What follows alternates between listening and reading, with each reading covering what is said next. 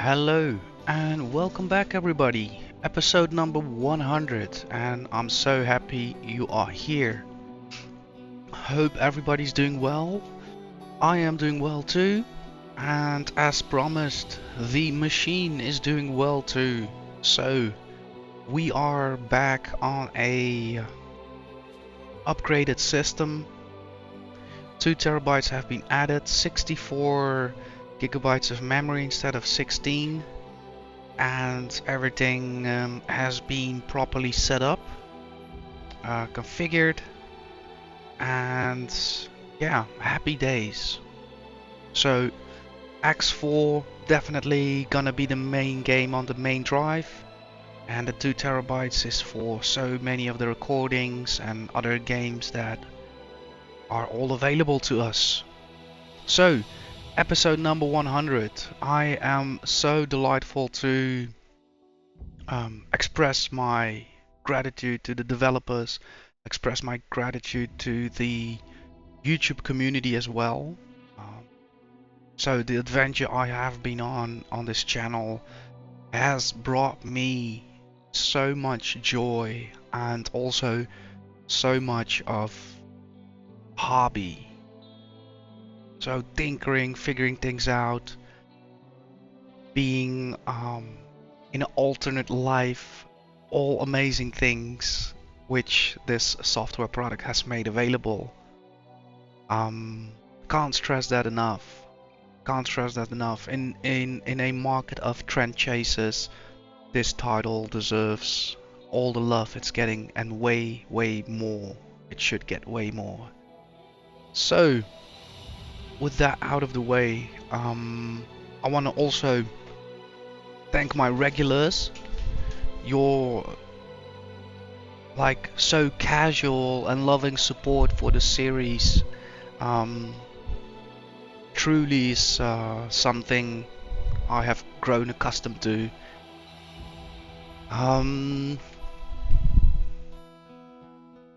Clive, Menaliki, just two of them to mention. They have been a huge voice on this channel.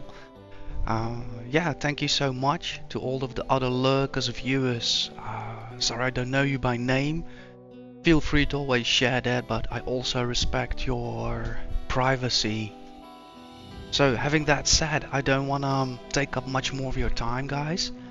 I would say let's get into the game. I'm all set, and this is of course 100 of many more to come. Let's remember that. Okay, go. Let's see, do I need to do some checking in a bit? Maybe. I think, yeah, all my control services are disconnected, so I shouldn't be moonwalking all over the place as soon as we get into the game, due to dead zones and stuff like that.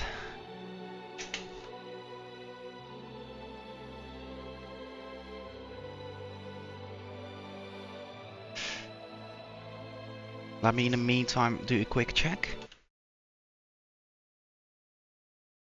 Everything is rolling, we are recording, and of course more than enough hard drive space. Check.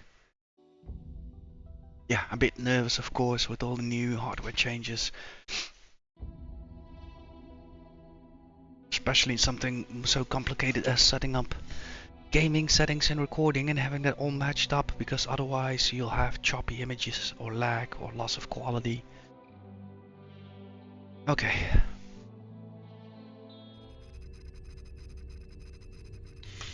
So there we are. As always, let's start off with a brilliant cup of coffee. No need to reach over. Thank you.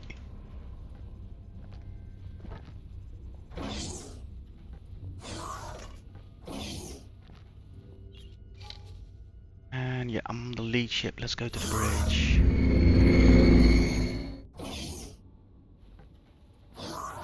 Wow. Couldn't have asked for a more beautiful beginning of the session. Just look at that.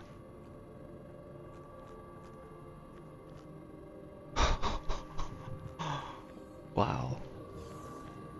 Sorry guys, I'm just struck by the realization all of this became possible because I put my imagination to work. And I know regular players, you're just looking at this like, is that it? But for me, this is the first coherent station I built that kind of worked as it should. Minimal mistakes, minimal adaptations. Wow.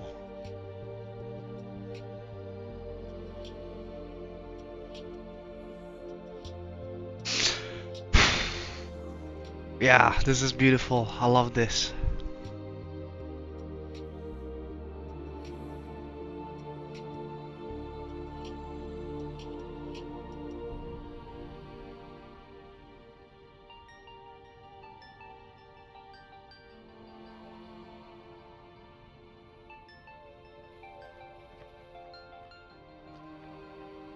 Look at that. The team made this all possible.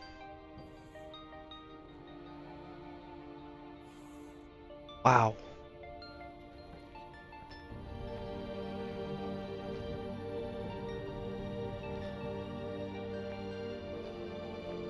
One of ours looks to be the carrier.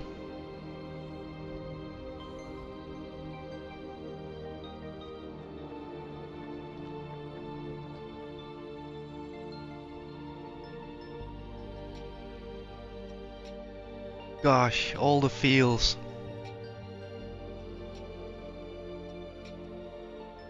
Right.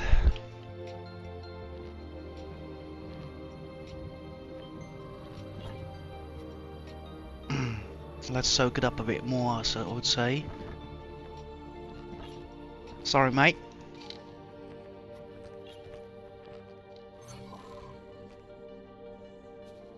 There we go, the scrap processing facility.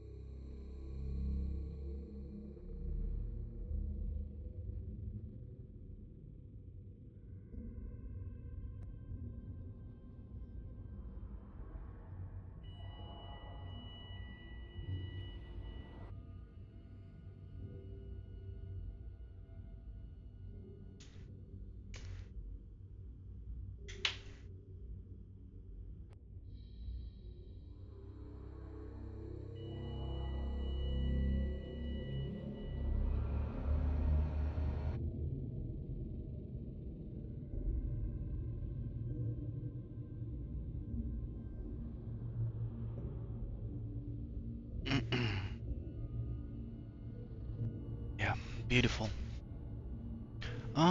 If I'm correct, I remember that we need to leave this station B for a while as it kinda adjusts to its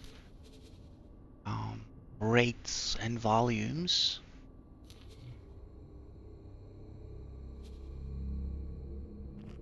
So we're definitely producing more energy cells than required. At least that is the hope. But yeah, it looks good. Check. Got scrap incoming, perfect. So yeah, let's just run this facility for a while. I can always remotely keep track of it. And what I do see are a few traders still operating. Let's quickly see what they're up to.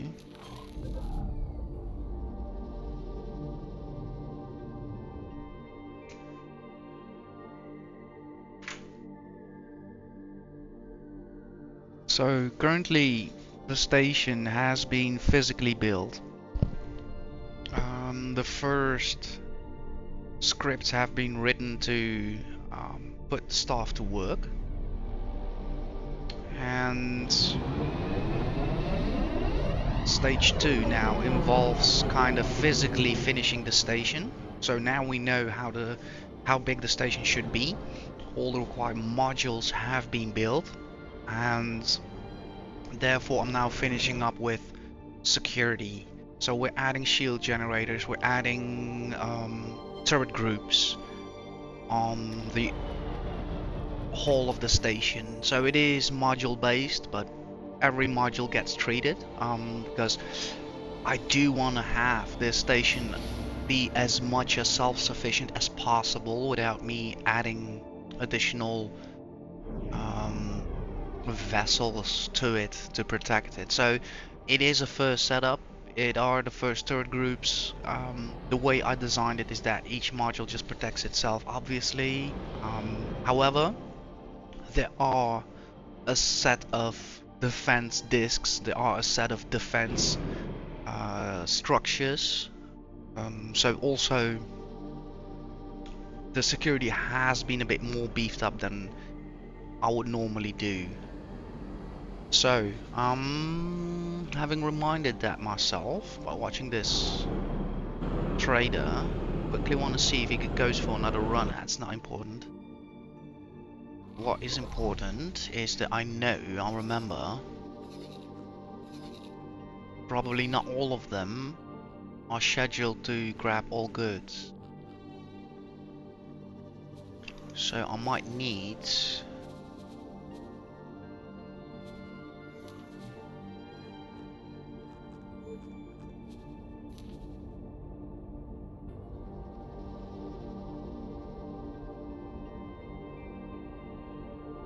to work on some of these groups in order to get it all started. I would say let's start at the top of the list. So we need advanced electronics.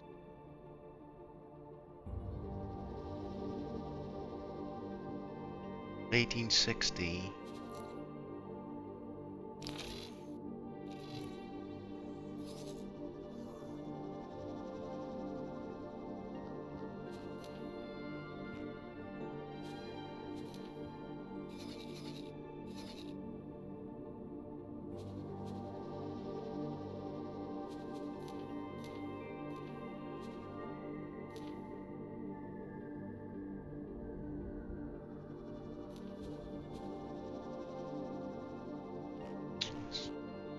Group already selected. 1860. So we have somebody selling it for 810.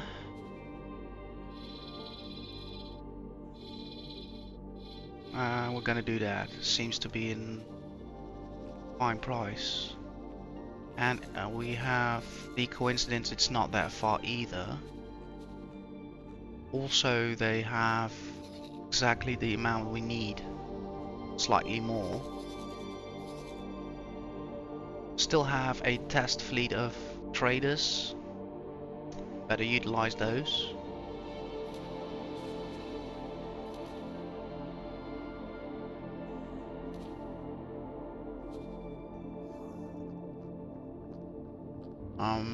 It's gonna take a while. So 103, give me a sec, guys.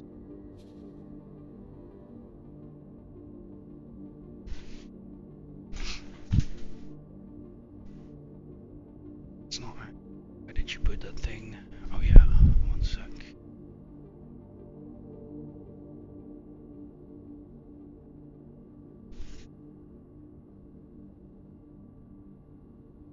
Crap.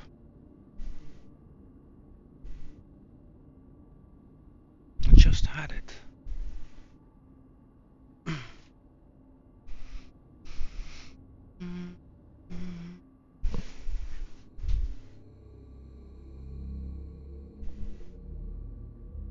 What kind of sorcery is this?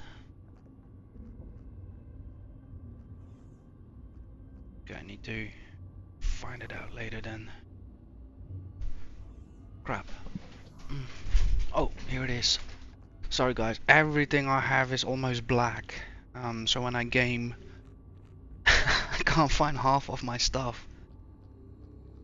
And I prefer black. It's one of my favorite colors. Or it's not a color, there we go.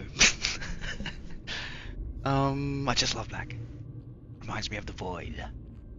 So I have 10 vessels. We need, is it 1860? So, ooh, that's a bit too much of a trips for them. I hate to be setting that all up. So the best thing what I could do, is hopefully utilize one of the bigger ships. There we go.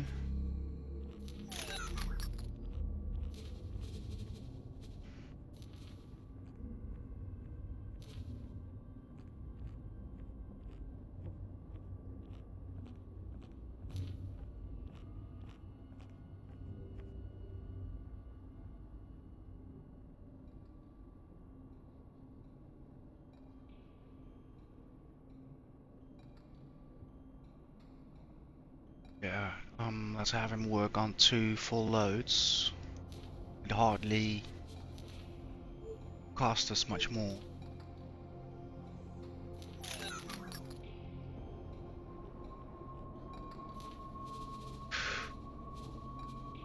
Yeah. Check. Let's see if he does a clean. Clean the part. Give him the bragging rights. Let's show off the ship. The carrier has been more multifunctional for me than I thought. When I purchased it, the goal was actually very clear.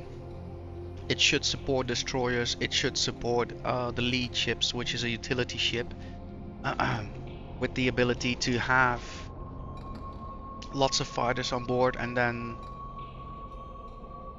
be able to assist different targets. But also in terms of trade or in terms of building, let's keep it at building. In terms of building, this ship now has been used on multiple occasions, both being fast, able to defend itself, and go into infrastructure roles. It's amazing. I really kind of, in that sense, underestimated the carrier. You actually have way more flexibility with this thing in, let's say, more of the occupied systems where you can expect piracy, factions fighting, you name it.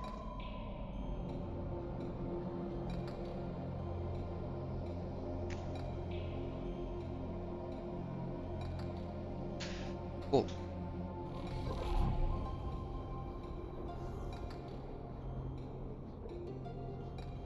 Quickly bump his order, track if he keeps on working or he can't find anything else. That's a good indicator always. No, build. Check. Check. So field coils, I hope those are small.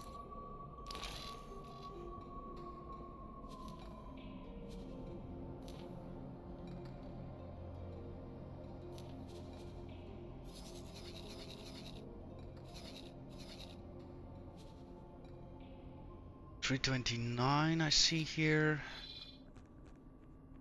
263.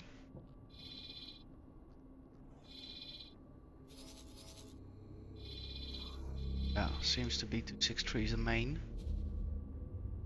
Quite a bit further away though.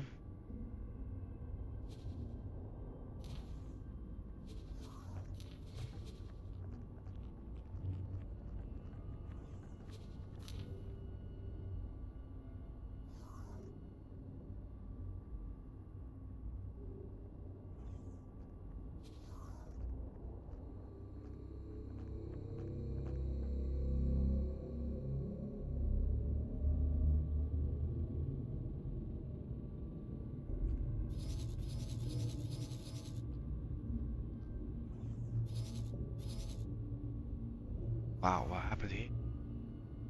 but he did not make it.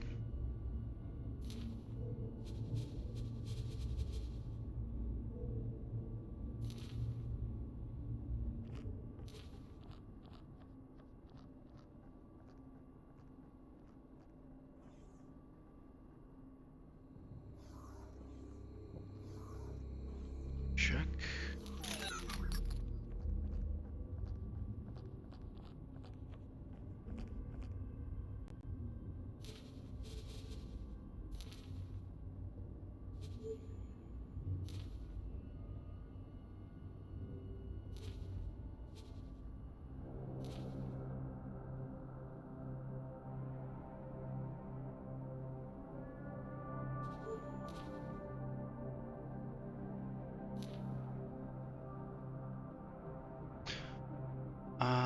Then we have only 464 left, so might as well utilize a smaller trader.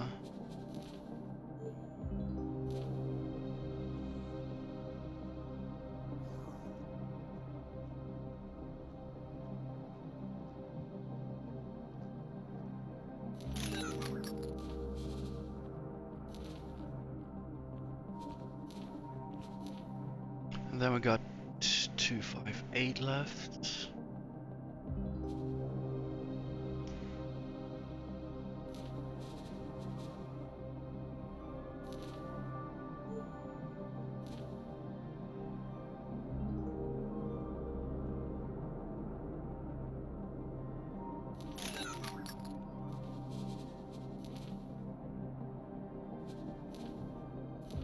And then we got 52 left.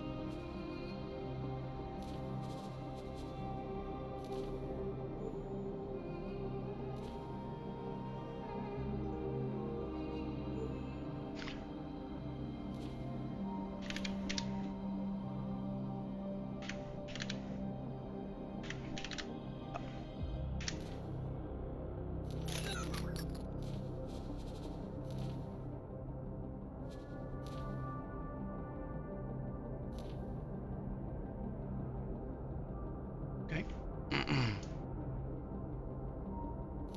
So, build.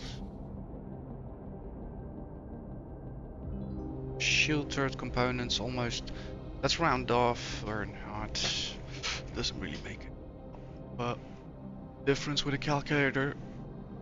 2,950. Roger.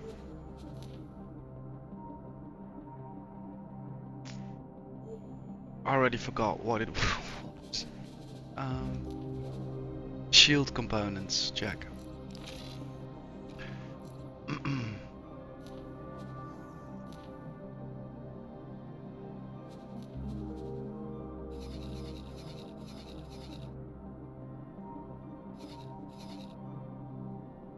Two, 3.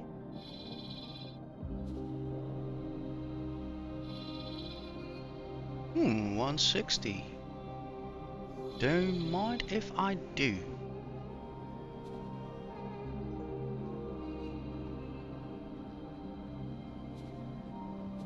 Carry.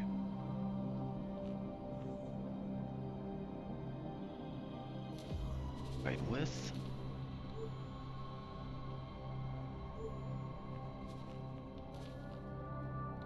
That is a very low number.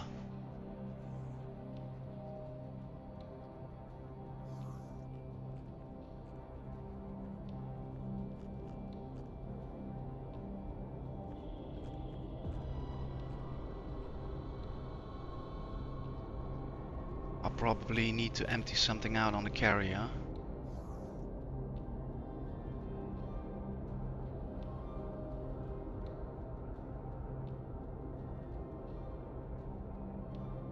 Oh wait, of course. I don't know. Oh.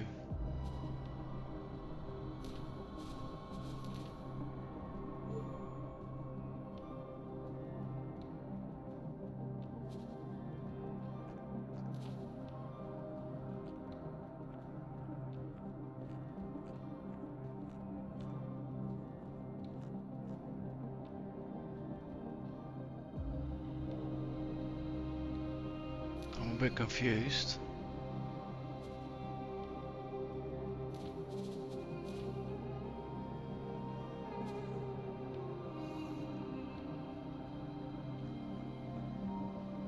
It's like the station.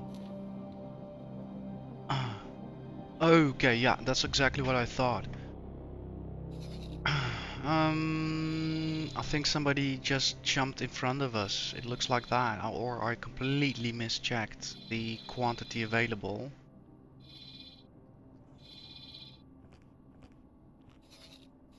Suddenly, whole universe is without them. Fudge. Looks like so. Okay.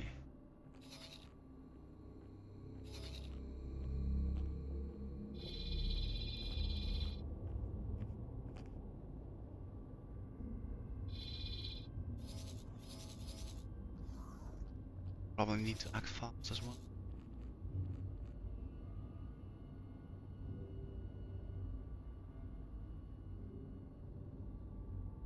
Carrier. Wait, what? Shield components. So, 16.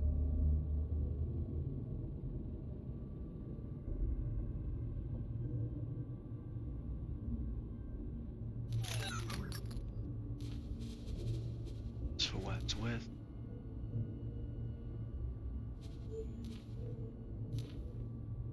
Another 12, 16 available.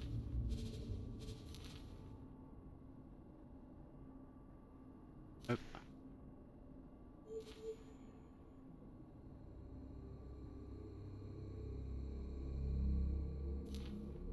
Yeah.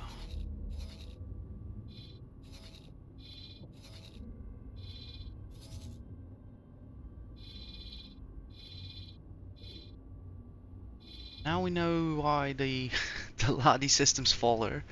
It's a huge deficit of shield components, completely destroying our space.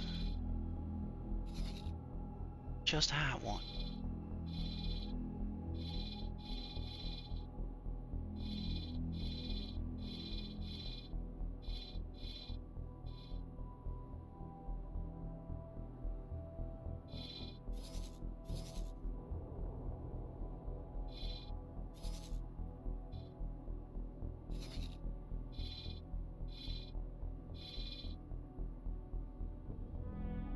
Come on, game.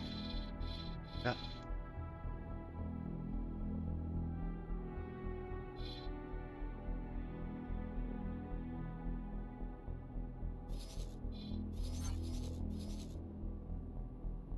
Yes.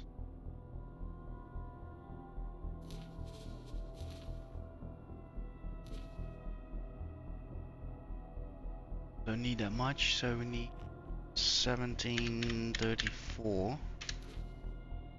This costs considerably a bit more.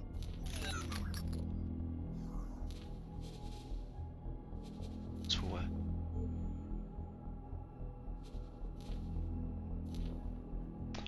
That should do. Right, moving on. So it will be a busy day for the carrier. That's one thing that is for sure. um.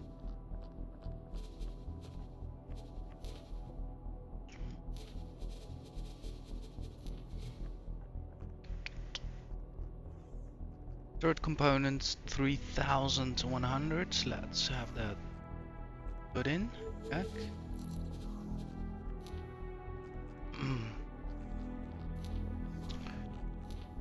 Third components.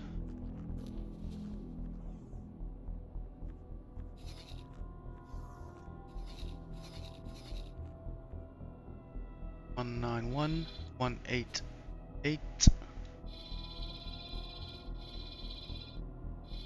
Sell for that.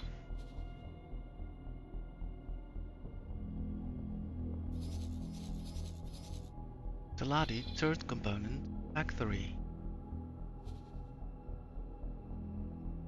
Oh yeah, also a considerable load. So let's have a look at the carrier.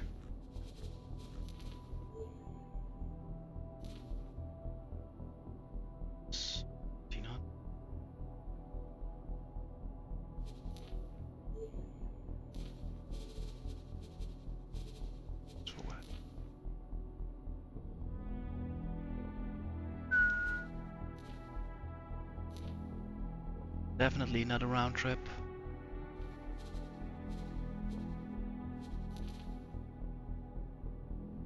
Again, minus 1400.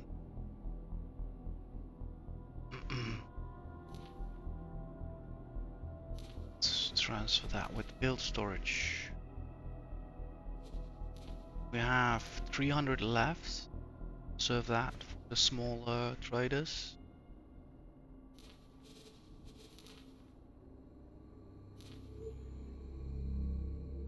Just one.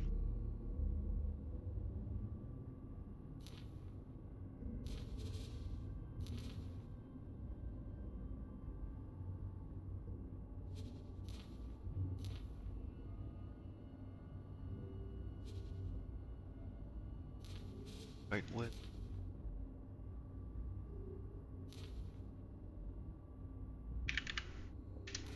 Six.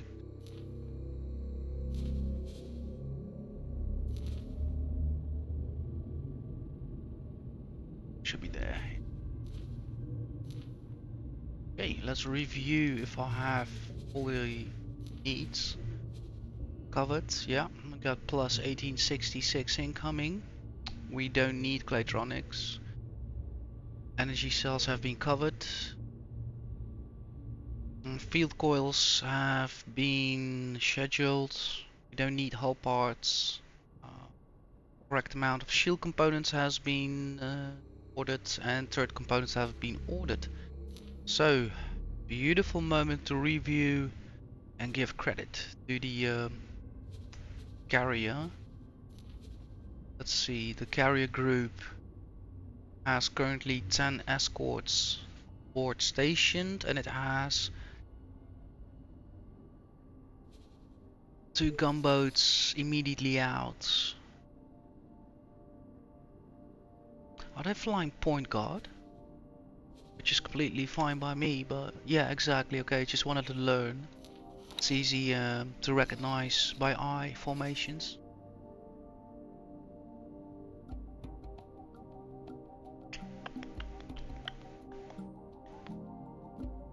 Cool. Let's give them some airtime.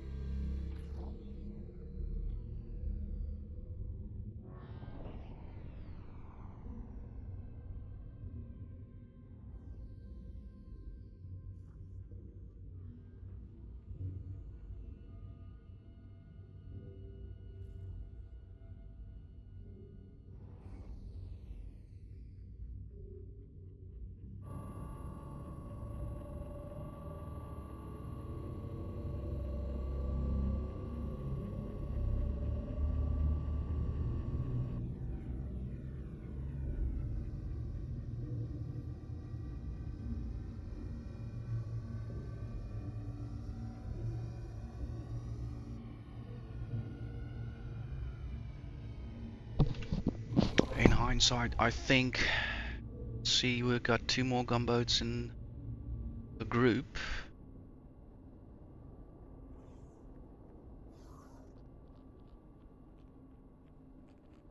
No, those are then again part of the. Yeah, I got it now. Those are part of mine action. Okay. I figured we'll do, and otherwise the captain can always launch the additional fighters. Those are under his command. And of course, I'll get notified as well.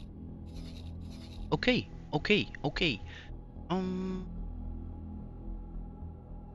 So another step of the process has been automated.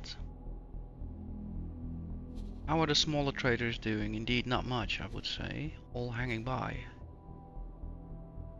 We'll let them hang by. I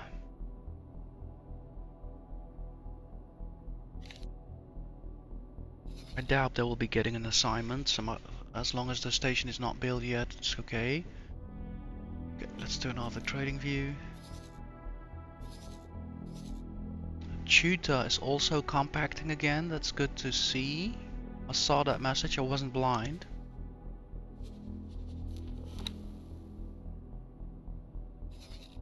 I'll probably need to reposition it a bit more.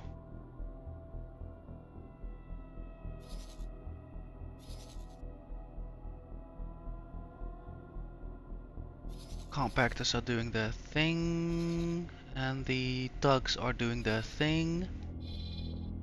Check. So I was talking previous stream as well about adding the albatross to my own formation, since I think building will become a bit of a integral part of our endeavors. So the Alpha group is in interception. We've got Beta group currently flying out on defense. That is correct. What looks to be a point guard formation as well. And we have the medium lead ship, which is docked, but it's set to follow.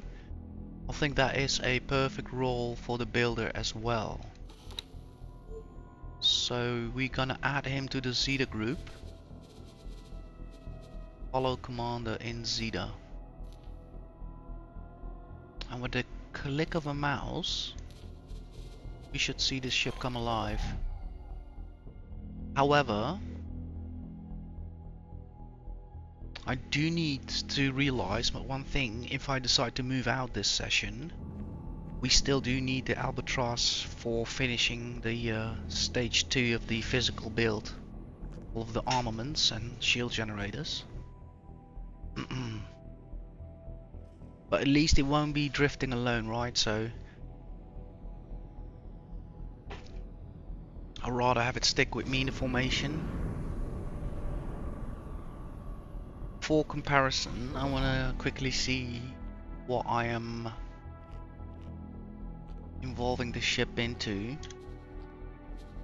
in terms of keeping up. So its speed is 47, acceleration by 11. Travel speed 1460. 47, 11, 1460. Now let's have a look at the main lead. Oof, 99.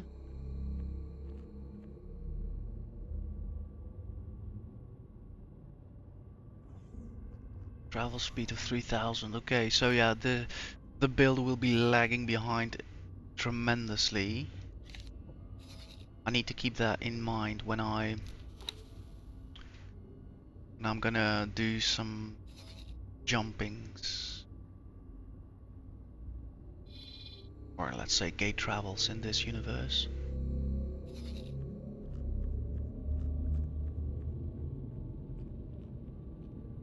Carriers coming back from a round trip.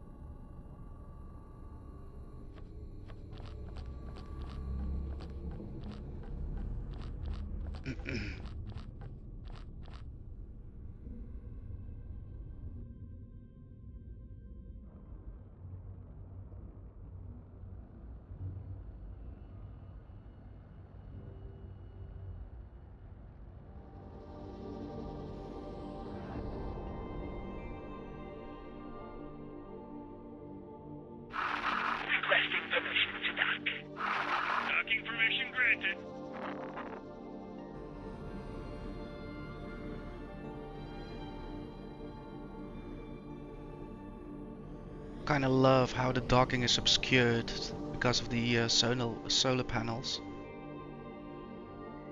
Kind of creates like a wall of protection, right?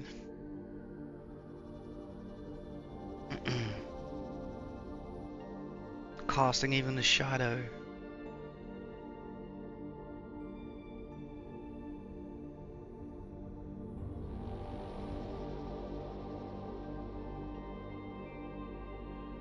Oh, look at the Tudor at work.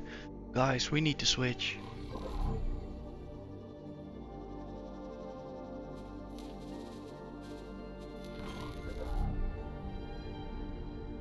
Look at that.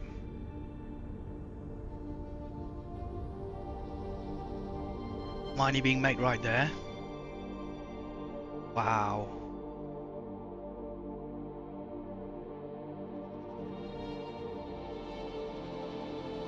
I saw them busy for so long.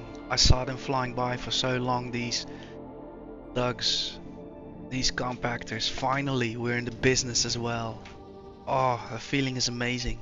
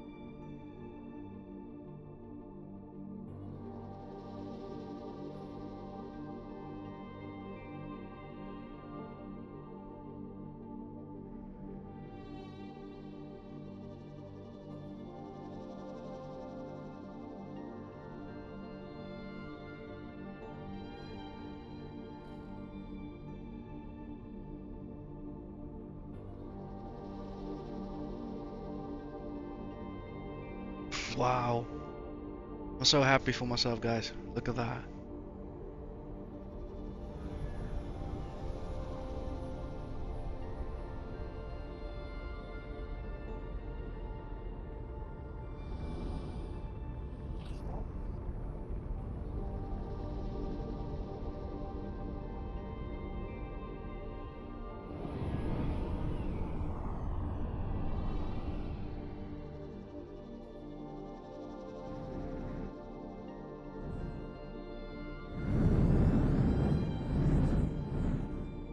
Yep.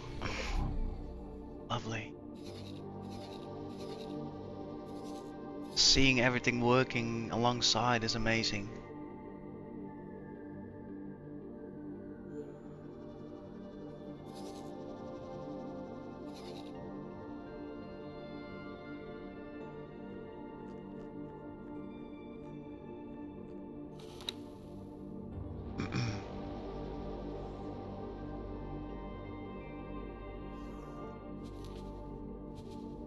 Let's increase that a bit with a factor.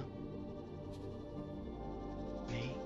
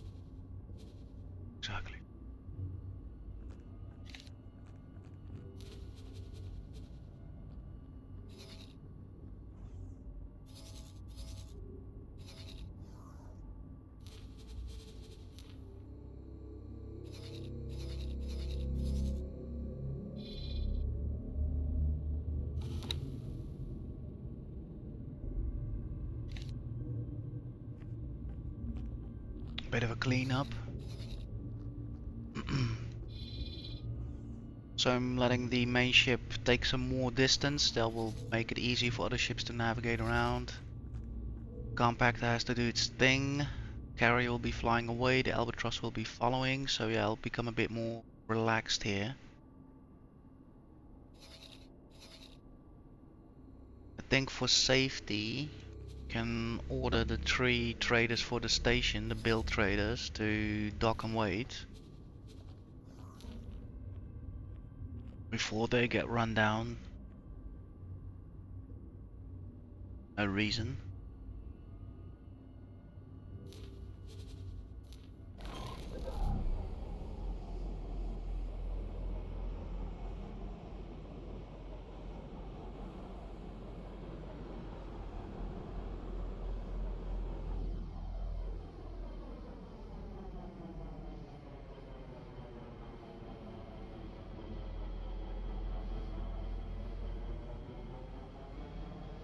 Just still strikes me how huge this station is.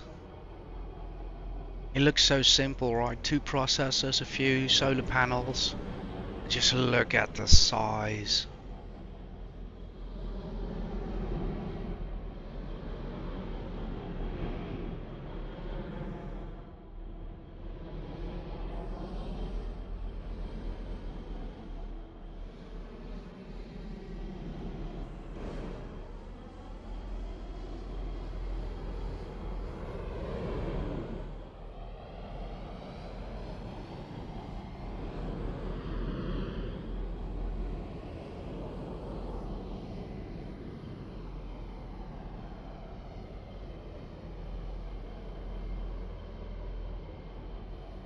Wow, what an approach. Insane. I love this. This gives me such like Star Wars vibes. It's just like cruising down these. Oh, amazing. Gives me all kinds of vibes. Alright, should have 3 traders on deck.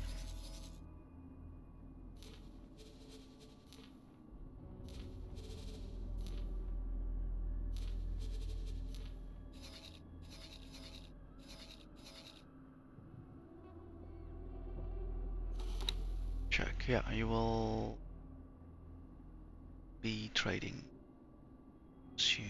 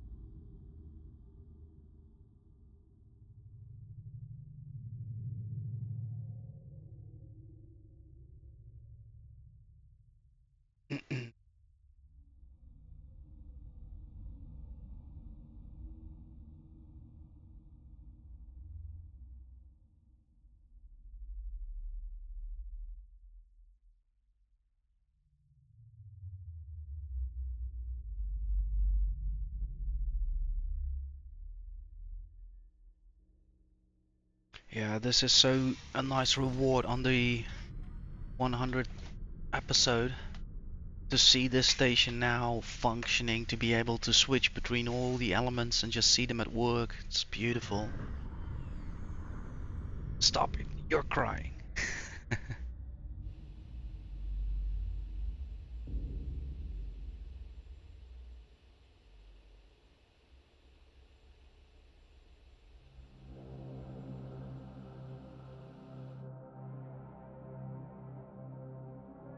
Ah, my immersion is only getting better and better, more and more.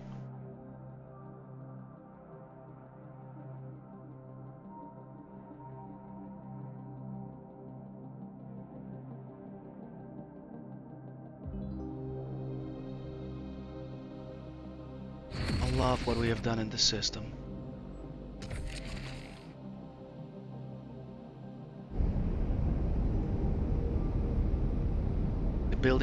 The builder coming flying overhead, beautiful.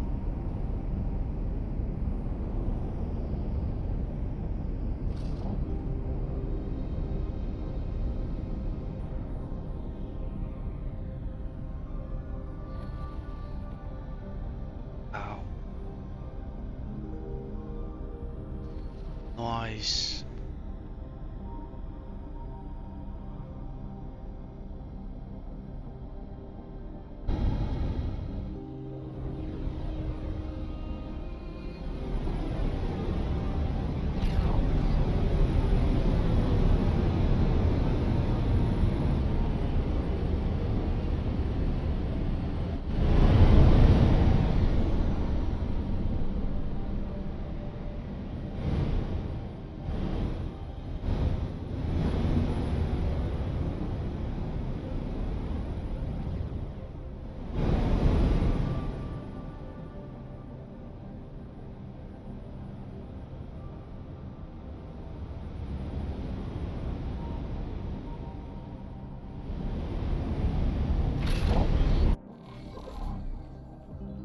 Yeah, do want to see him connect actually, if possible.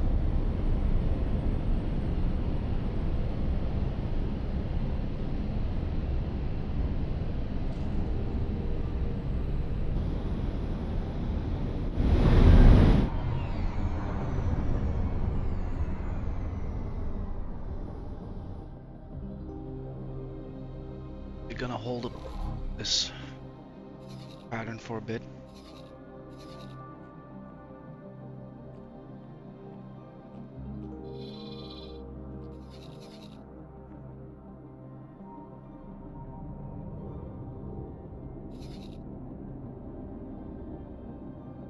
Let's see, how's the carrier doing?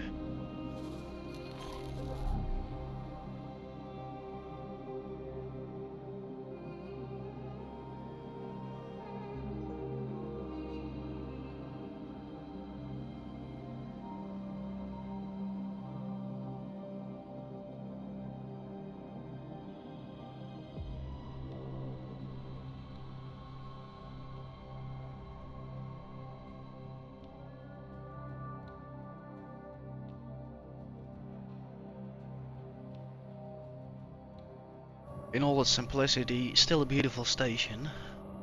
Love what they did there.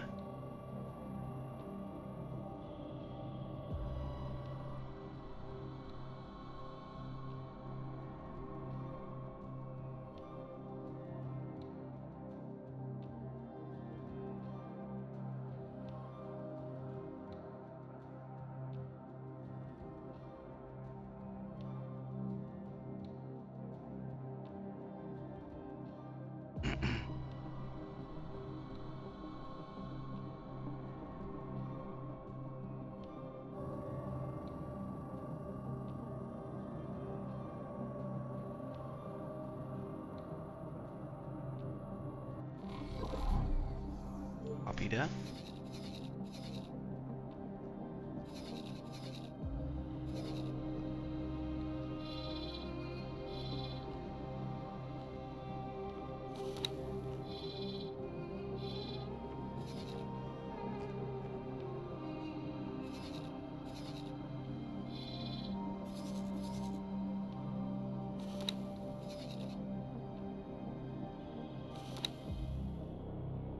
Profit Center Alpha. Oof, branch 9.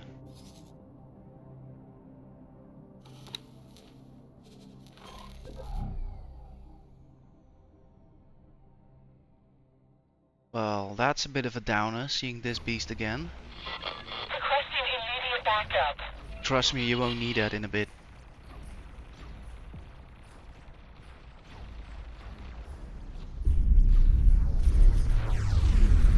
Wow.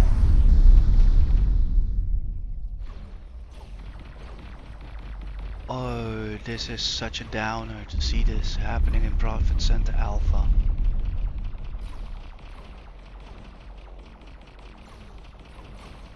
We owe so much to this station.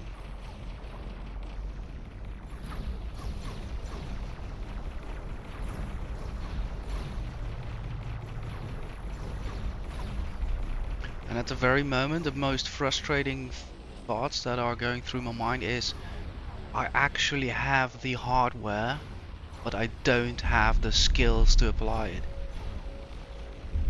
Even if I send all my destroyers and carrier out there right now, I'll probably lose 2 to 3 of them, because I don't know how to correctly do a hit against the branch 9. I've seen how it has to be done. Episodes ago, I sent out 3 of my destroyers. I nearly lost 2. The conclusion was then, we need a lot of escorts to take out the weaponry, and then the destroyers can finish it off. And lo and behold, the next episode, or the same episode, what do I see? Exactly that. Some faction fighting a branch 9 and using exactly that strategy. And the branch 9 got taken out in no time. Like, it was unable to fend off so many small fighters. Its weapon got destroyed in less than a minute. And it was just like a big cockroach looking for a corner to hide in. It was amazing to see. However, I don't exactly know what kind of protocols these fighters were on, and I think that is key to understand. Because if they start attacking that ship on its hull, that's useless to me. They'll get picked off. But I need to learn how to instruct them to aim at the weapons, and then of course it might be that it is skill related, right? So I send a bunch of rookies there and they can't get that done. So the thing is, with these branch 9s, I need to slowly you know, once time is perfect, once time is ripe, I'll need to start delving into that. But I figure we're dealing with lives here, so that's not a subject I'm taking lightly and just steamrolling through. We need to absolutely be sure what we're gonna put our people up against and how. So for now, I truly fear these things, to be honest. I fear them because the only thing I know what to do when I see one is how to run. Just to save people, right? It's not I'm afraid to fight. It's just that I know that my tactics now are insufficient. Let's keep it at that.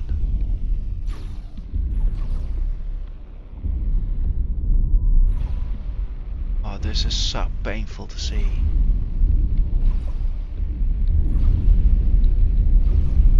Somebody's taking him on. Oh my word, this is painful to see.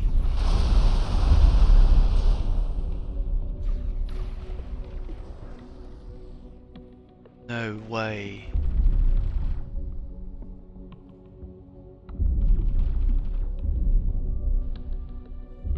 Oh no. All those people.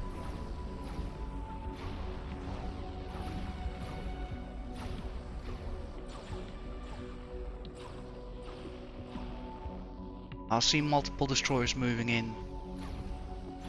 But I fear they won't be able to do much. I mean, just look at the... Okay, that's a bit more firepower, but yeah. Okay, that's way more firepower.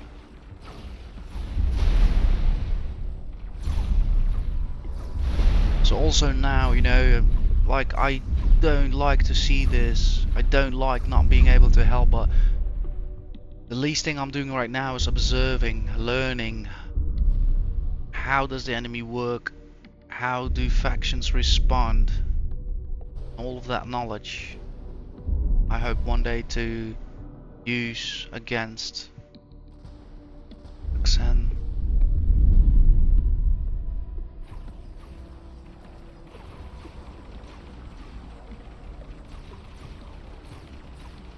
I think he's realigning for another volley.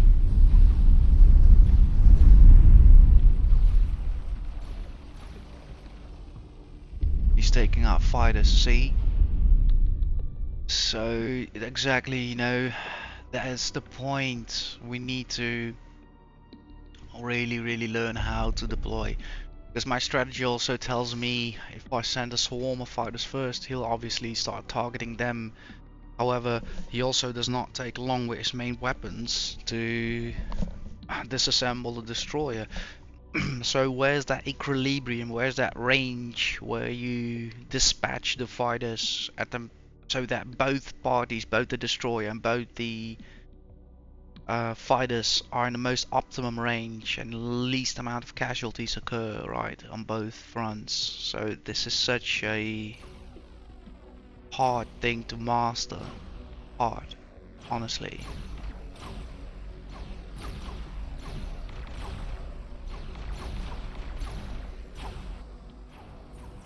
Okay.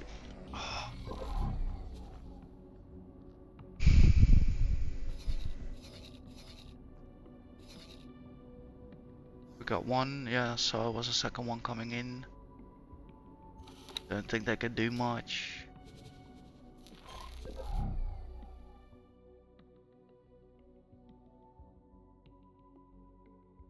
These are also the new gen destroyers.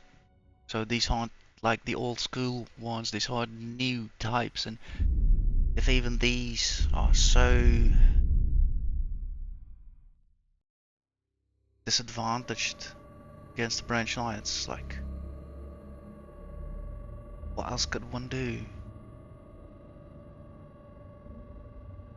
He must be thinking, this is not what I signed up for. This is honestly not what I signed up for. Oh my god, this is not what I wanted to see today. No. Was even thinking to maybe again start printing some ships. Then I see this.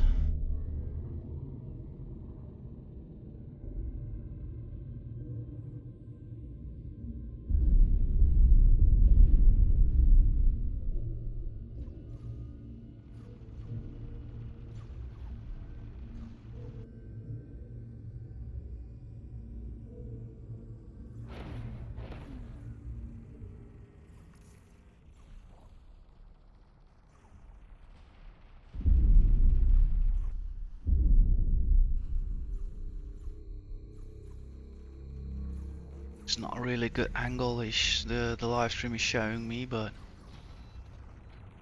it's what it is. Look at that. See, his hull isn't even dented. Not even dented. And he's taking on a station, defense drones, fighters, destroyers, all at the same time. Yet you can crack them in a minute. You see, it's all about the strategy. It's all about that. You need to come with the right tools and you need to implement them at the right time. Then you crack it like a nut.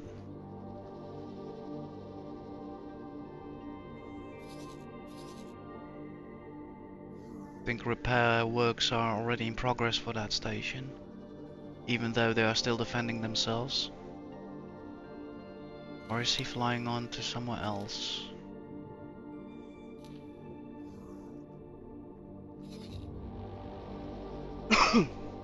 Right.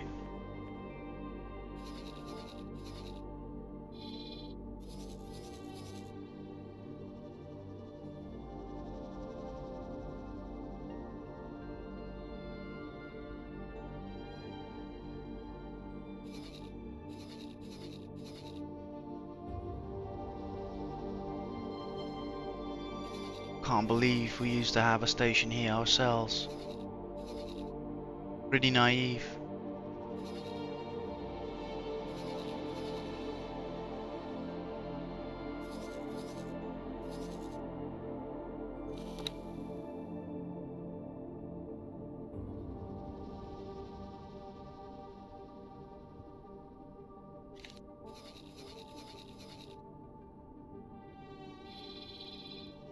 Wow, that was a reality check.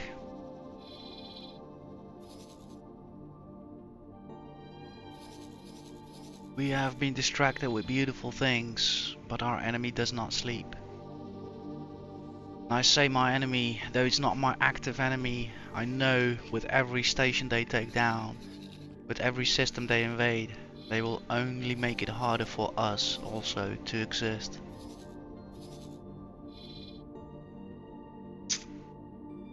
So that was why I was thinking about having some ships printed. I think the station will need some time to recuperate after this attack. Seeing those habitat modules being blown up, this is exactly what I've been suspecting. The Xen might like look stupid, but their way of disassembling factions and stations and systems is very much so coordinated. Because they basically cripple the station. The overall output of this station has probably now been reduced with, I'm guessing, so don't pinpoint me on this number, but 20 to 30%. So the frequency with which ships are being printed, the frequency with which they're being further, the station is being further recuperated, everything is now suffering, I would say. Again, don't pinpoint me on this, but this is just my first preliminary thoughts. So also ordering now myself from this station is a bit of a time sink. Wow, this is unreal. Oh my word.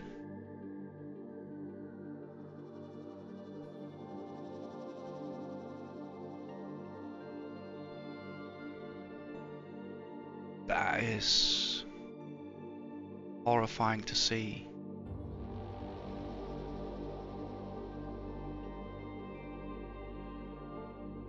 I hope most of the people got out. Moved to different segments of the station.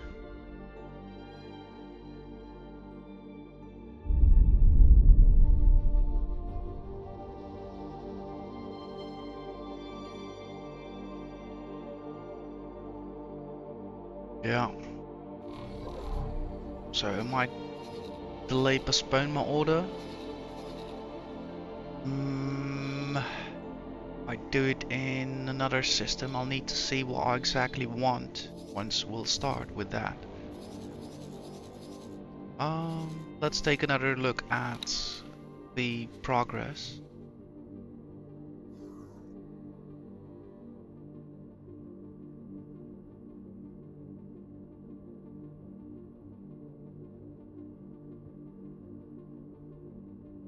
Yeah, it's the carrier that still needs to do quite a few runs. I think I have worked for now enough on things to automate them and script them away. So basically that means the station is running, the rest of the commodities needed for construction are coming in, all the other ships that are not doing anything have been cleared, and we only got active ships out from both Hiva Twin 1 and now the scrap processor Hiva Twin 5. So check. Salvage fleet is operational.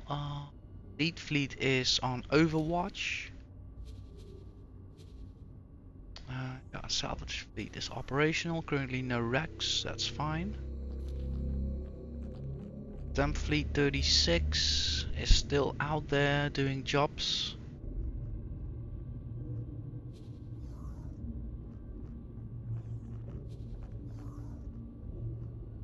One is following figure.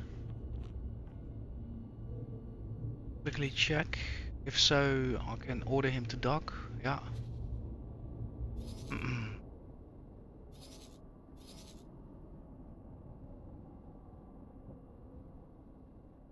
That's the carrier that collided with the. That's why I kind of increased the patrol radius, and they still kind of collide probably. Dock and wait for you, sir. Oh no, perfect. Of course, I can actually see him here in front of me. What am I talking about? Oh. Goodbye, carrier. Safe travels.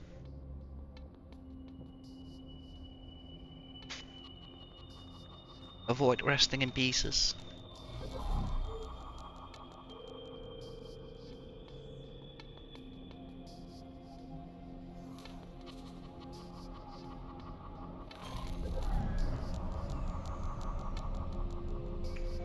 So, where are you, my friend? You're already in Heaver 25. I can see the station up front of you. Yeah, let's have you dock up, right? Don't need you to be out there in the dark by yourself, just following around with an empty hull. There's the carrier on its way.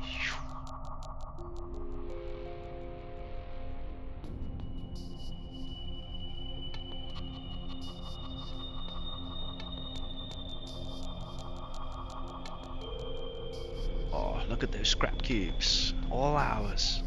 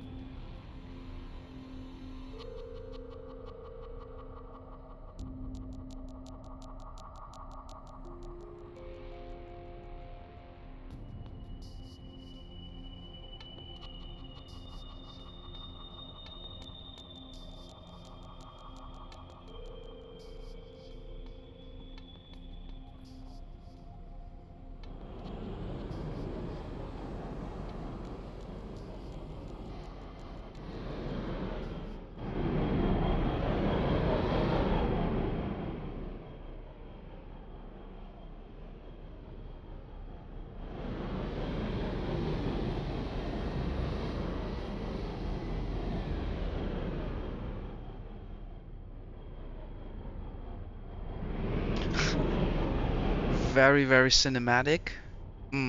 Still a 1 for the approach.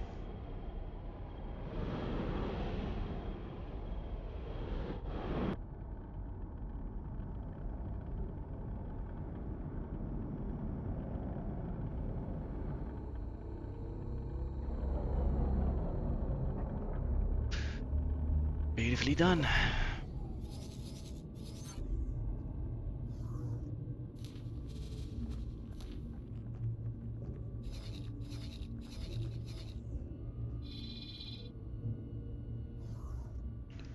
Looks like we got one more following around.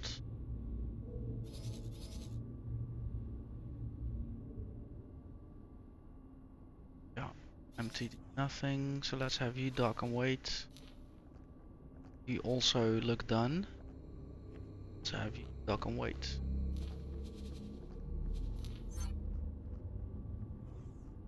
So that has been taken care of. Wow, we're really on a roll today on this session.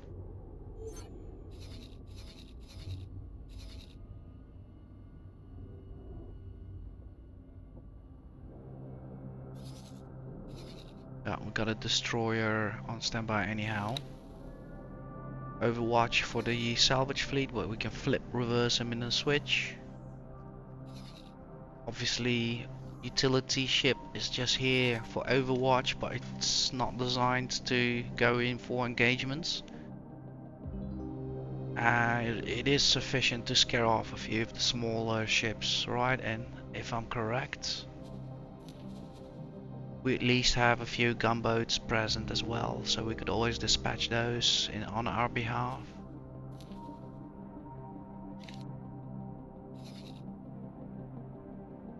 Check. So that means I have some time to kill today, and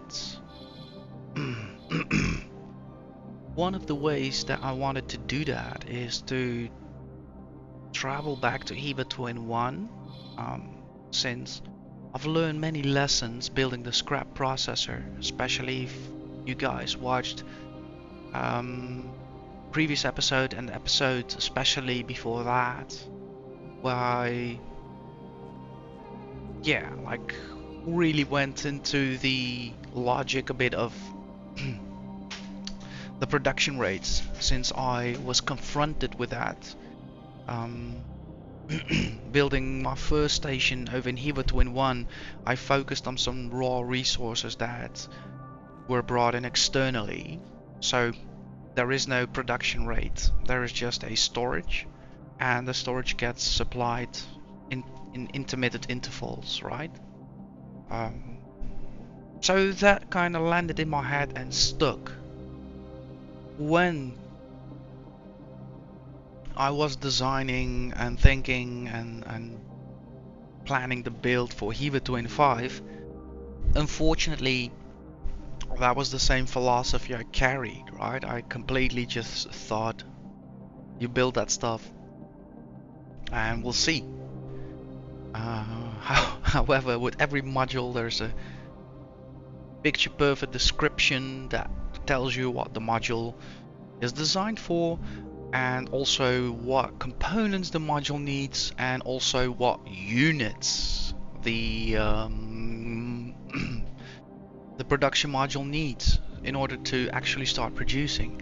And all of that information I kind of completely looked at it, did not have any epiphany, and just built a station. Oh, let's do 2 scrap process here, let's do solar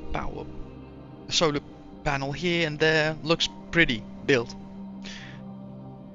Well, and then I got like a harsh introduction into production rates, and we had to spend some additional time and resources to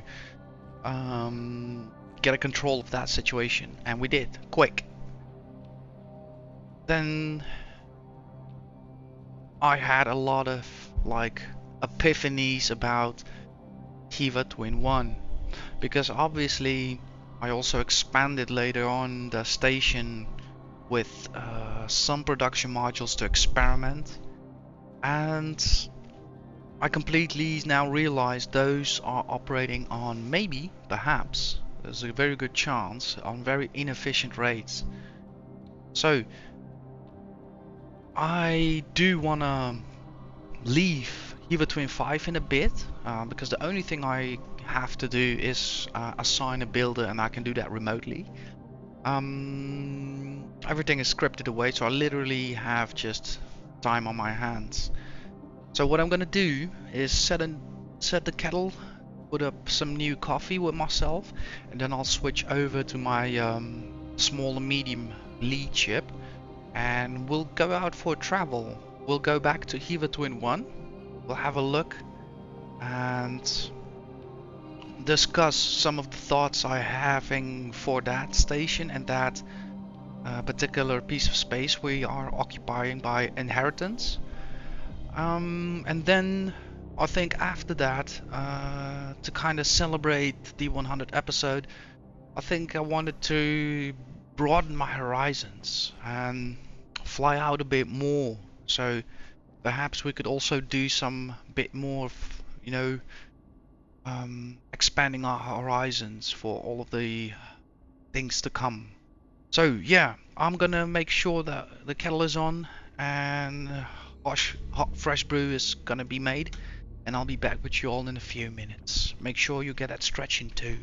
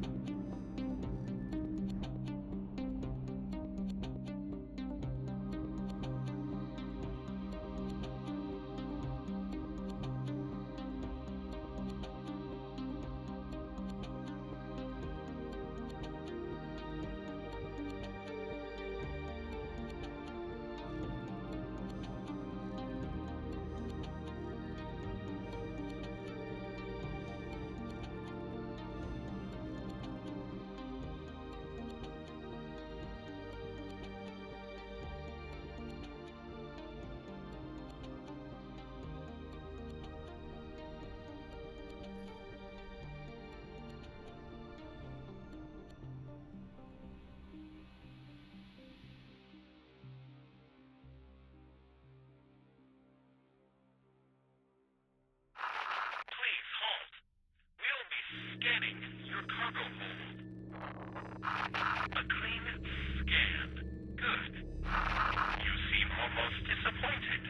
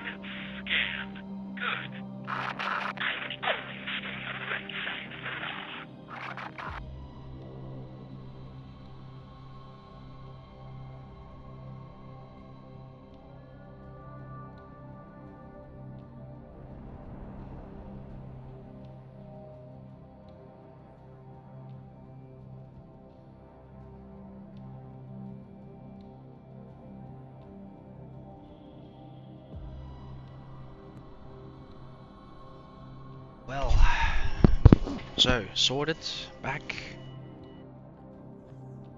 Let's see what is up. Oh.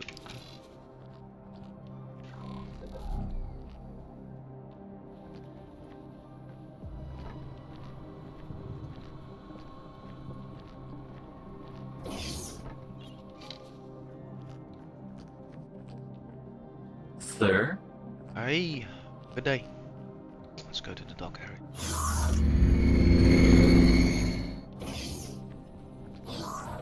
We can also put these two into storage.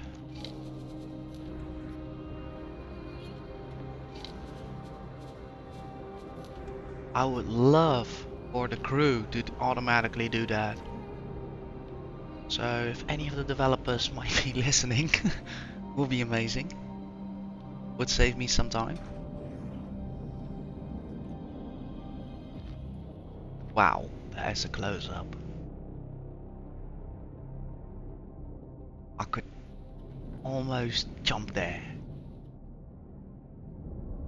At least in my mind. Wow.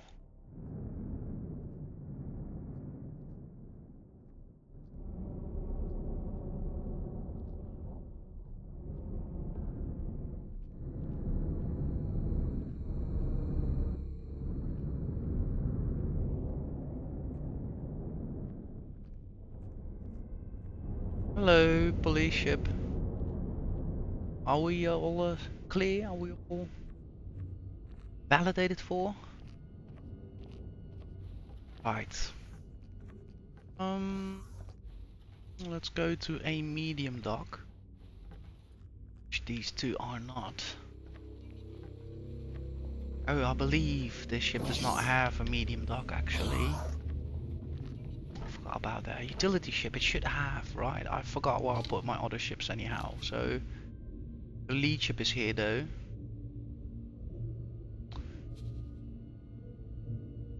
Let me quickly check if I'm not making a mistake. So where's the medium one?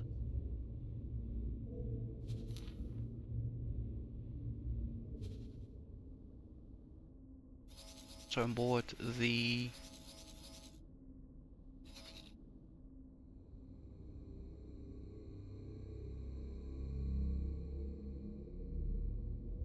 it's on board of the ship, check, yeah.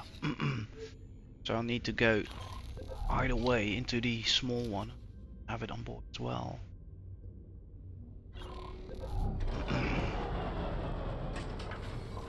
So the medium one. Tree from internal storage will land on that one. Wow. I thought there was no medium dock here. I was wrong. Okay, we can do that remotely. That's so crazy. Like, I know all of these things, but it's just so many ships, so many hours, and it's not anymore a piece of like critical information, so your head just filters it out, and then you're standing on the deck like, was there or wasn't there a medium pad on this ship? I actually know the answer. It's crazy. What am I doing here on this console? Dude! Swear to God, all that remote flying, it's getting to me. Osprey, Vanguard. Wow, there we are. Perfect. Now let's do some of the retrieval work. You may land on M.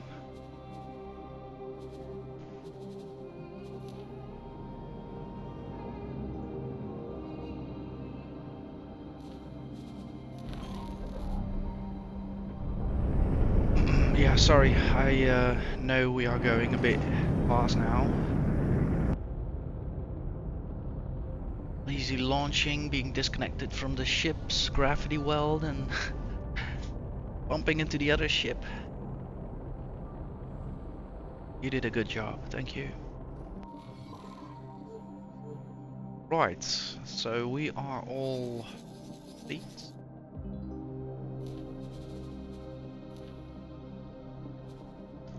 And we are lying and waiting at Mission will be undone. Eva Twin 1. Lying and waiting.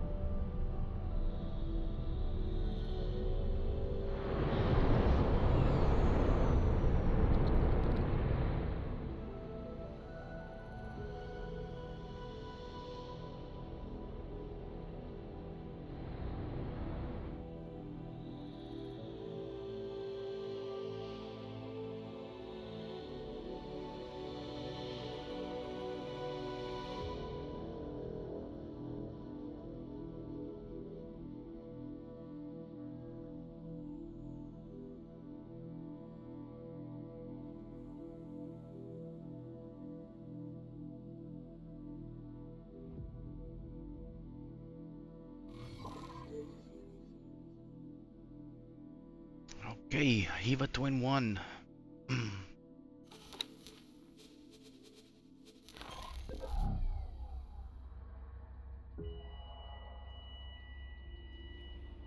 Start with a quick overview of the station.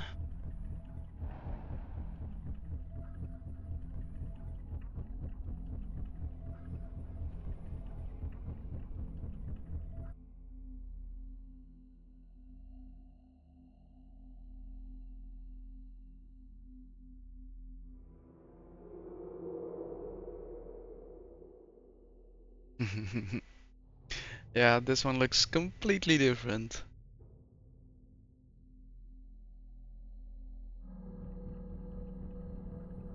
Okay. So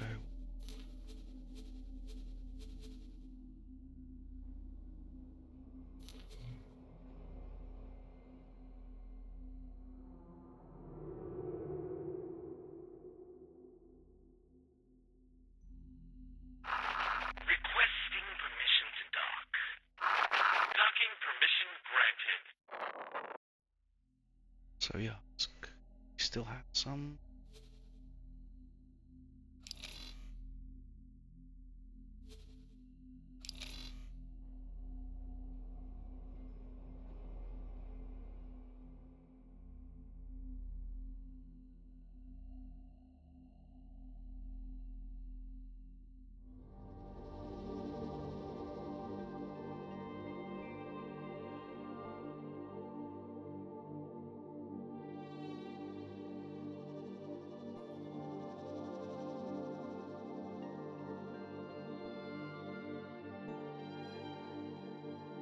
Yeah.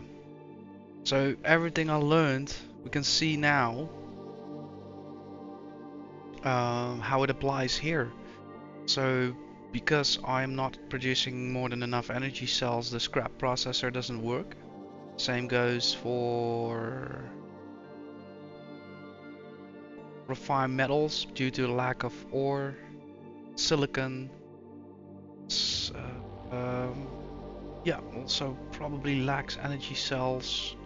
So definitely energy cells are kind of the cornerstone before you start building almost anything else.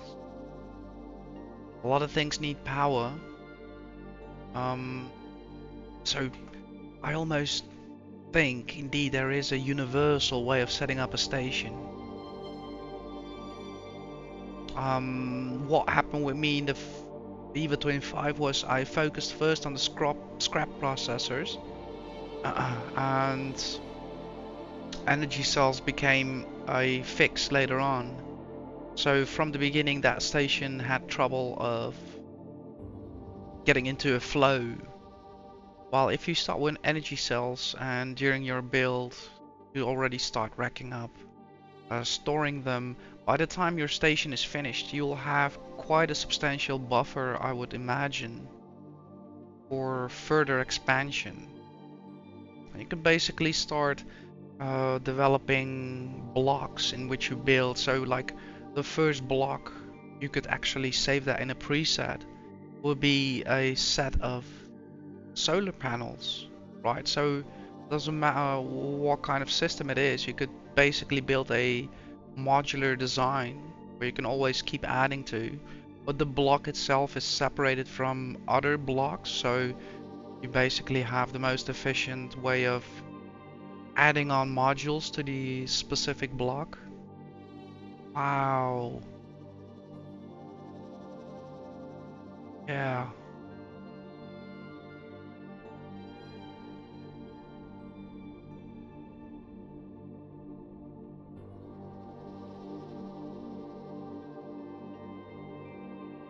I can see something developing, guys.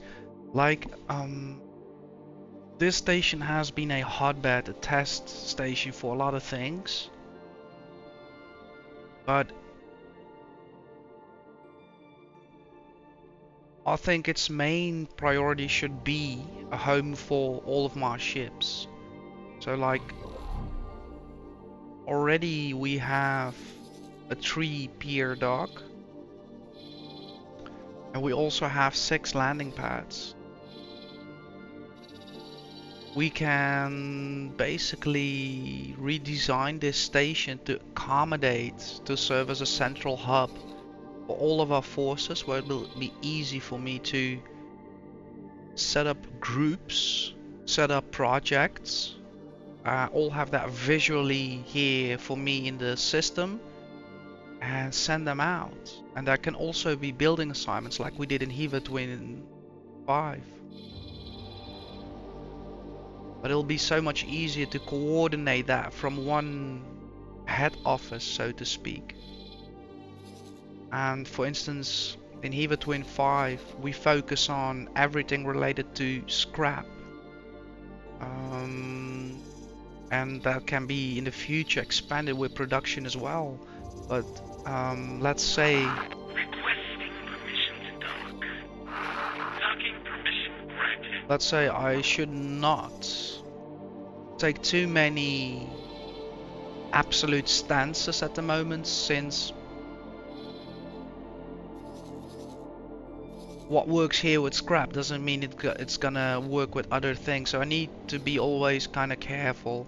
Also, the markets are moving their own way and they predict what's needed, not me. So it's also important to realize that successful operations depend on knowledge of the market and the systems as well. Everything has to be kind of in unison. And for now, like, why are you running away? Or are you not, right? That icon from small looks like he's running, fleeing, but it's not. So here we can see the scrap is working. Why? Because there is a source, there are wrecks in this system. If I click this probe again, we can see that raw scrap is present. So with the combination of sunlight being also present in this system, here we have that 82%, I knew it was possible to build a self-sufficient solar, let's say a scrap processor, sorry. I knew it was possible. So that works, right? Especially close to home. But with 82%, multiple factions in the system and only specific types of resources, also of not specifically large quantities, right? It's not maybe easy to have also other or efficient. It's easy, but it's not that efficient to have them running here. So for instance, maybe a few systems around the corner, sunlight will be 100% and there will be more yields. So maybe we do want to have a train where we have a headquarters from which we collect, from which we send, for instance, ships to protect, ships to assist, and also we can focus on energy cell production further. That is a thing. Here we focus on scrapping, and so forts build a bit of a network. Yeah, and of course there's this doom scenario in my head. I should always think about the Xandacar and faction wars. So yeah, there's a lot to consider. There's a lot to consider. I have now an investment going in Hiva Twin 5, so for me it's kind of important what happens to the system. I'll be tracking that. And Hiva Twin 1, obviously for inheritance reasons, is an important station for me as well. I think it will be a way to work. So yeah, I do see myself traveling down again and re-establishing focus on Hiva Twin 1 in order to make this station the best version of what it can be.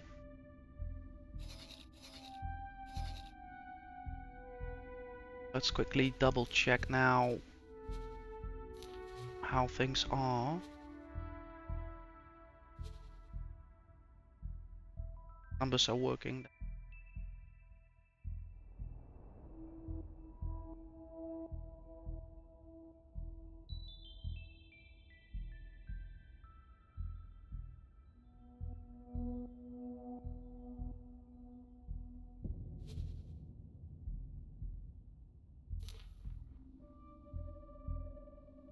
And yeah, that's not definitely the station adaptions. It's not something I'm gonna focus on this stream, since that is also something that needs my full concentration because we already have traders at work, we already have miners at work, so I need to do this very well planned. I need to be good in my money, I need to be good in Hiva Twin 5, and I need to be sure that for a small bit we have a bit of a security, again an overwatch covering us in that area. So um, that is something I'll be looking into in the upcoming episodes. So that is one part of the discussion. To be honest, now Hiva Twin 1 looks to be like my first station, right? Like that impression I'm getting from it. Like I know it's an important station, it's close to my heart, but just comparing the efficiency now with Hiva Twin 5, I'm just blown away how amateur kiddish this station is as well. I mean, mm, again, make no mistake, Hiva Twin 5 was made possible due to this station, so I am also glad for the lessons I learned here along the way.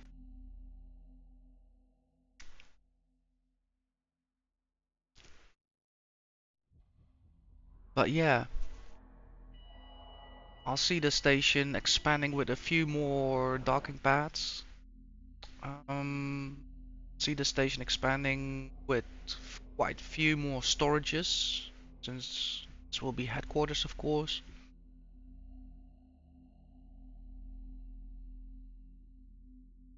And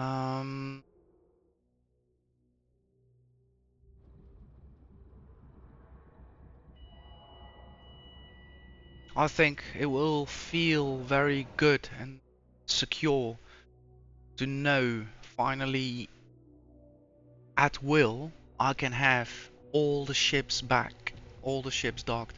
And of course I'm not gonna build hundreds of TP 3 pier docks. I'm not gonna do that. So there has got to be a reasoning behind a number of them. Um, but it will be good to know that reshuffling, creating projects, all of that will be so much easier with a proper headquarter. Emptying out ships of cargo, all of that stuff.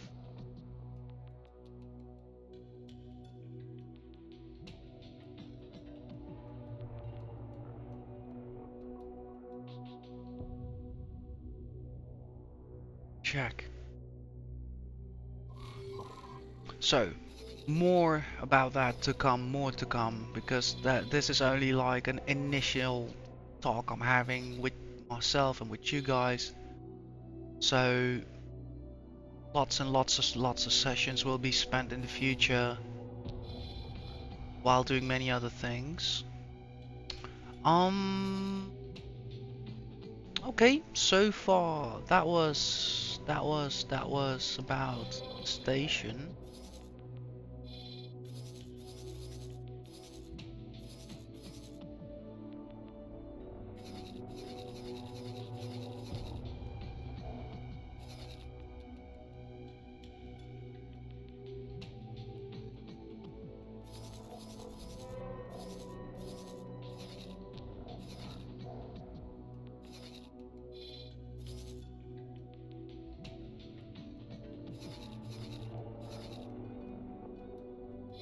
I'm now looking around to see if there's a place of interest where we can go towards and discover perhaps some new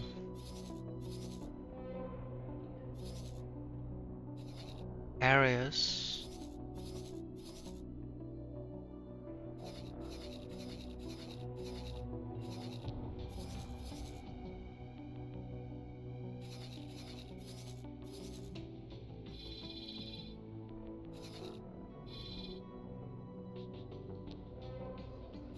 This will be interesting. So it's Dominion.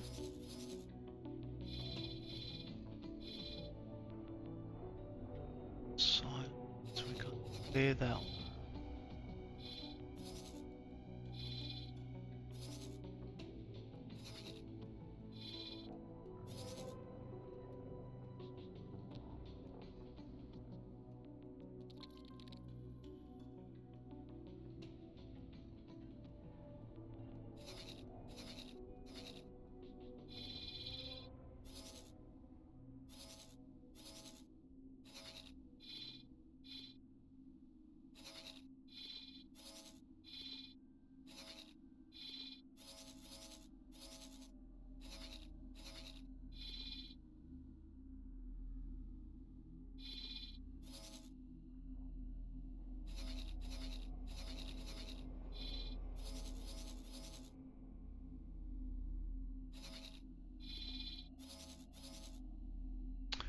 I would say there should be there something.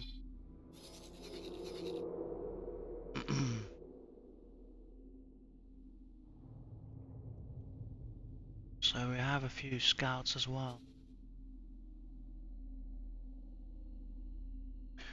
See if these ships even have a pilot to be.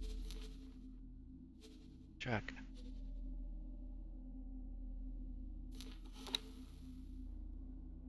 Where are you situated? Either twin one. Check. Station.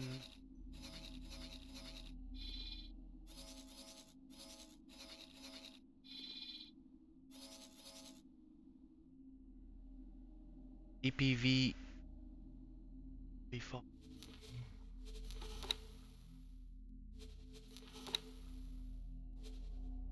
See, I want to see captain abilities, skill, mount.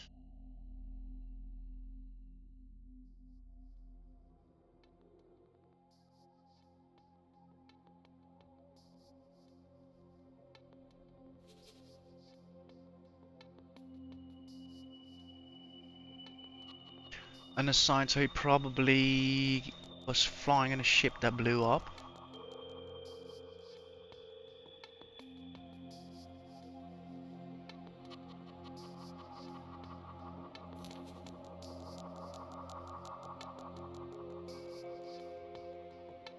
Check.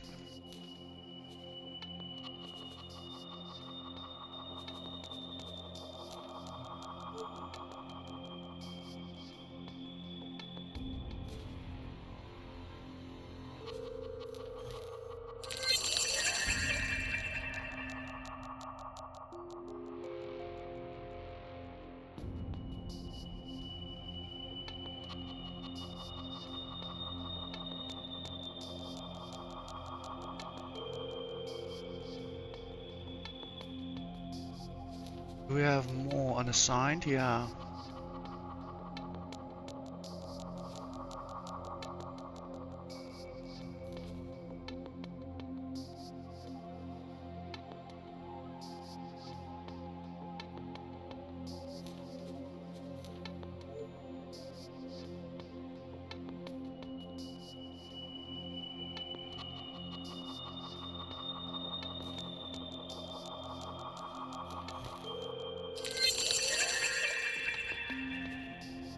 So Viserys, we know you well. Let's hold on to him.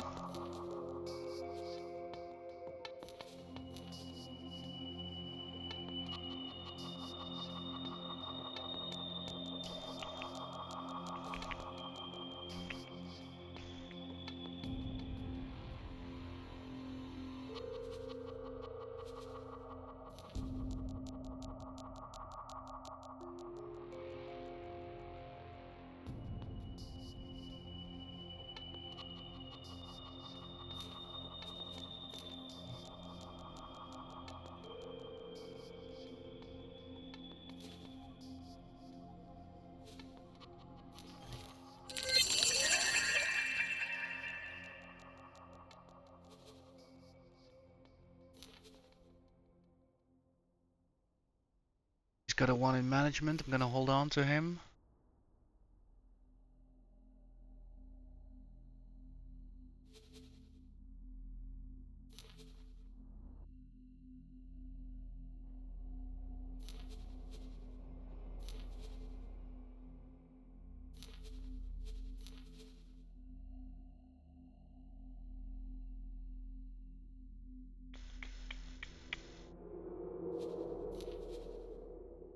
Wow, these guys are slowly ranking up, it looks like.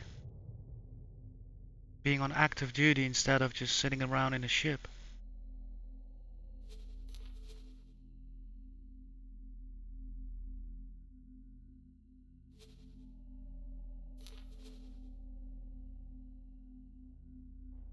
Yeah, I think it's gonna be hard to find somebody.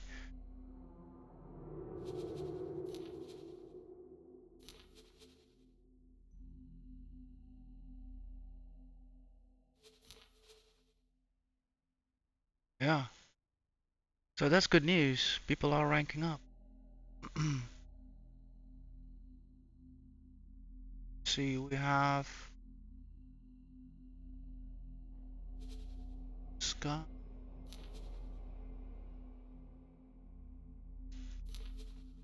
It doesn't really matter from this point, indeed. As long as the carrier or the lead ship where I plucked them from, because otherwise the numbers on the working ships get compromised. You're gonna work the screw on the carrier. No special skills. Sorry, by the way, if you can hear the fans going at the moment. I'm running the case today with yeah, the case are without side panels after all of the cleaning and installing and name it. Still doing some final tests and checks. Yeah, the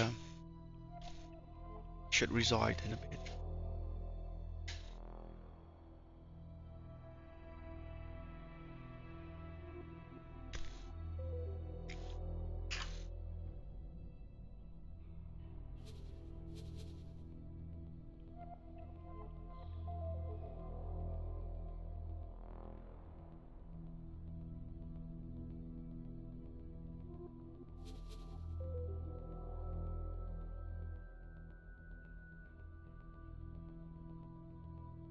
Okay.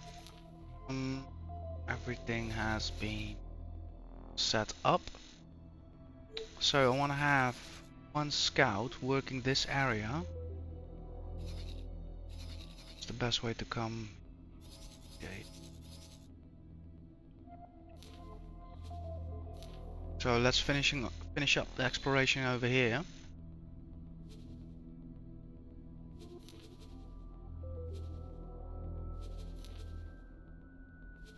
Just the area bit.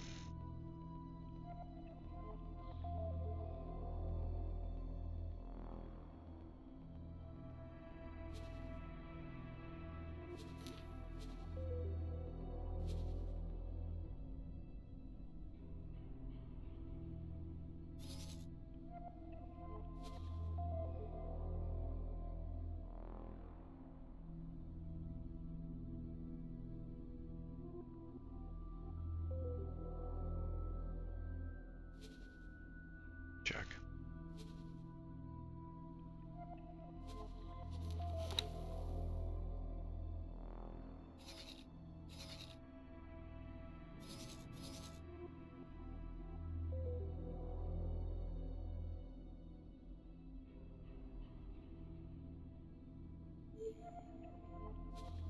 Okay, there was another system up here we wanted to check out, Sard's Dominion.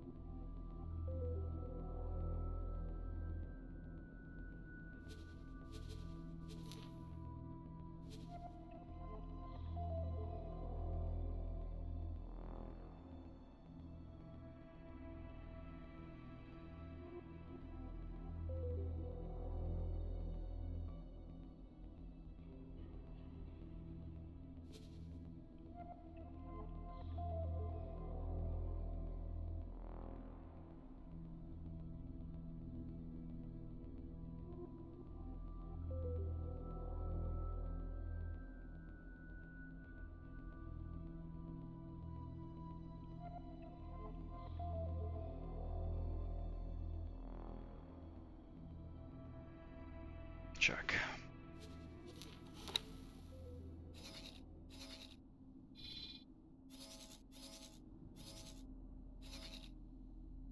Oh man, they expanded quite since my last attack. But still damaged though. It looks like they expanded with some, maybe not, but like they've been busy.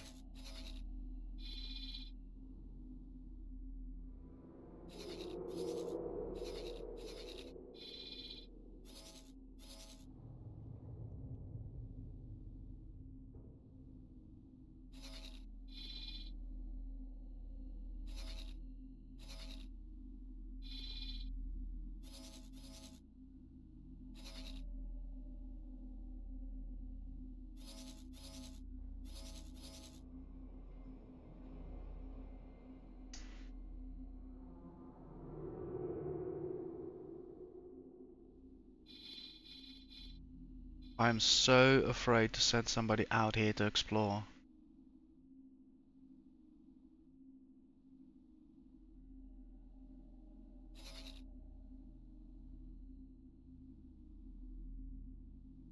Should do that, I think, with a bit more caution rather than on a scripted protocol.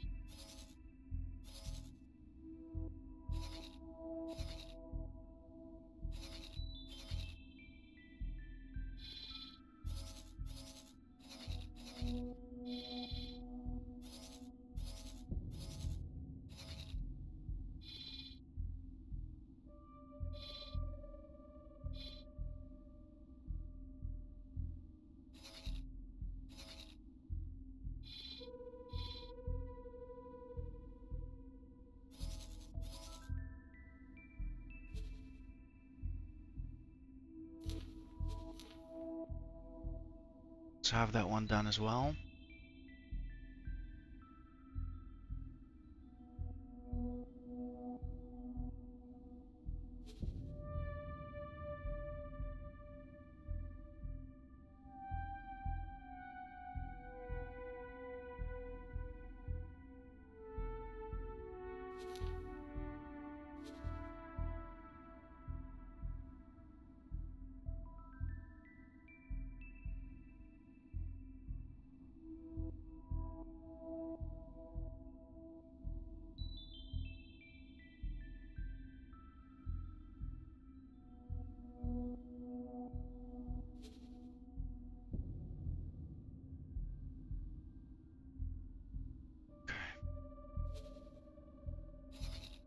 Check.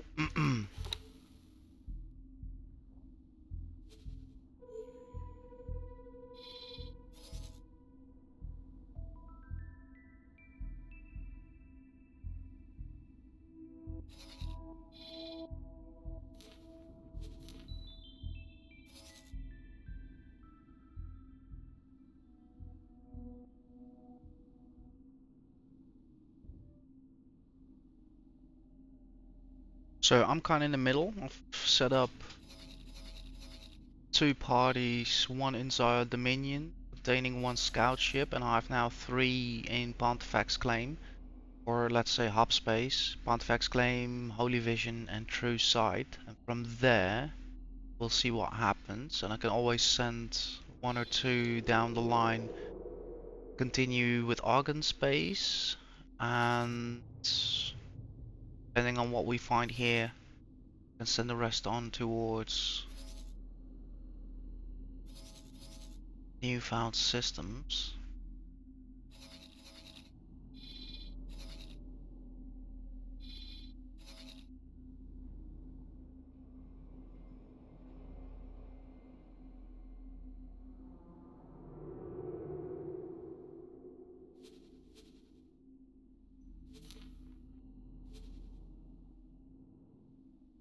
Check.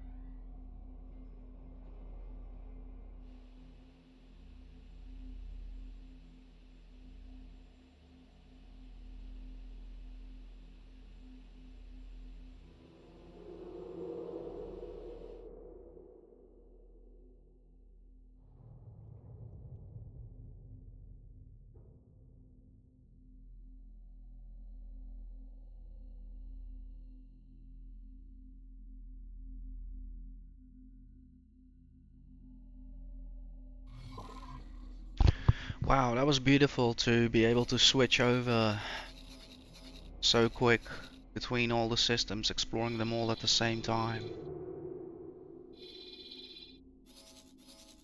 Also kind of happy to be able to kind of stay overhead. So we might get, of course, get attacked, that kind of stuff. So we might need to save a pilot. That kind of works.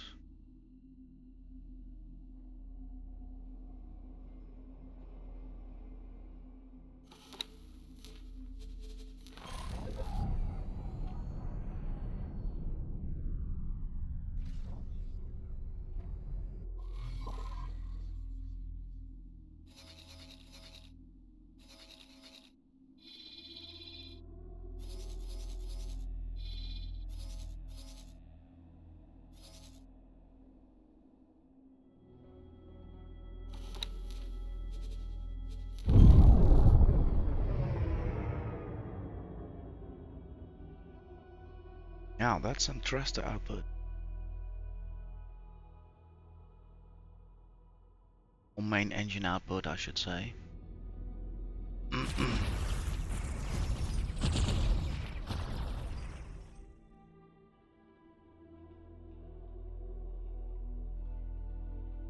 Not a bad design, I like it.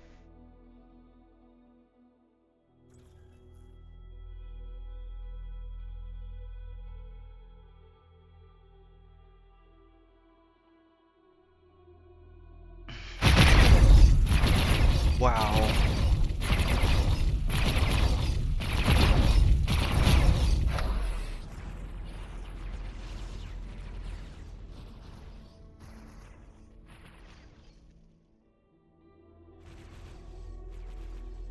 Looks like there's some pulse lasers on board.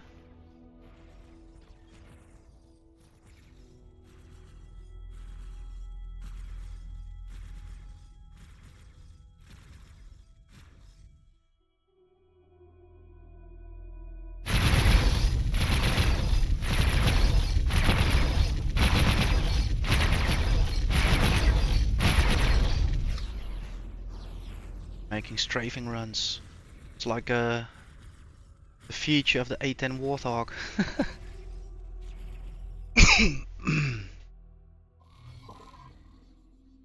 Interesting ship. I'm happy they're doing this. Maybe we can be friends.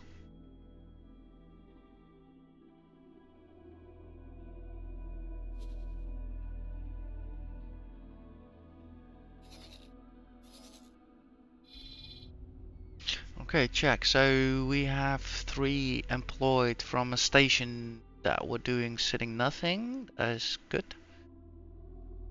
We have a few more. Profit Center Alpha, that is interesting.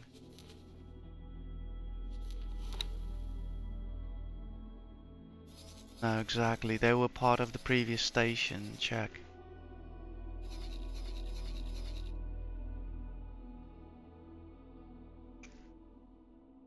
Okay,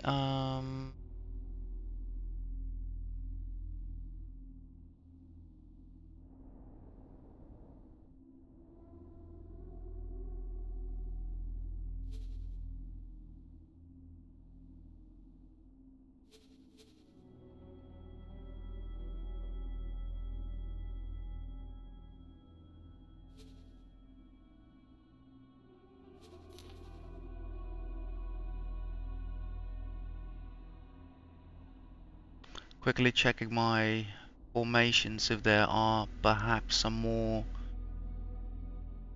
scouts hidden. Don't think so.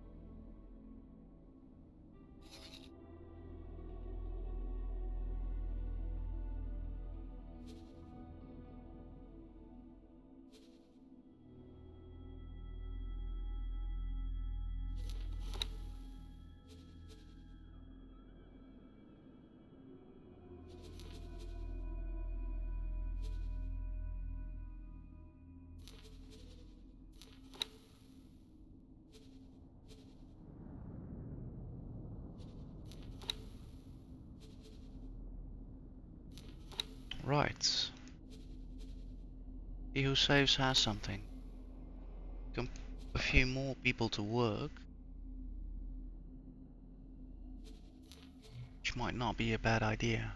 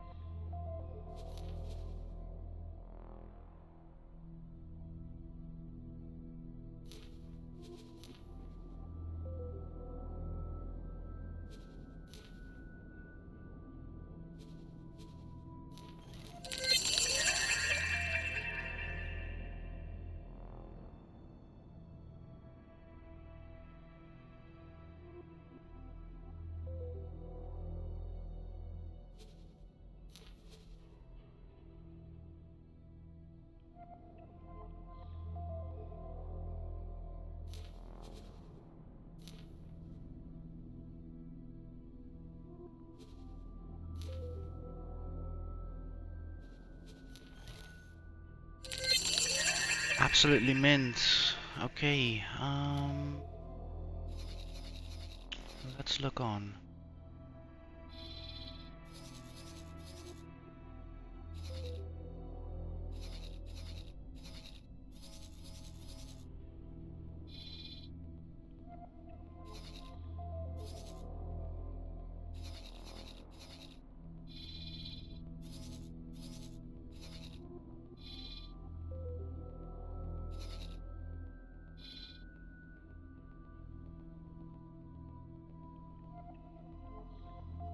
Yeah, let's first update with the results so far here.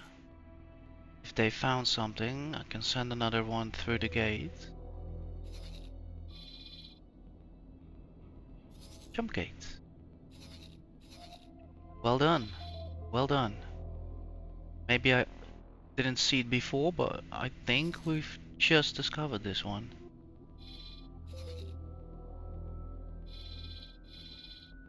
Check. Let's send one of the new guys through. Exciting! Gets destroyed. Wrecked as soon as he flies through the gate. Oh my god! Did anybody see what it was? Was it the Xen, the car? Oh my god, go through the logs.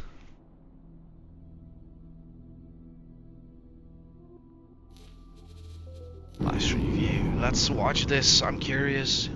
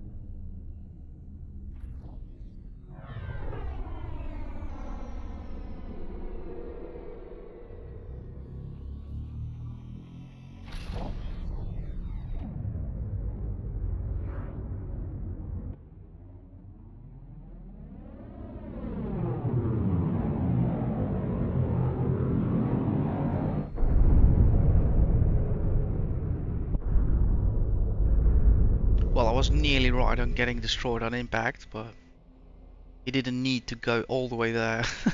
Just decided to crash on the next gate.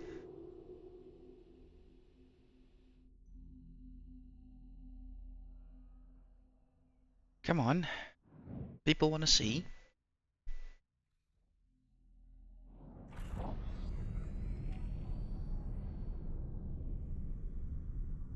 Probably rebooting all the software.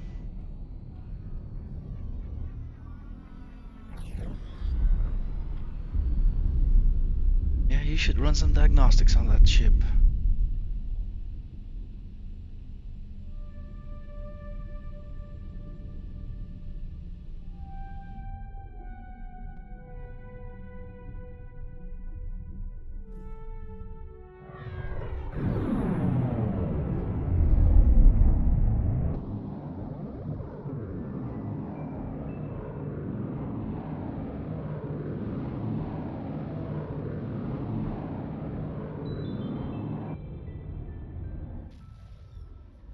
Wow.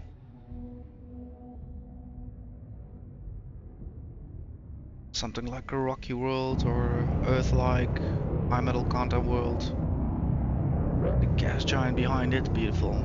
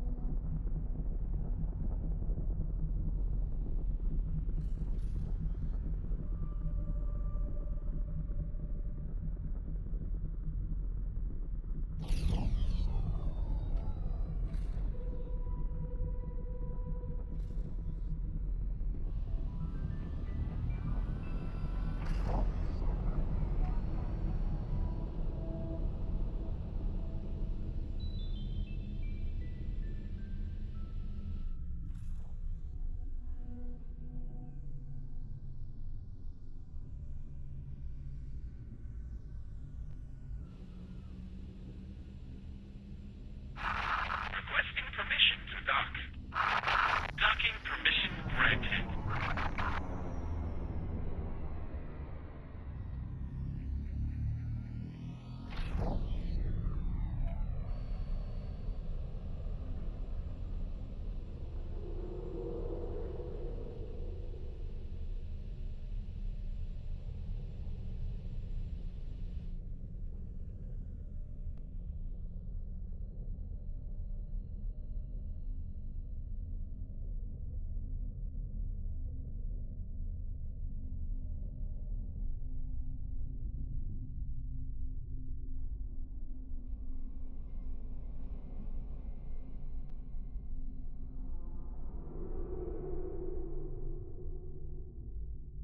Just sitting here wondering, are we already there? I think so.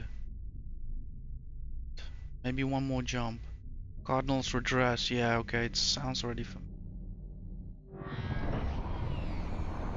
Gonna know now if he's now gonna turn into a exploration protocol. That means that Cardinal redress is the new system.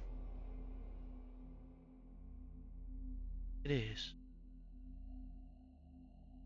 Yeah. Interesting.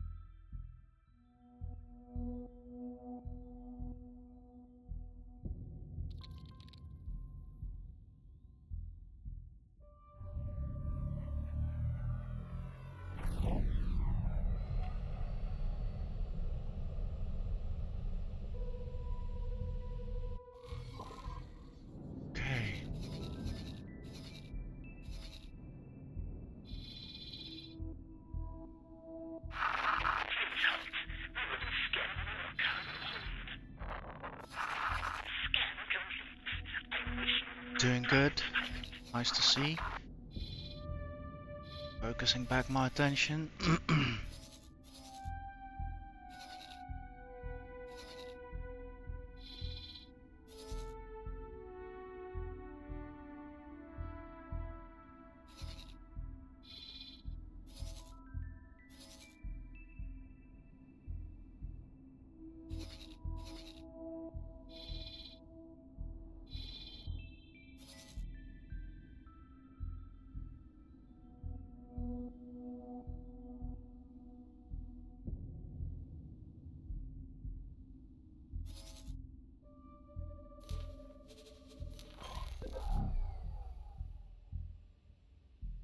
Yeah, I like what we're doing here.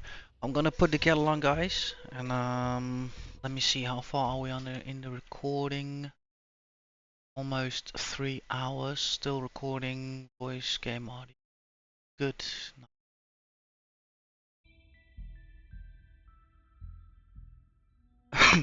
Yeah, I'm gonna put the kettle on one more time, I think. Have a stretch and enjoy the nice scenery we're looking at. Hope there will be more systems for us to explore. Be right back.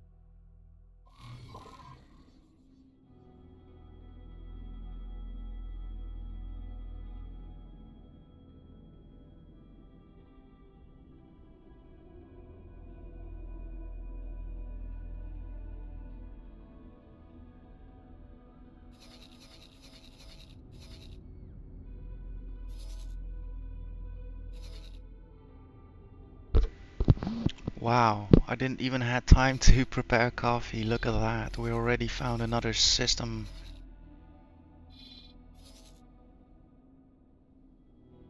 Surprisingly, he's procrastinating by a lot, but I should be thankful he found us this gate anyhow. So he's vibing on his already bragging rights, already earned bragging rights.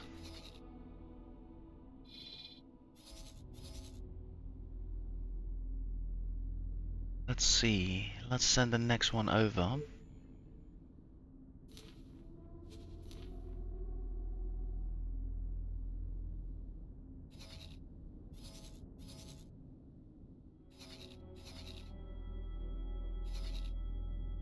So how's Dominion going? Okay? Yeah. So happy these guys are kinda out there.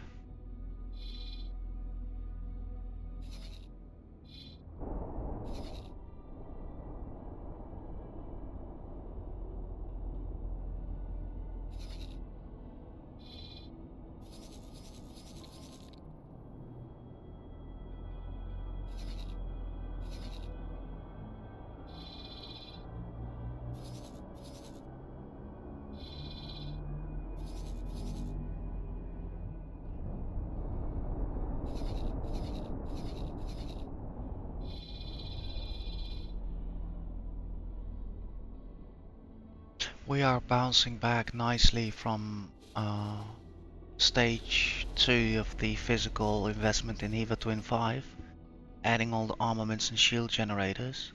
I should also again take a look how the station is progressing.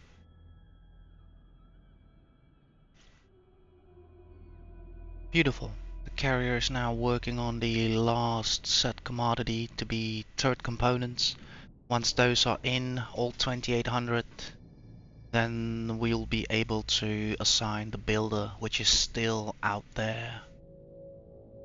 So jolly well, it will mark the end then also of my presence in this system, I think, for a while, since there won't be any need for the lead fleet to be here.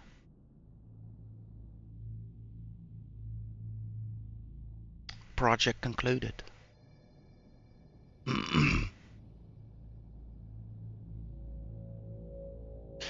Also, I had the thought way earlier than actually visiting EVA Twin 1, but also thinking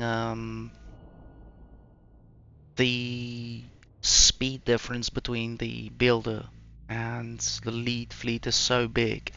I think I'll be better off creating my own building fleet, because I don't want to have to babysit that ship, and I also don't want to. And I also think it is time to expand our building effort. So the first set of stations have been built by the builder, and we used already present resources. We used the trade ships, the large ones, we used small ones. But now it's definitely the case also with this station that one to start with, one big builder is needed. Two preferably. It kind of depends on how fast I want to have these stations working, right?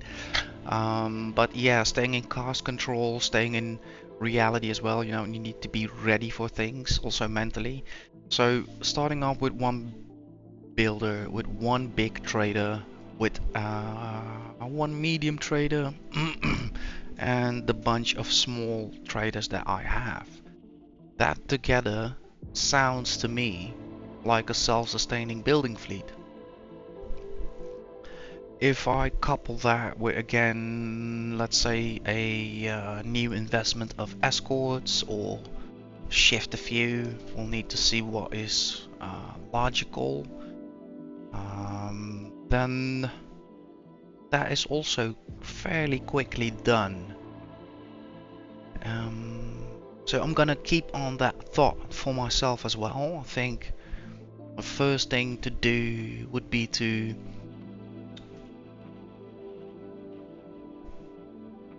summarize at the end of the session to summarize at the end of the session all of the new discoveries we've made, and henceforth next session focus on the station first.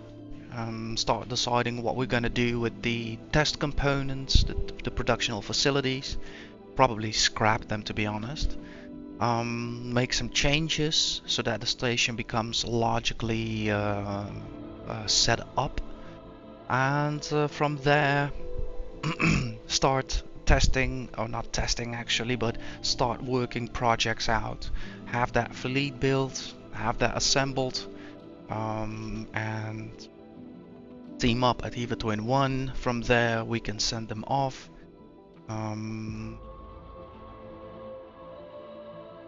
So I think that is kind of the strategy, with some gaps to cover still. But as always, things go dynamically anyway. Right.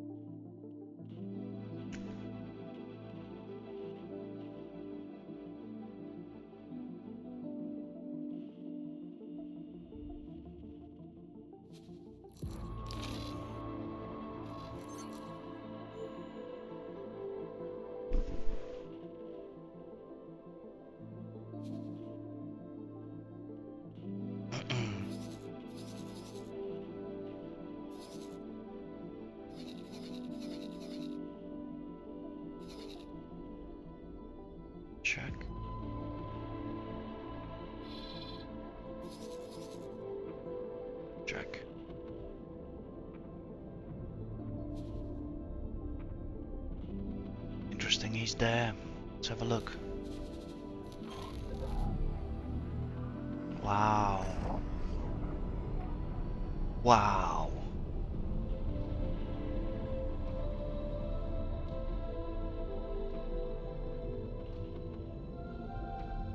Oh, what would I have loved to set foot on that world?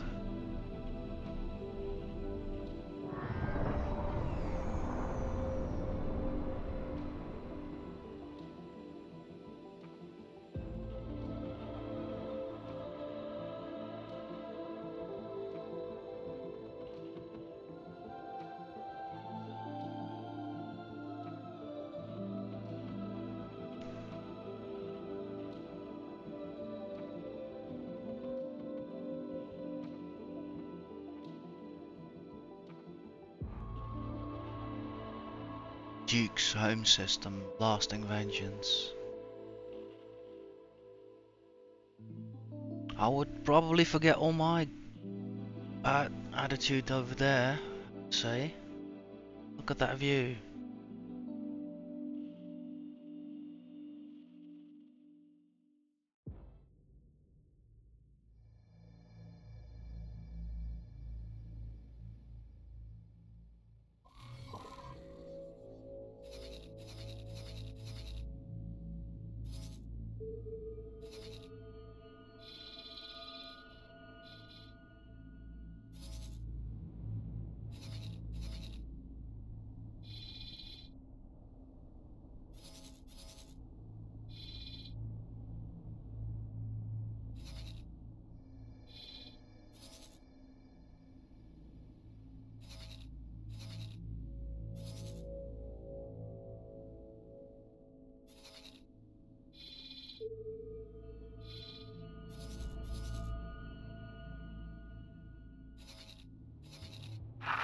Requesting permission to dock.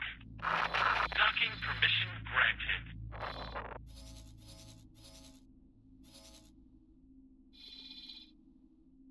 We found an accelerator. Okay, that is also good news.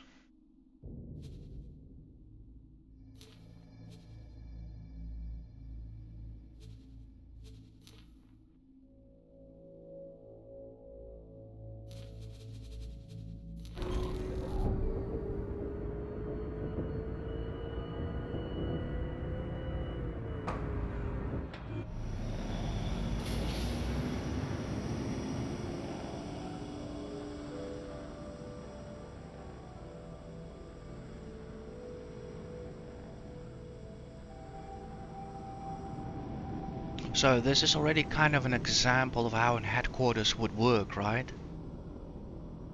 Of course, we want to have one or two scouts, explorers with us on the lead fleet, but generally I feel exploration is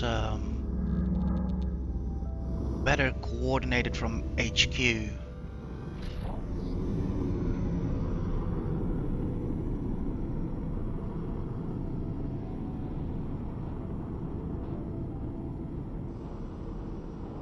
So the first thing I'm thinking of when I'm thinking about getting an HQ done is probably then enough landing pads, and also, for instance,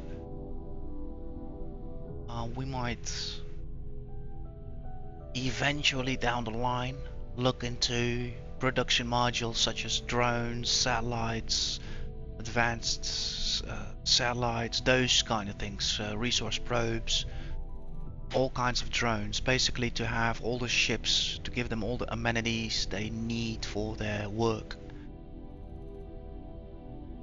So that is what I kind of see Heaver Twin 1 developing into. Another stage would be adding our own small ship production facilities, buying up licenses to print ships, and be less dependent of the market, and obviously scale up to medium and large and XL variants.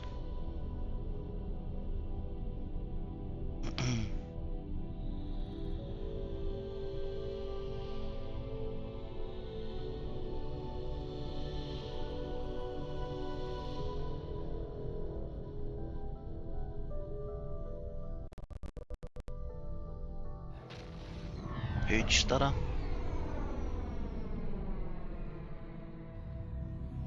Anyhow, I can definitely notice, maybe not per se for you guys, but yeah, increasing the RAM in my system is a major release. I can see that overall for my system.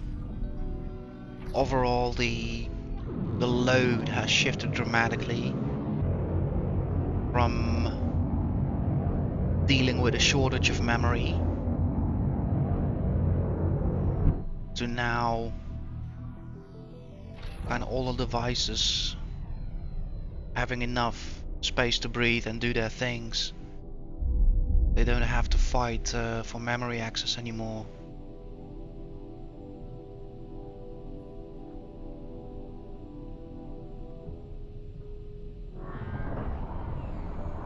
Even my graphics card is like so chilled out now.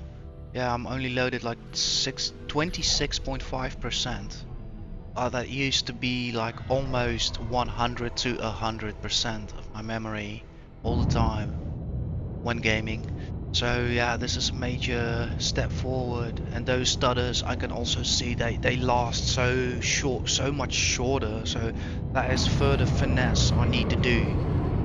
Tweaking settings, tweaking the system, and tweaking the graphics card. That's all separate things that I need to do. But also, I have to say that journey is going well. That journey is going so well. Thanks to AI. It's becoming so much easier to dial in your settings. I'm actually working on a workflow for myself in ChatGPT where I introduce screenshots to ChatGPT about a game, a new game, or a game I'm playing, and also combine those screenshots with screenshots from my NVIDIA control panel setting. And I kind of instruct ChatGPT what the limitations are and what the preferences are. So 60 FPS is locked in my stream software, OBS.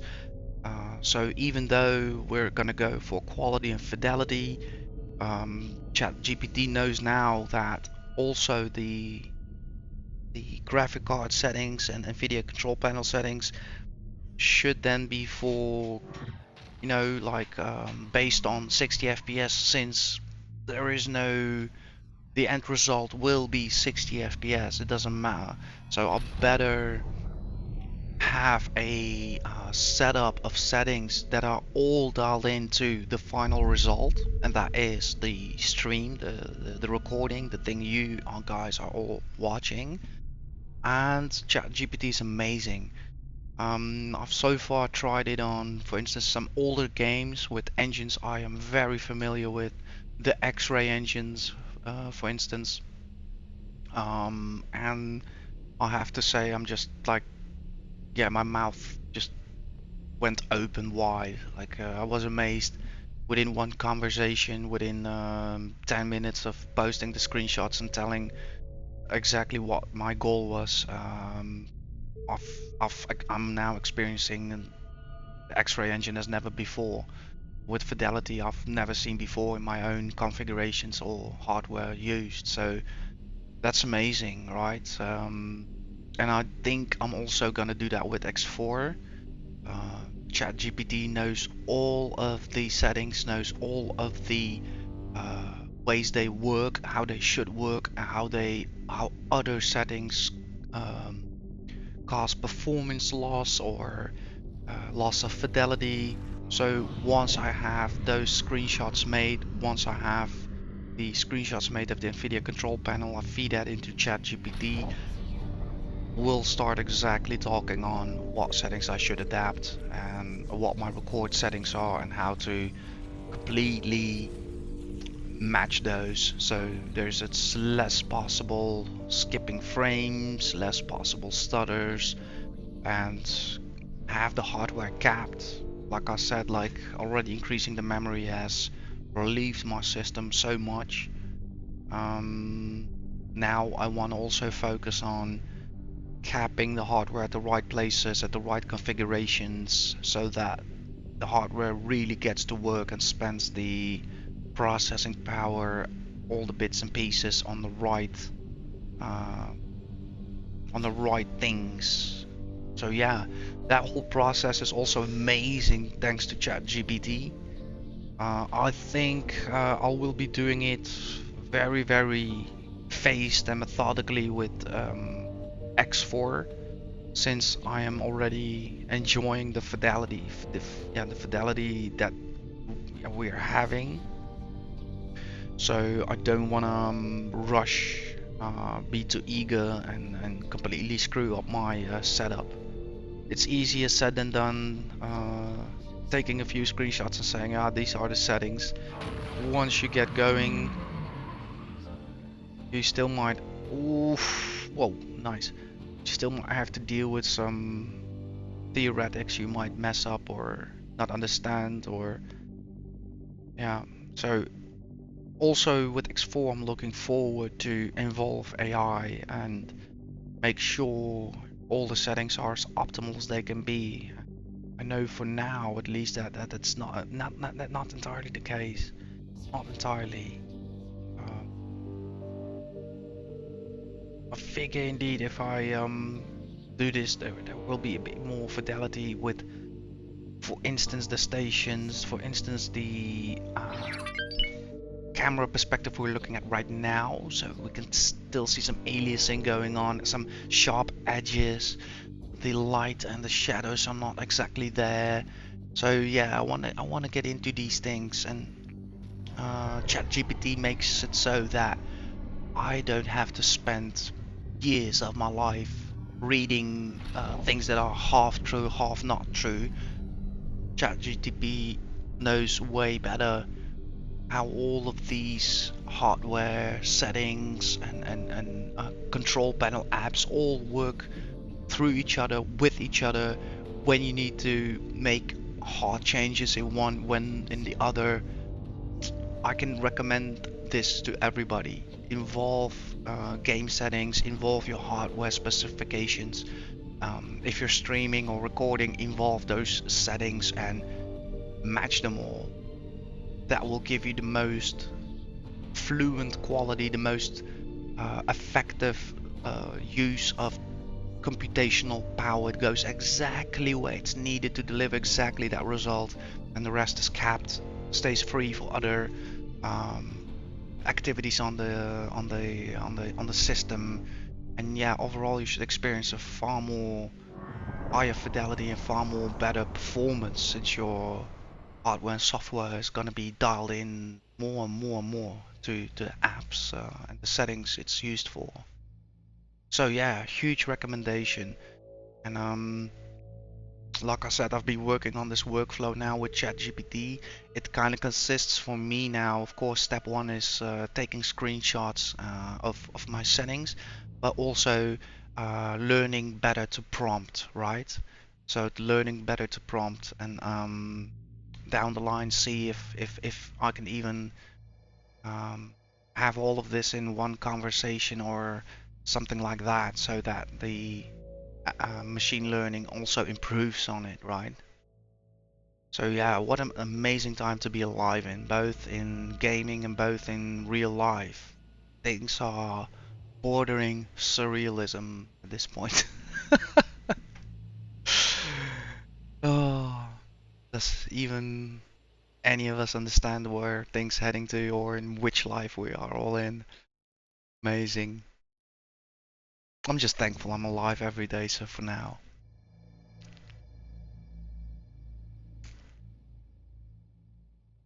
Got that beautiful system as well. It's the same system we've traveled through an accelerator. No! Bastard! Oh no! We're taking hits. Lee! Lee! Why aren't you programmed to do so?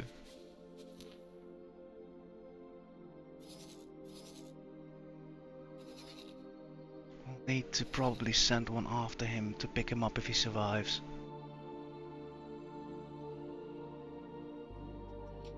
Wow. He's not gonna escape though.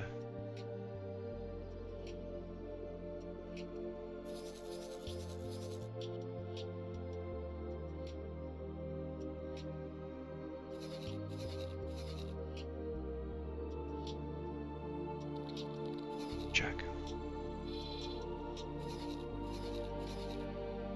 Alright, let's give him a breather. I should have been on this. Because yeah, we knew. Well, he's not dead yet.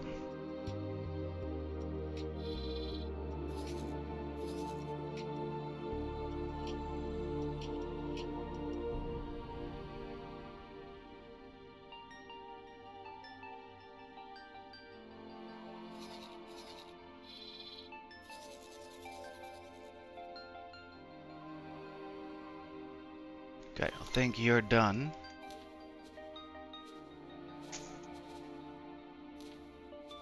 Move this order.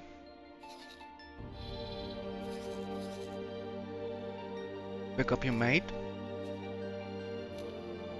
Once done, come straight back to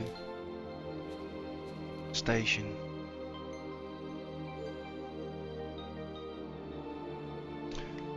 Safe travels. We're all watching you.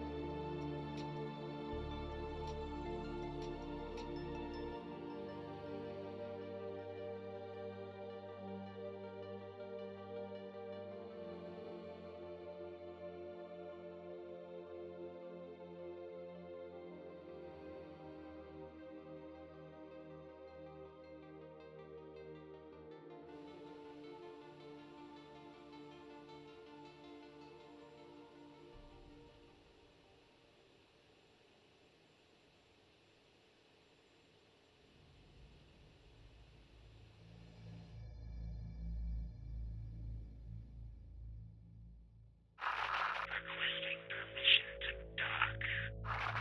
Docking permission granted.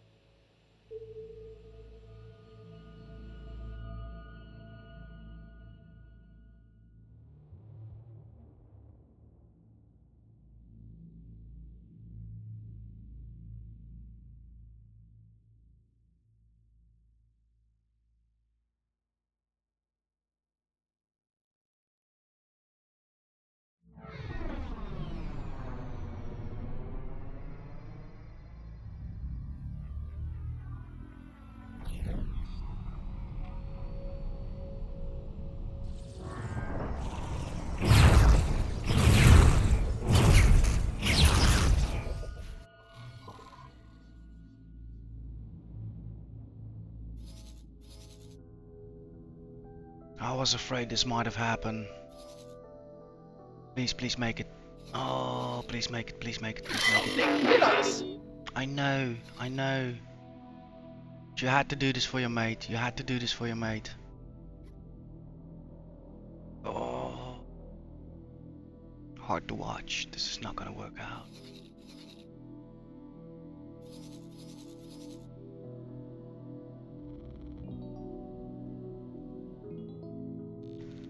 Know this, you will be avenged.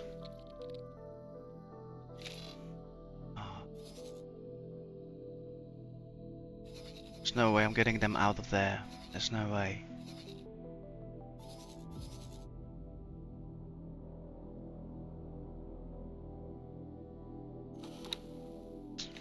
Yeah, we lost 2 good men today.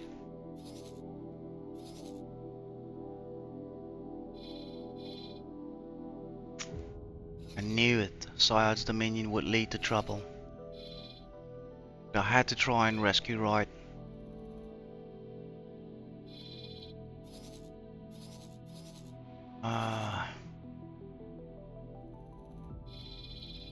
He's done.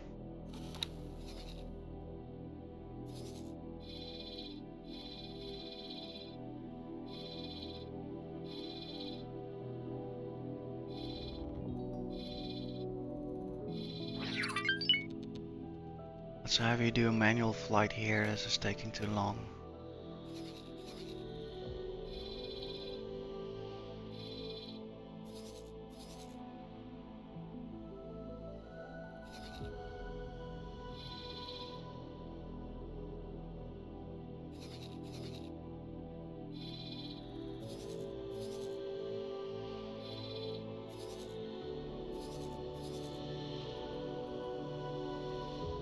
I can't risk anything else anymore.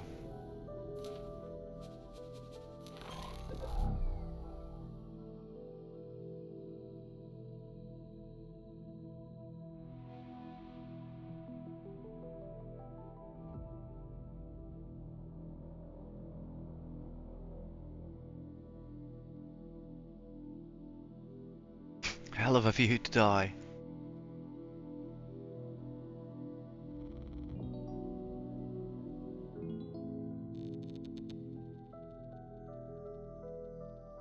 I'll leave him with some time for himself.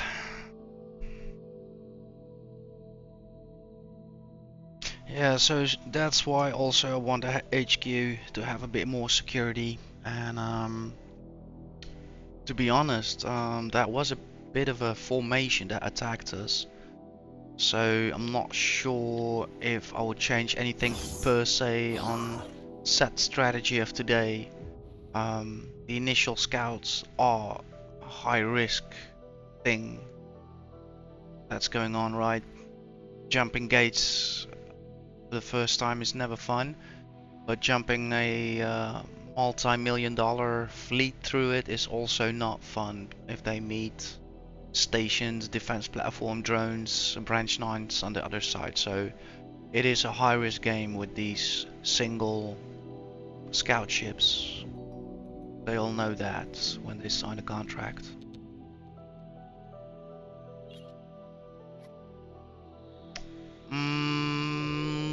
Let's see, so I have concluded already before the stream session ended today that we are for now done exploring this region.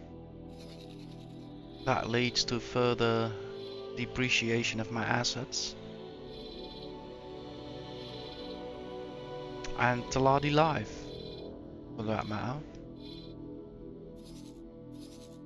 So let's focus now on the manual scent that I did here. Check. I'll clear to explore, and I'll be watching with you as we go. To be honest, even if I was watching the previous one, I was so much more involved in my story that I'll probably would not have recognized that as a Xen station, so...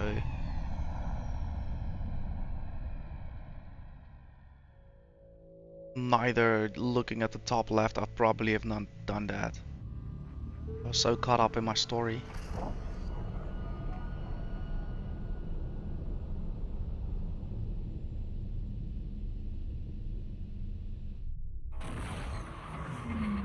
Whoa. Faulty logic one, that don't like the sound of that. But it's still... Up space, interesting. We'll need to read up on that one. Wow. I think I've built the scrap processor to the wrong place, guys.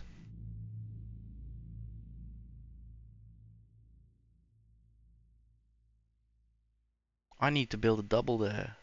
But of course, getting the goods from one piece of space to the others very hard. I can see an accelerator at the other side, but I won't be surprised if that is again Xen space. I dare to say, to me it sounds like they took over this system from the Xen.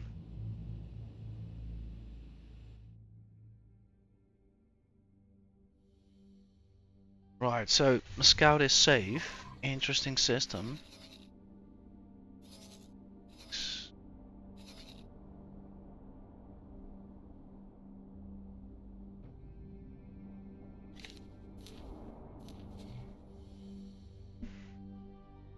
After the initial Xenon assault on Emperor mines, and with as many civilians rescued as possible, Unpronounceable turned their attention to protecting other core Paranet systems from the Xenon invasion. Okay, so it's not a taken over system, but it has seen an attack.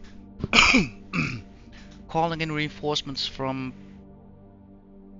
Paranoid Prime, Unpronounceable headed straight for Xenon Sector 101, predicting that the Xenon had launched everything they had at the Emperor mines. The Xenon were quick to follow the fleet back through the jump gate, and Unpronounceable immediately ordered the destruction of the jump gate on the other side. The Paranet fleet were trapped in Xenon territory, presumably destroyed, but Paranet space was safe. Oh.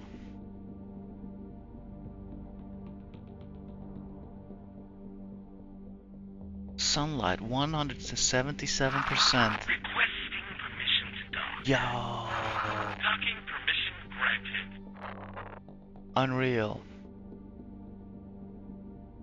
So the first thing I want to do is like immediately copy paste the station and rebuild it here. Off the charts.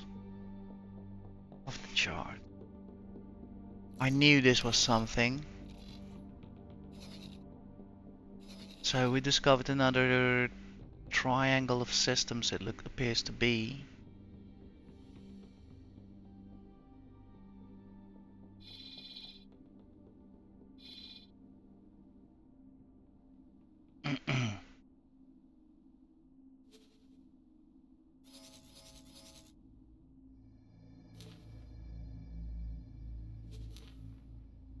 Let's send out another ship.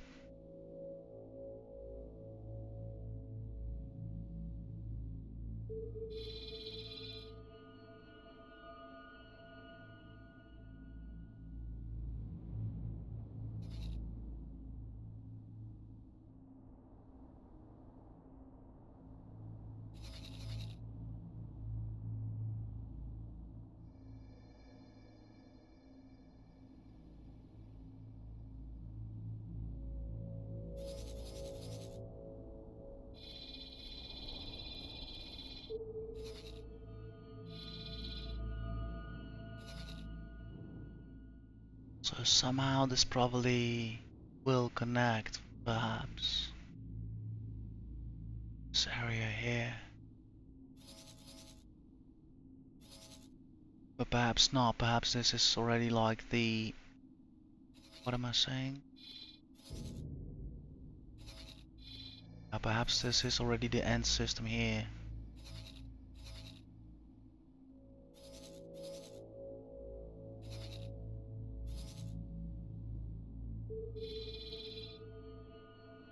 Now he appears here, sure.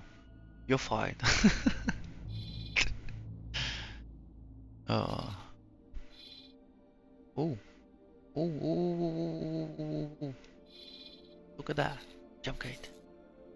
I have one more scout. Lost two of them. Damn.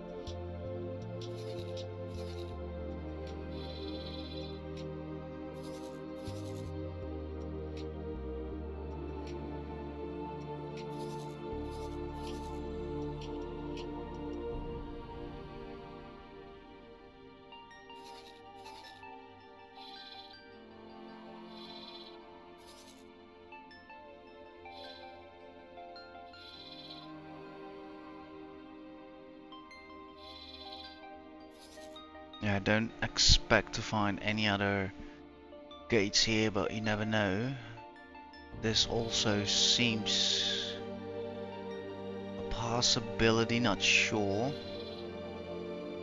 It's rather, I think, the end of the highway, to be honest.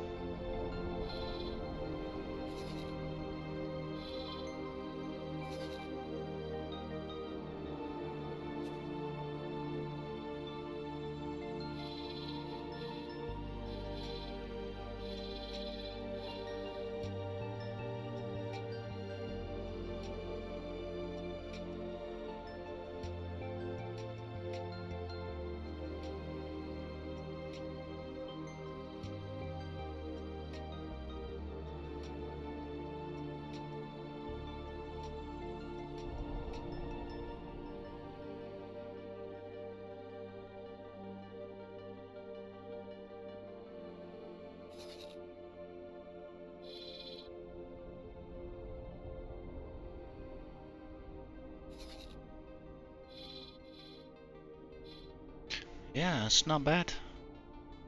Covered already quite a bit.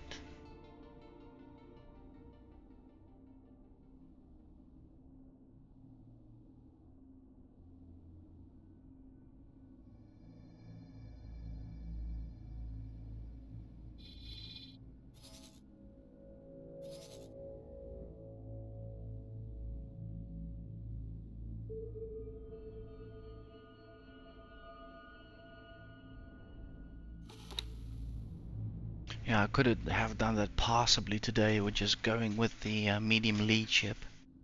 I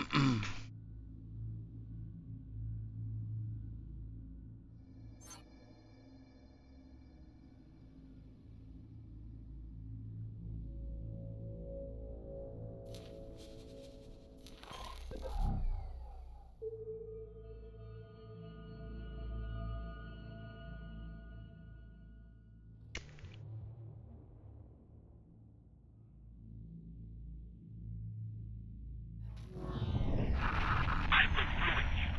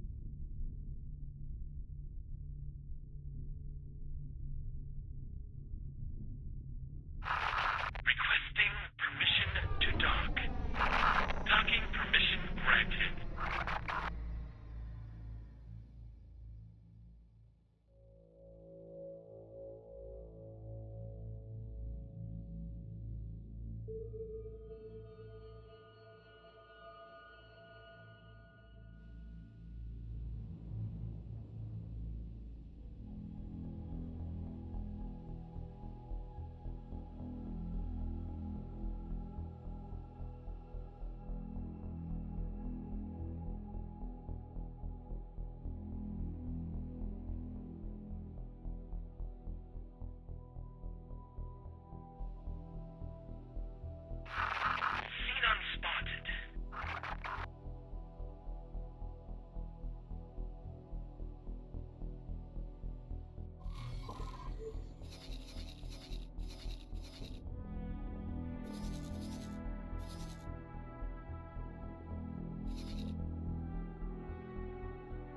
That is not per se good news, but kind of already known. That's why we read these encyclopedia entries. So when the Nord Gate of the Emperor Mines opened up into Xenon Sector 101, the Paranid core systems were caught completely off guard. The Xenon struck with lightning speed, crippling all Paranid defenses within minutes, and systematically wiping out everything in system. It was only due to the quick thinking of Unpronounceable, a Paranid fleet commander, that any escape was possible at all. Recognizing that the crippled Paranid fleet could do very little against a superior enemy, Unpronounceable ordered the Paranid to instead kite the enemy away from stations and civilian traffic, destroying small pockets of Xenon before moving on to the next target.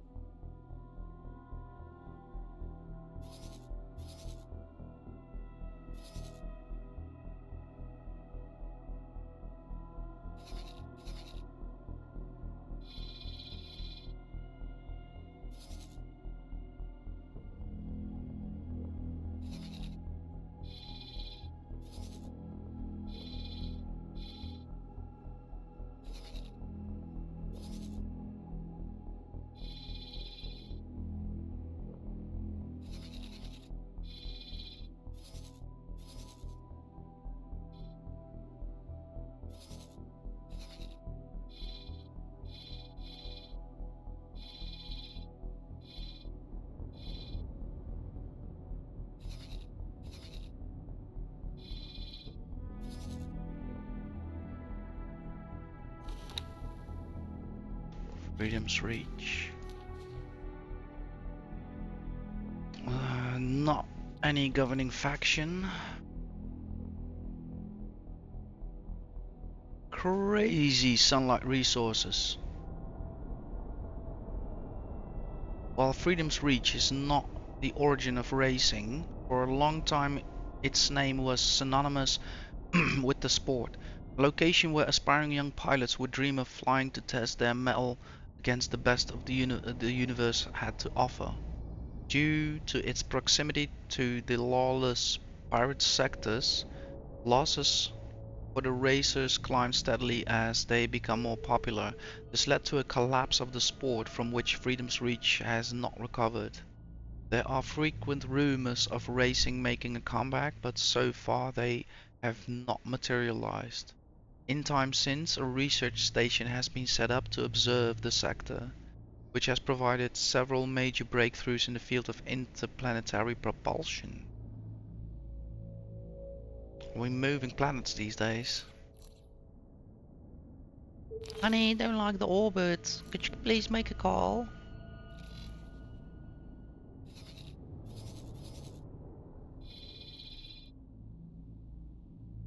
However, we do see Talades being active here. Seen unspotted. Do not hope that it's... I actually hope that is in Heaver Twin 1. Messages. Ah.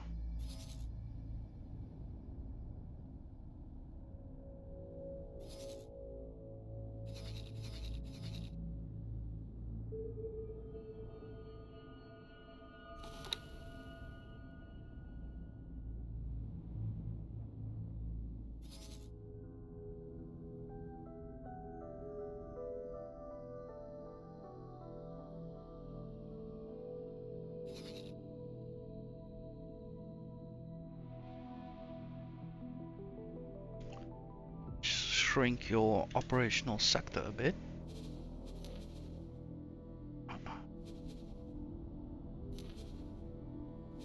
Possible.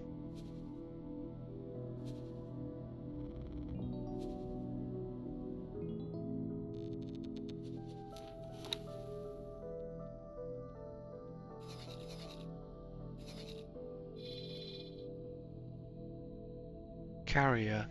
Interesting. Good. I see that one. Might be on his final run now.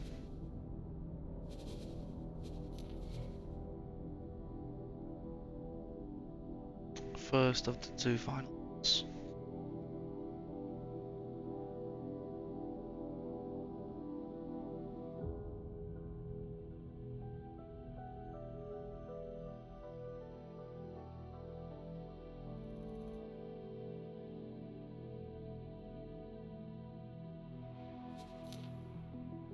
Check.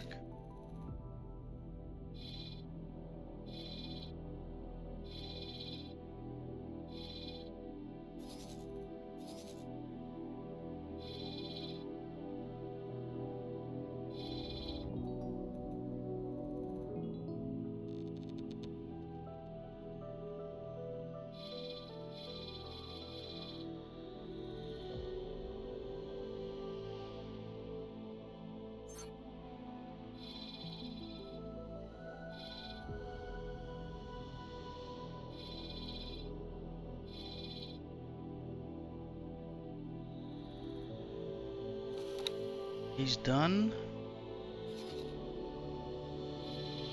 In anticipation 2, finding something here. Let's already involve him in the search. Check.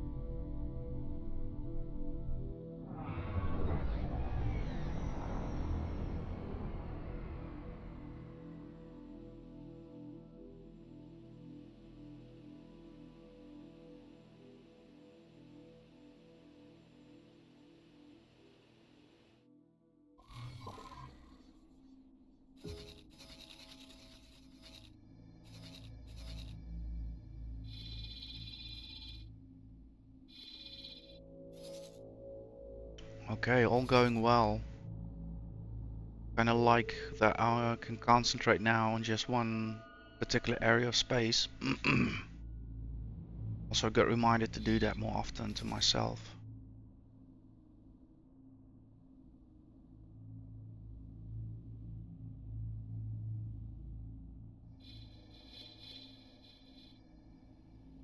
Yeah, for now the next big thing is actually the station. Let's focus attention to that part of the process.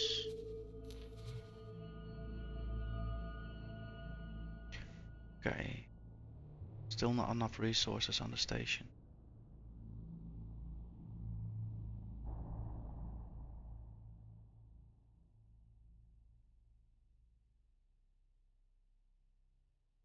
That is true.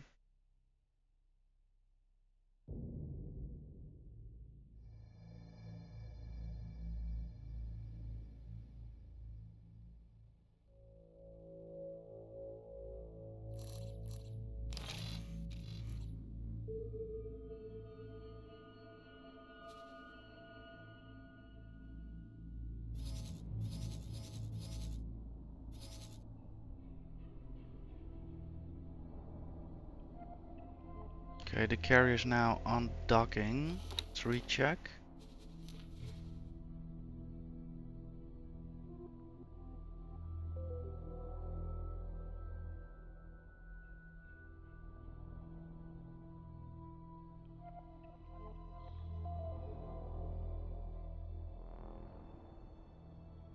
If I'm now correct,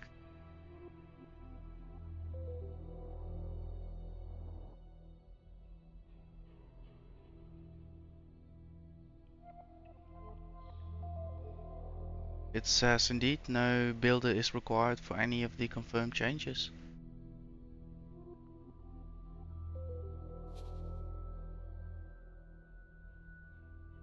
Let's check that in a different way. Let's go over here.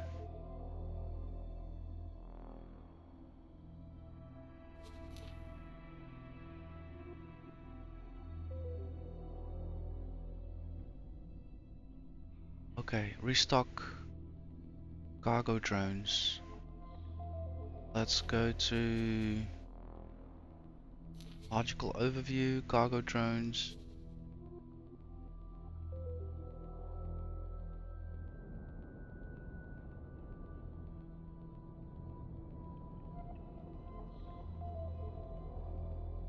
Okay, let's think about this. What am I looking at? Restock trade drones automatically. Check.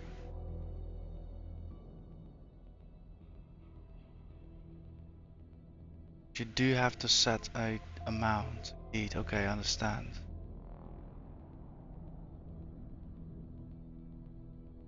What is normal?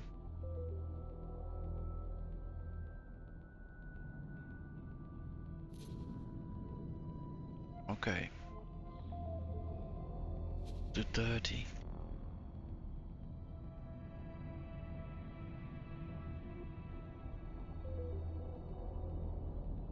So let's go for 76.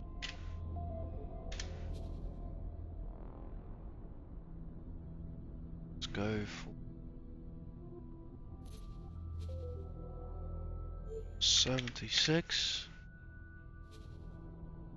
Let's go for 76. And we want to use restrictions on this.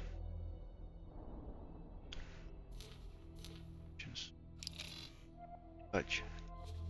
I have to do that manually like so. Check. Update the station finances. Sit back and walk.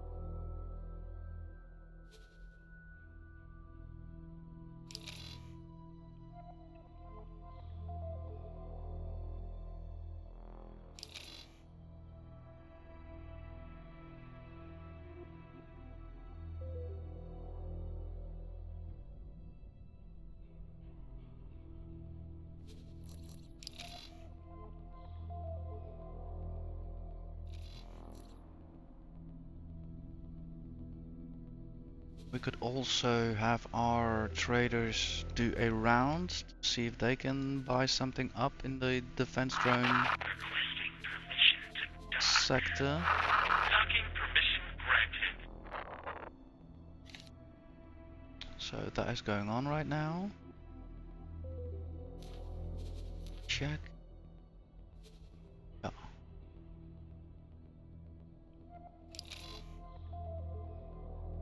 Build.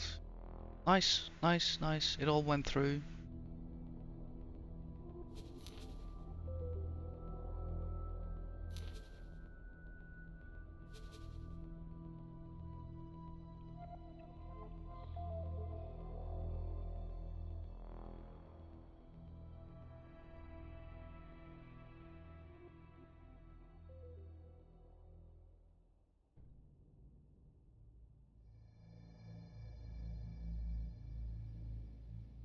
I hope.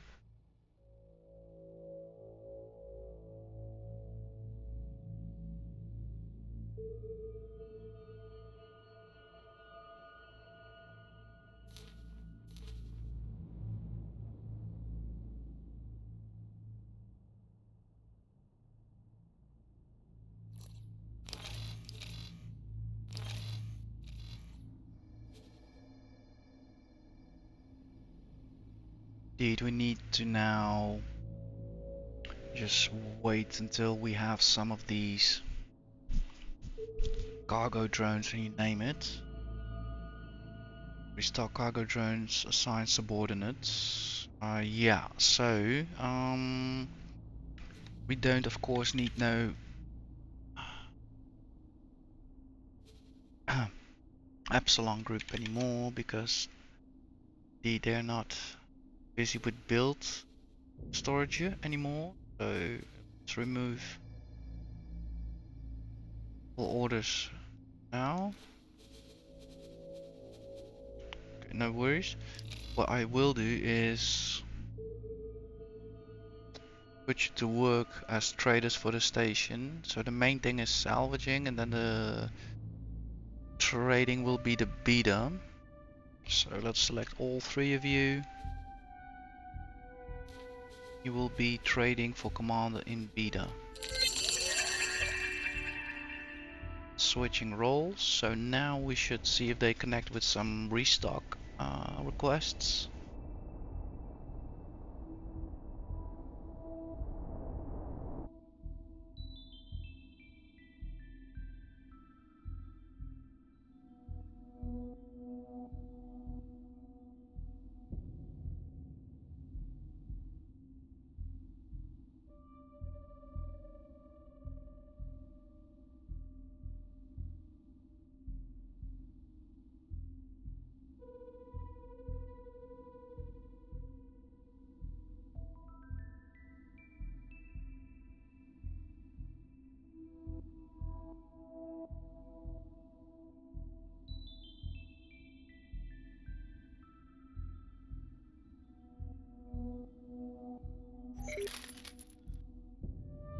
Yeah, let's double check. Sure. The finances.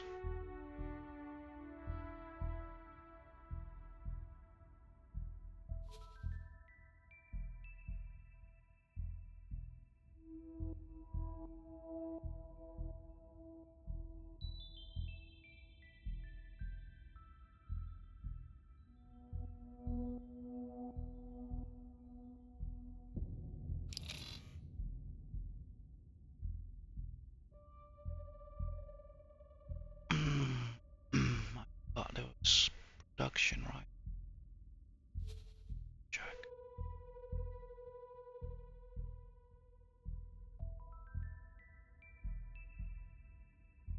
Okay, so the production has been set up.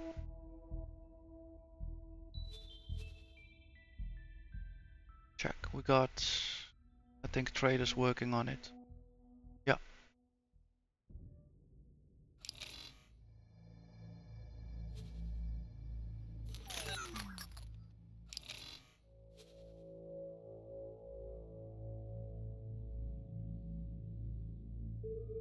Correct. No restrictions. Automatic pricing. Whoever connects. Thank you.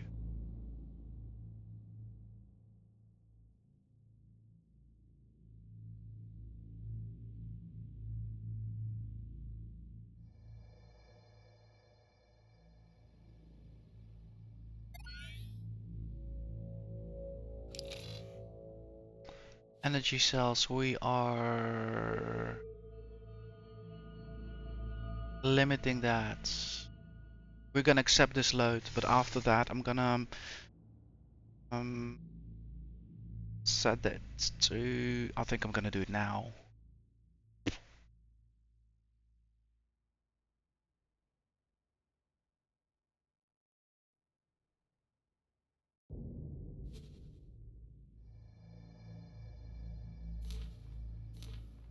Only our own resources.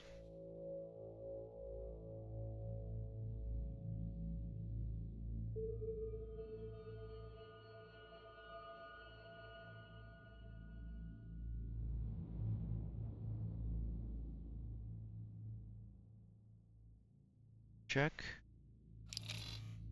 And smart ships we do accept from everybody. Automatic pricing. Station setting.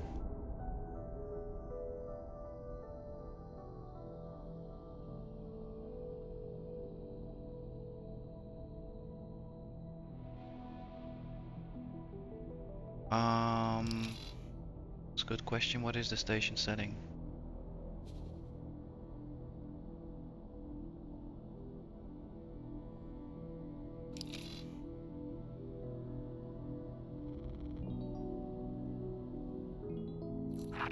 Engaging. Be gone.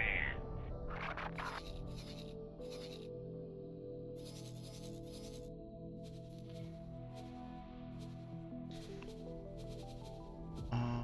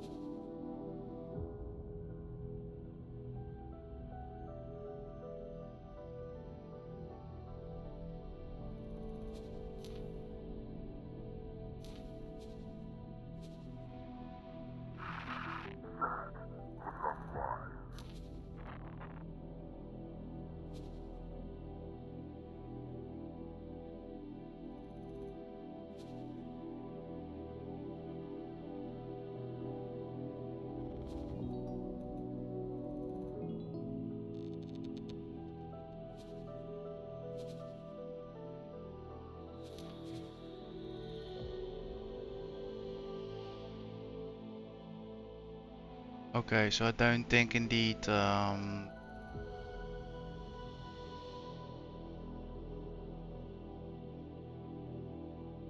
station is pre-configured to anything specific. Indeed. That means I now understand better what's going on. So if I go back to logical view,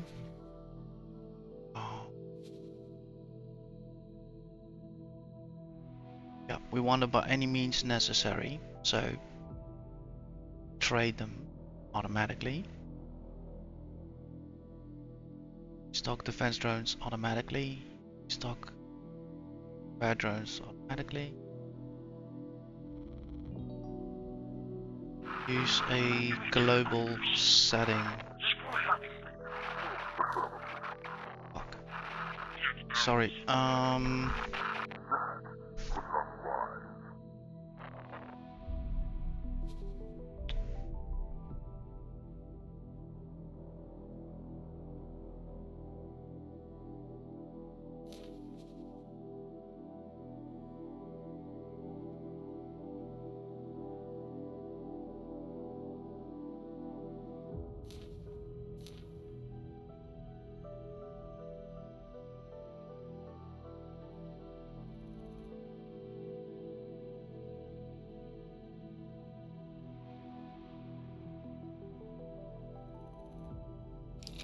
Just screwed up that trade.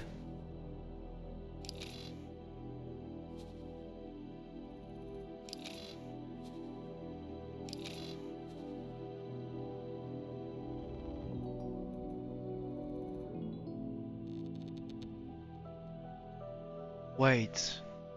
Use station setting. Does it perhaps refer to...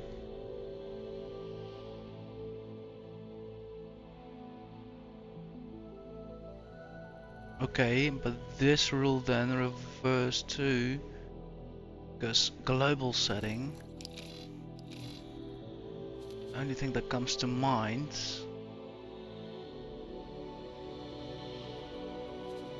is then this.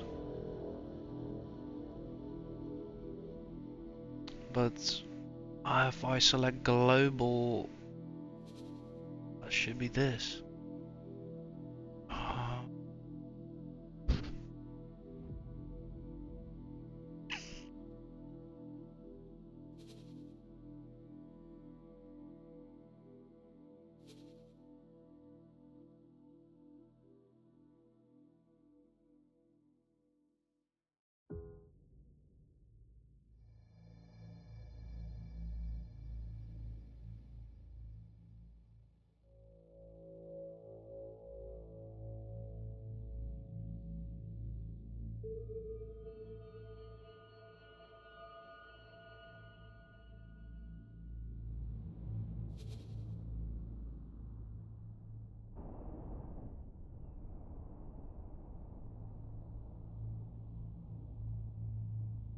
okay, this is just general notification settings mostly.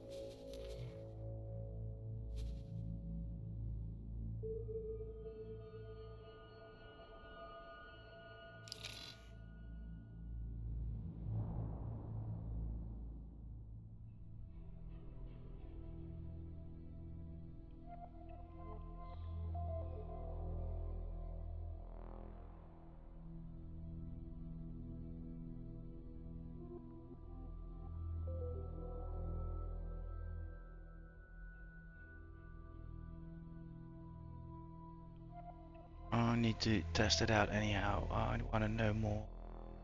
So let's do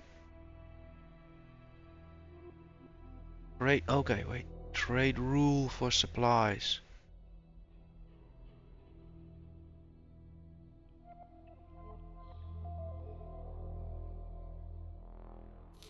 Okay, global setting.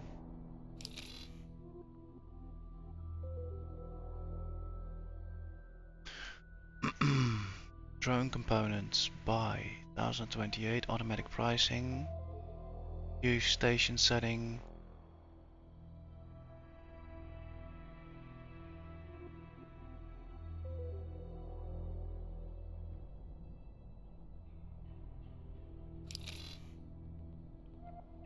Drone component. No restriction.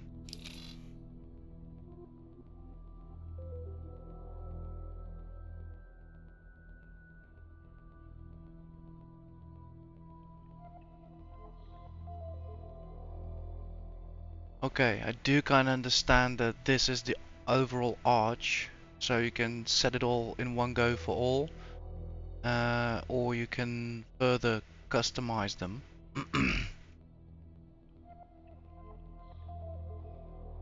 If I go back now to my other station,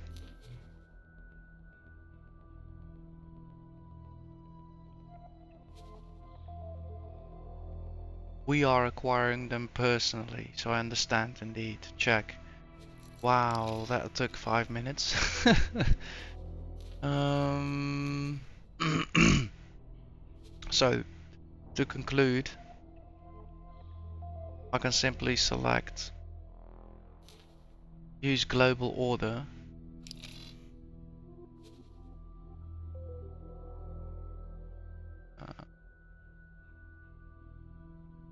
That means this should go well.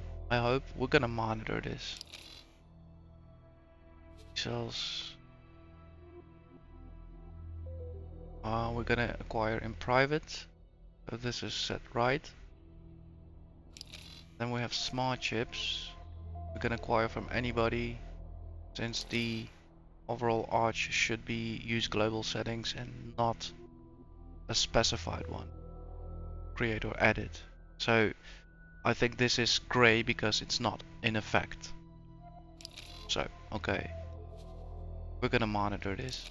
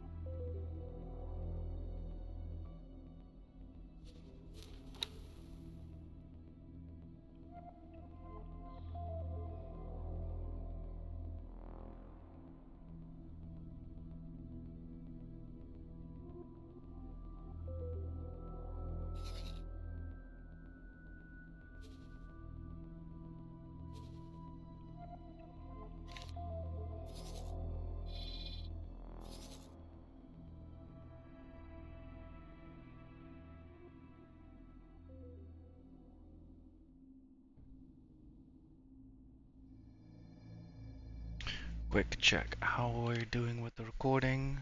4 hours, 16 minutes in, still recording. Let's see. Game audio as well.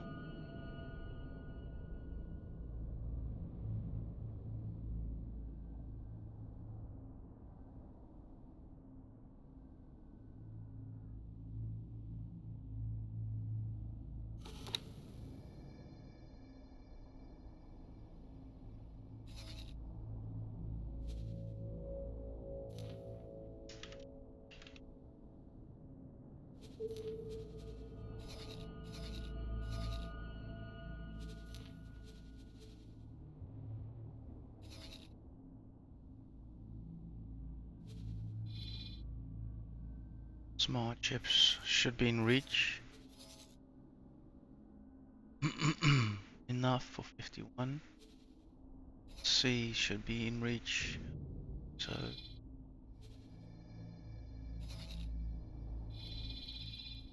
maybe not.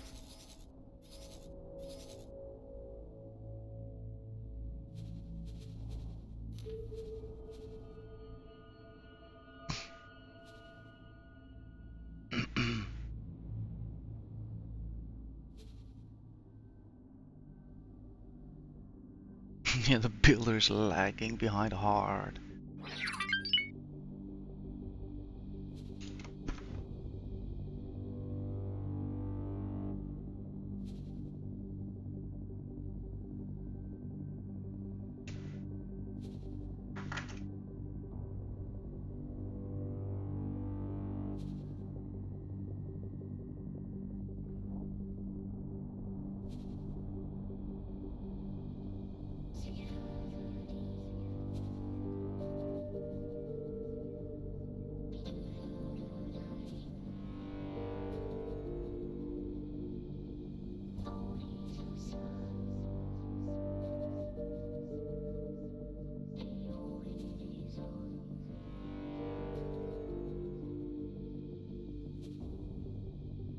Yes, join the search.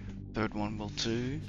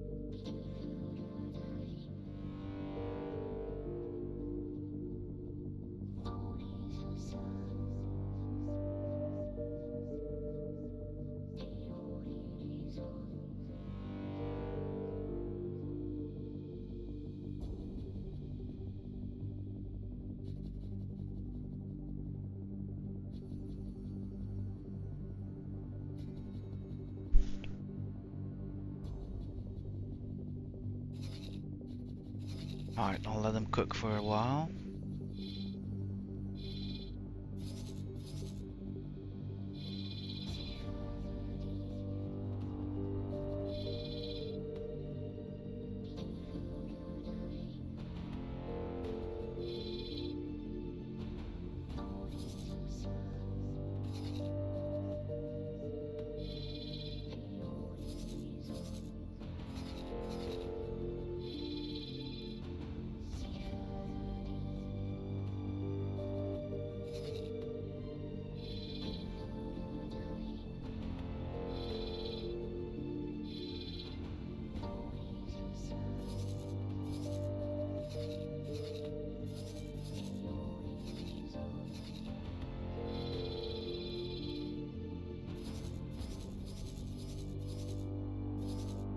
Okay, the first one is reporting nothing, so what I'm gonna do now is carefully adjust the required commodity itself. So let's say we are gonna put you on a non-restriction.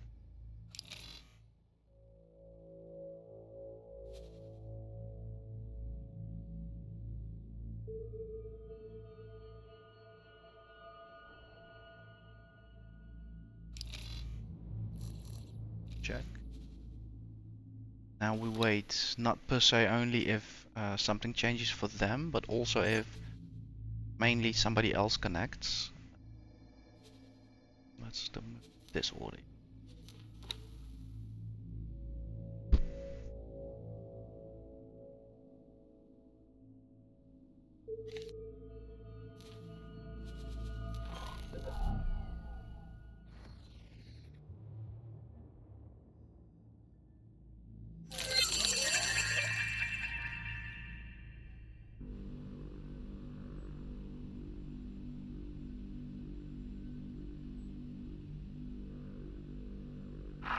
Requesting permission to dock. Docking permission granted.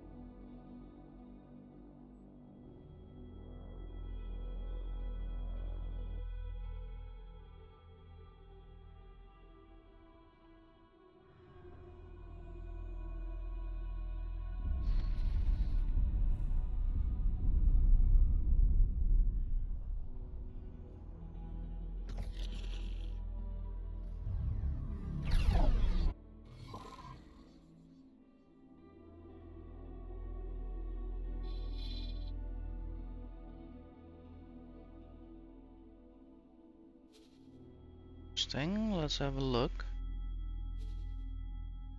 You are connecting smart chips. That is all telling. That is all telling. So, crap. So, that means therefore that we need to have this working on a non-restriction base. Check, thank you. And for energy cells that does not count because we produce them ourselves. So now I know for sure this works. Interesting.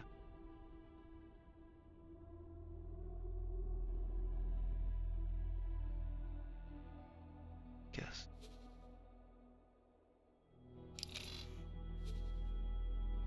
Yeah, further it looks good. We're kind of recuperating from an energy cell transition, obviously. But for the rest, all going good.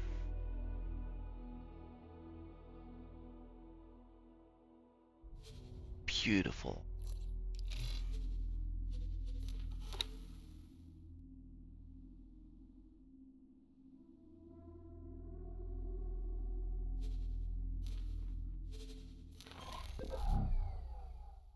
Alright guys, I'm gonna put on the last batch of water in the kettle. Make myself one more cup.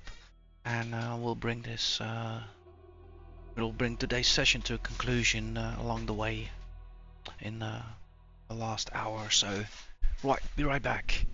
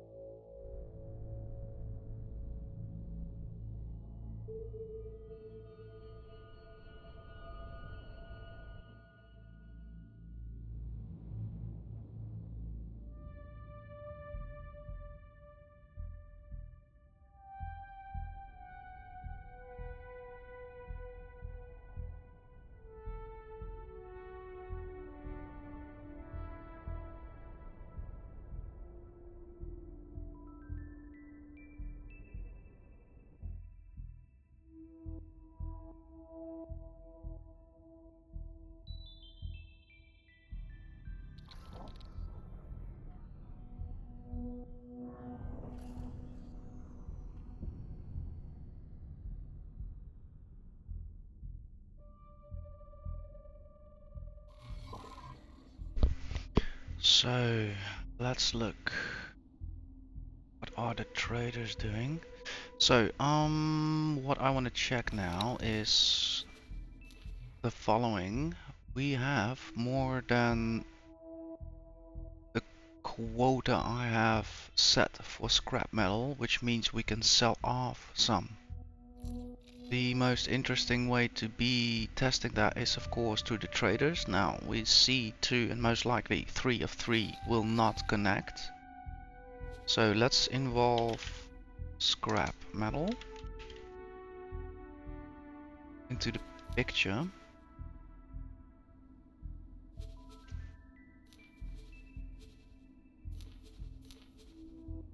Such. And I'm gonna focus on who is buying.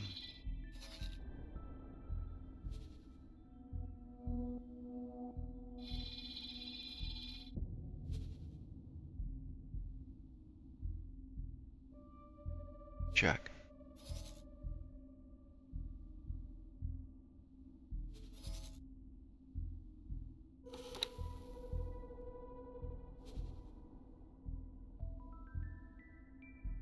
Okay. Is this system within reach? So that is 1 jump. Yeah, number 0, forget about it. Exactly. So that is jump.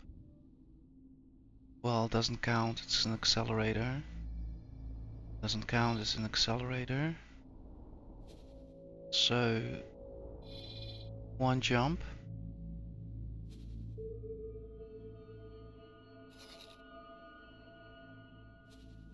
Two jumps. Okay, interesting. So, let's go to the factory in question, the right one then.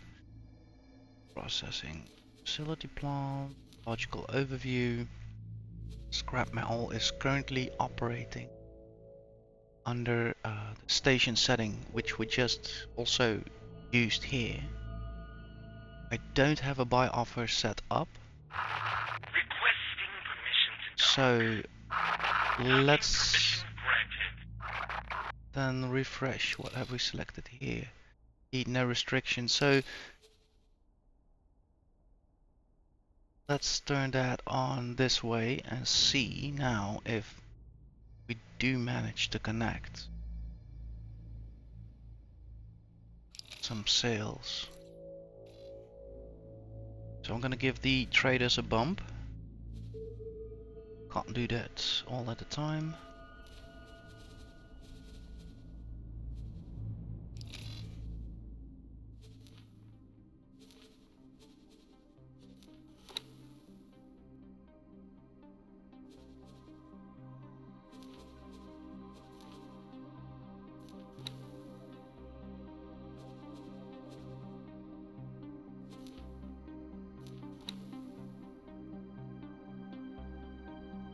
Let's see if they are able to detect a sail.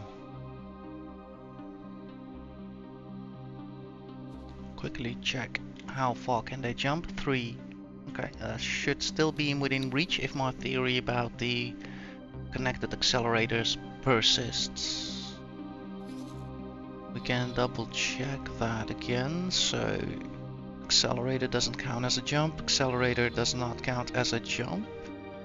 And then from Hiva 21 is 1 jump, from Trinity Sanctum 3 to Bright Promise is another 1, but that brings them in system with a total of 2 jumps. And we've got here customer lined up. So let's try and reach that objective, shall we?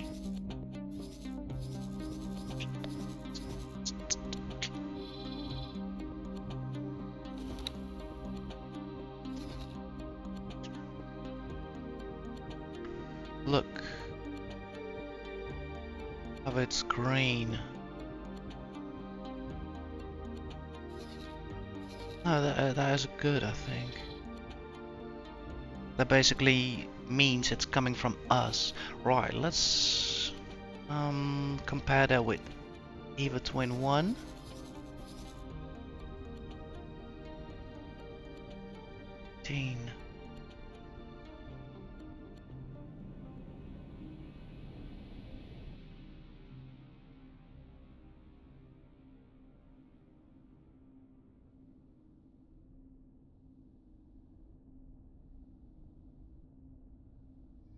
Hard to tell. Not reaching a resolution through that.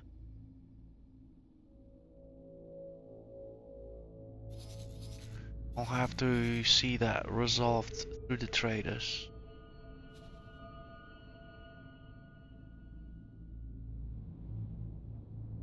Or, for instance, somebody planning a buy. So also I should be able to see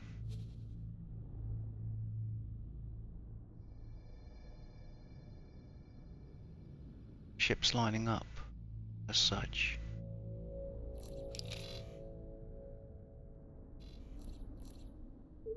Another way would be to check the logs of Hiva Twin 1 traders. Xenon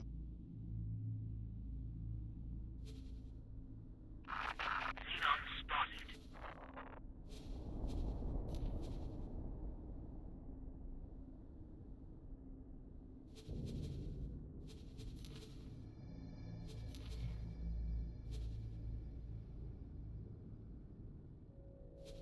Microchips, engine parts.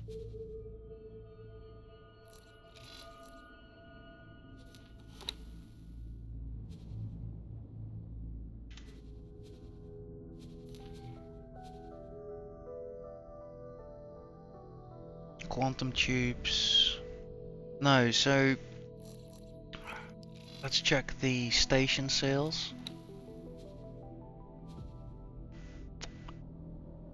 Section log. Absolutely useless.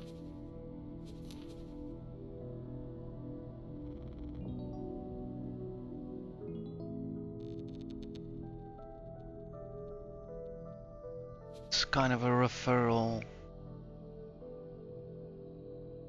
to the ships, a summarization, if you will.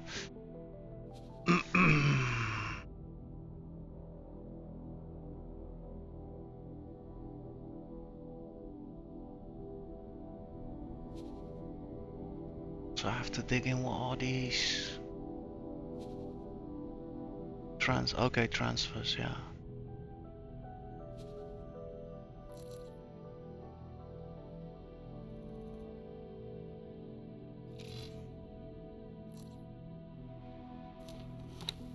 Okay, so indeed it's just hard for me to set this straight due to how dynamic things are. On one hand, I'll have to wait for connecting order. The other hand, there might be a discrepancy in the market where it's not needed anymore, or the customer has a better solution, or so it is a bit of a conundrum to dial this in properly for me.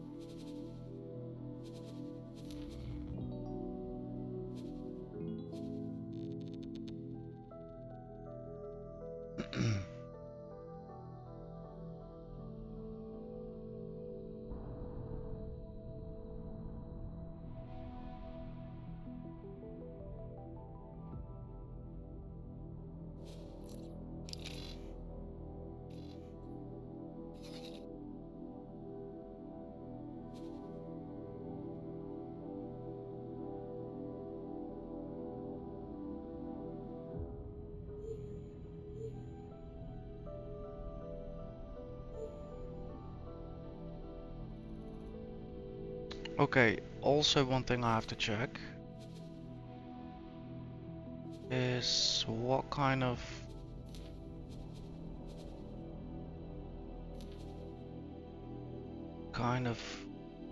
good scrap metal.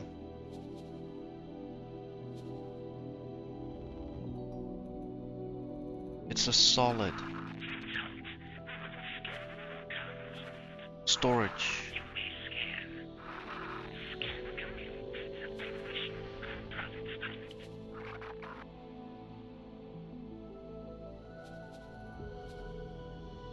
Wait.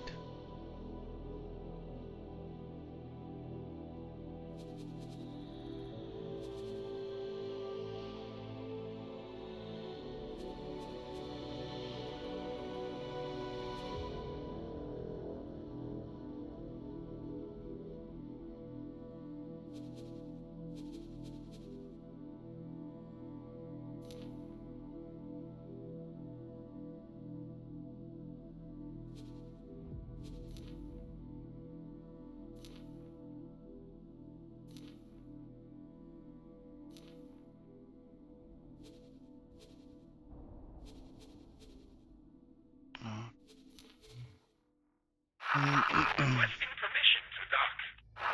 Docking permission granted.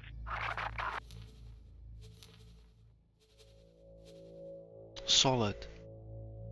So there we have also a mismatch. Since the traders are obviously container based. Check.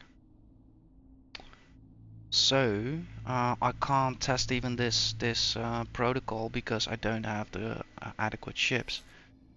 Now, kind of between in the session has to end in an hour. I have an information overload, so excuse me for that. But I know what to do. It's just I need to have my mind settled.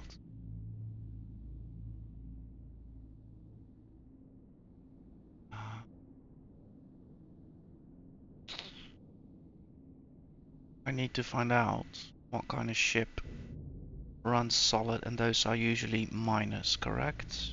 Information.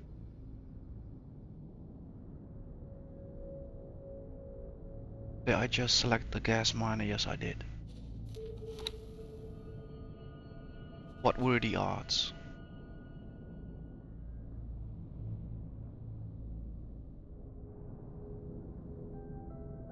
solid. There we go. That is the discrepancy we got going on here. I am not basically trading any other goods, so what I could do is ask the traders to dock back.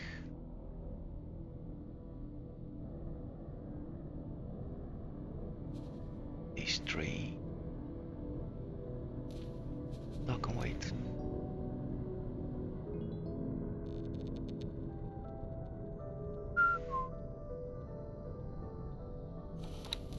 I'm gonna revert the setting back to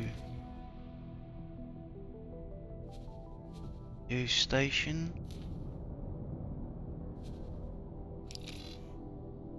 Check. And do we have minus currently?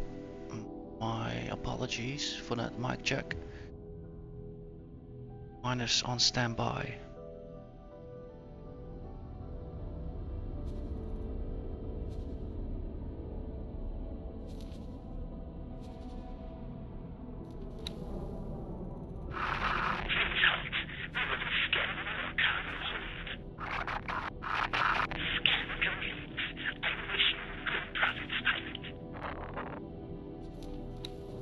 Yeah.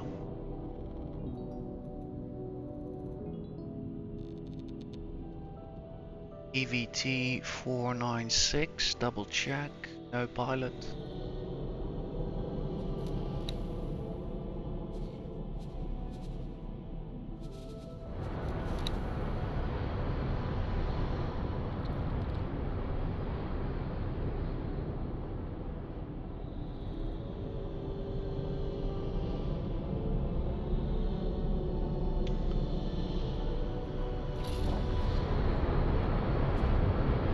Service crew. Check.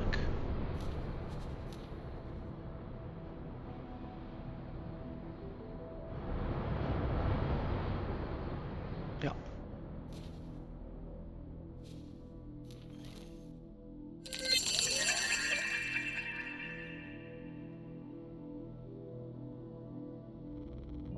Something else I want to check. I almost know it's not needed, but let's do it anyway.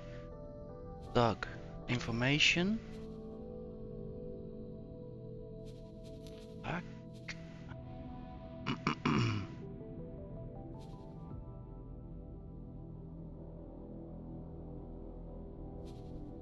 Capacity container. Build capacity after all plans, trades. I'm actually baffled at that this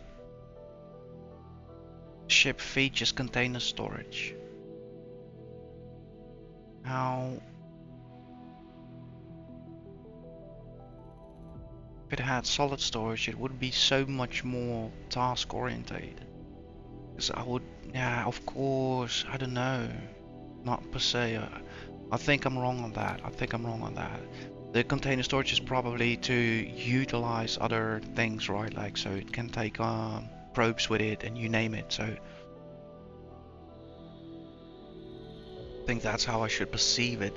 And it would be a waste because you can't use those tractor beams anyway. So there would be just that weight.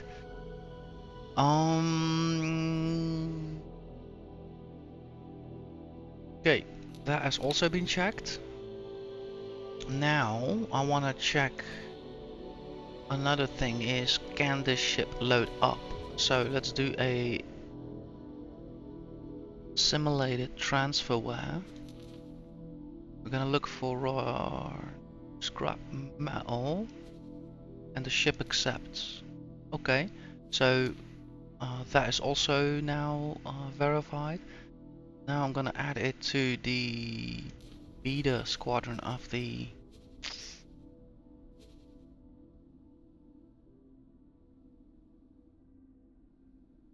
trade forces. Go.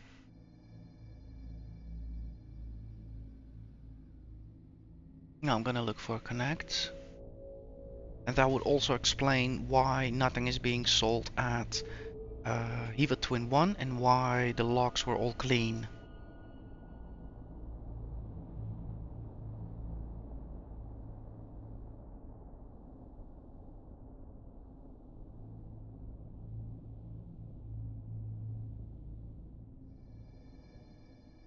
Of course, I might need to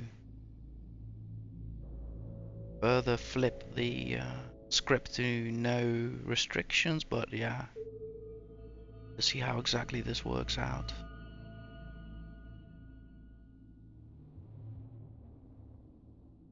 Double check I checked the right commodity. So scrap metal.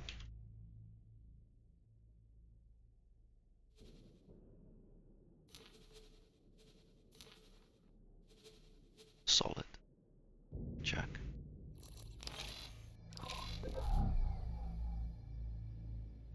Of it being so mobile, busy. The way in Heavy Twin 1, we also still have our boys out here. Hop space. Mate, you're gonna get fired for real. 5 hours, you haven't achieved much.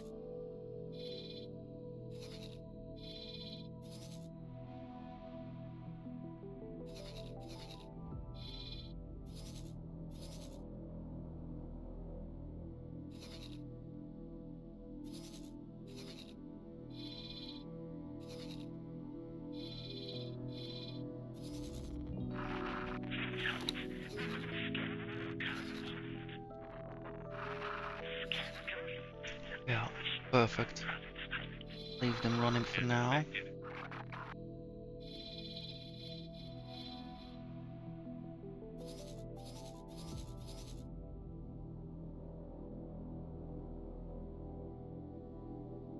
For that.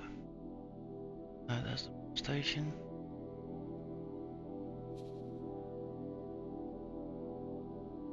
Put this one in a mine. Okay, so the miner has no connect.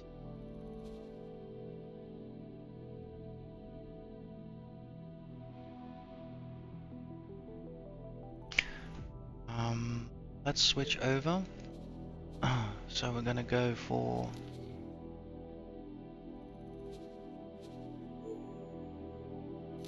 no restriction specific.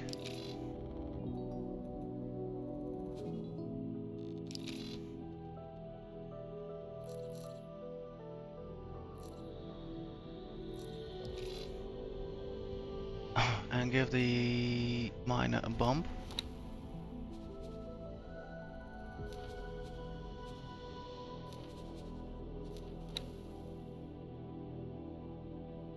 Now we heard.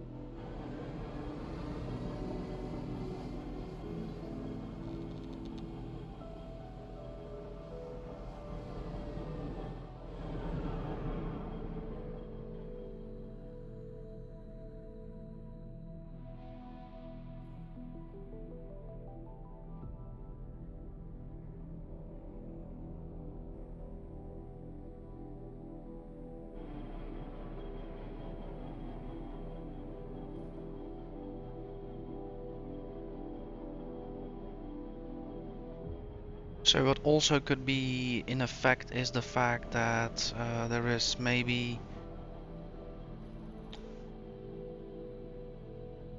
an ease on the accelerators. However, we might still be dealing with a 3-system restriction, as in doesn't matter what you go through, there's just 3 systems the pilot can cover. And under those rules, I think I also won't find out exactly, and I'll have to rely on the settings that I made, for instance, in Hiva Twin 1 with ore mining. So whatever works there, whatever is being sold there, that setting is then my truth. So that's what I also love about the game. There's just so much to cover that even if you're looking for it, you might not find it because you're just in a piece of space where it just doesn't work out with demand and offer, and you're trying to figure out which of the protocols does exactly what.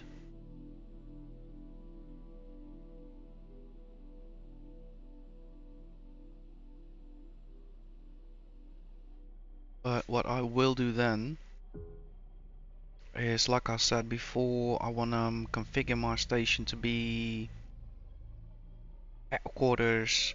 So what I'll probably do is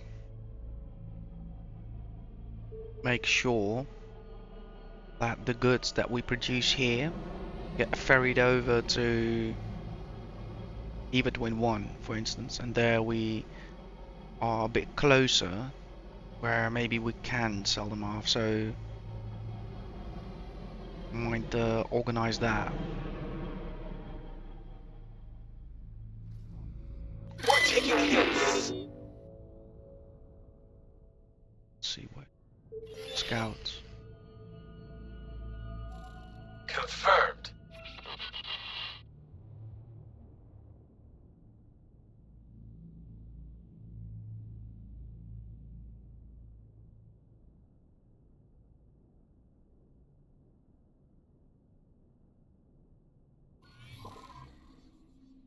Zoom out.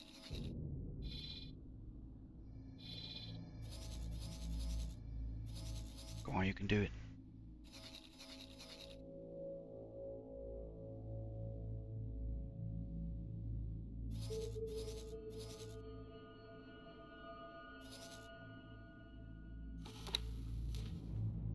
Do it, you can do it, you can do it. There you go, there you go. Did you just fly into the station? Hopefully the station is a bit of a distraction.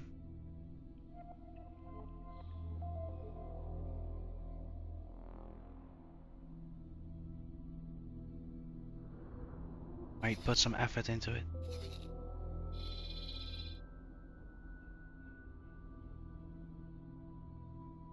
And you've calmed down.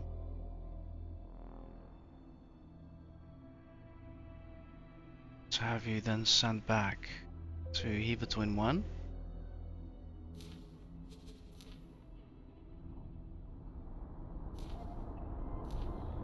Check as such. Oh, and suddenly you do go here after 5 hours in a session, right? You just needed some motivation. Suddenly no issues with controls and navigation, suddenly everything works again. Okay.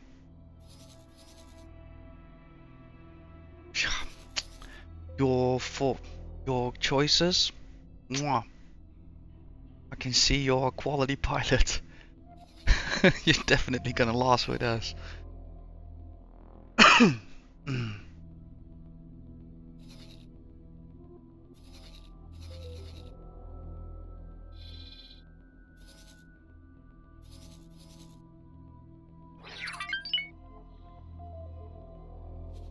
Yeah, so I think for today's session I have to conclude that I won't find a direct resolution, I think, with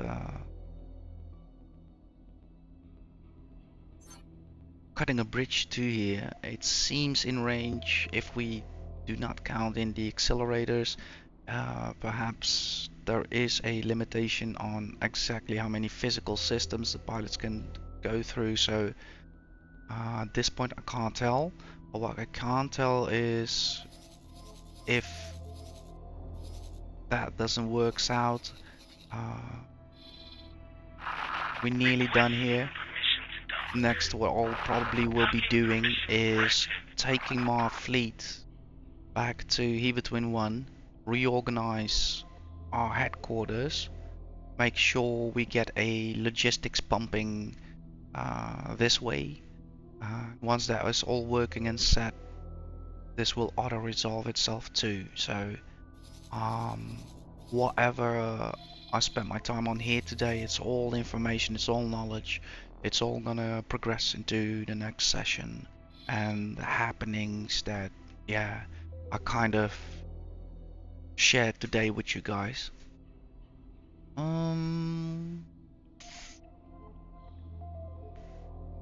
So yeah, not much I can do for the rest. We can wait till he hits a state. That is for sure a nice thing to do. And yeah, again, the finances have stayed overall very good today. We have been spending a bit, but at the same time, it shot up from I think 81 or less to I believe it was like 78 to 86, so not bad. But definitely we're in the pipeline of streaming things and organizing things better, way better than before.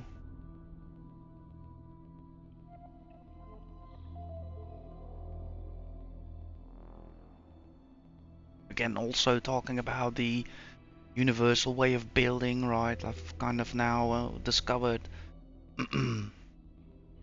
first you produce the components that deliver the energy, then you start making the actual production facilities. Also, of course, in the middle, in between step, take into account the resources. For instance, you need like the raw resources, ore mining, you name it. So I understand much better now how to organize station builds, how to prioritize which modules, and also the whole concept of why we have this modular design is now a bit more landing in the way that I'm not gonna design beautiful stations, but I'm gonna design practical modular builds which can be easily scaled, right? So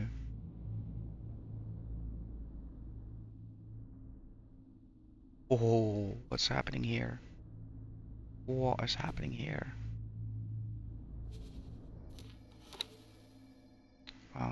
Information.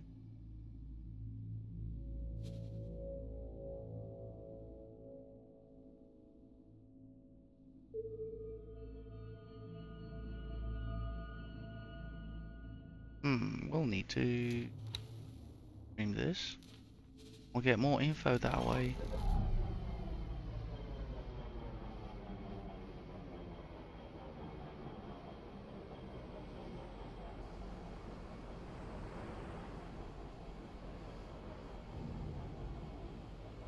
Wait, am I double checking the wrong station again?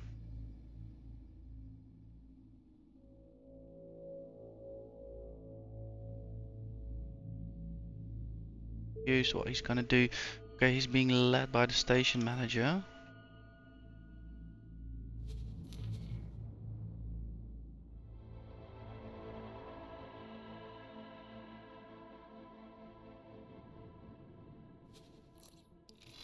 Okay, then let's check the logical build of the station.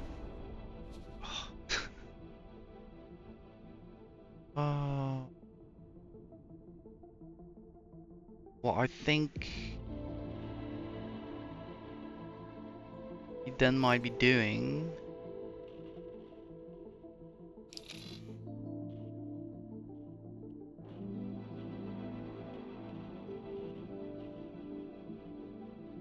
Wait, I can track this better. What I can do, if he's still doing that, actually, let's see. Oh no, he's still hanging about.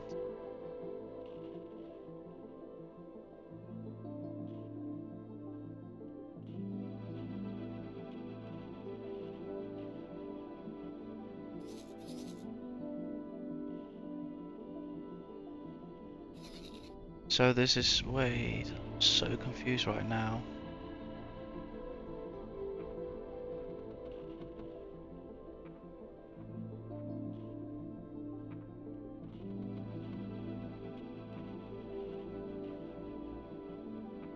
Okay, I'm so confused right now. So what are you doing here?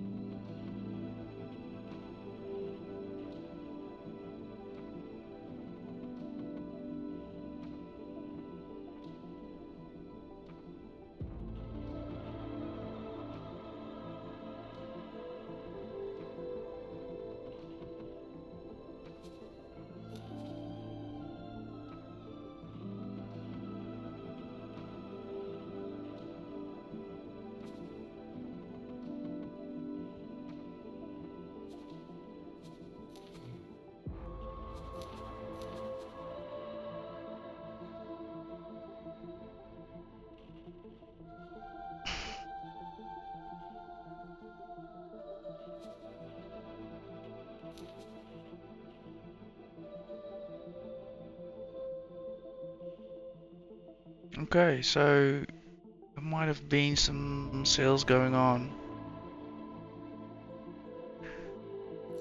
Check.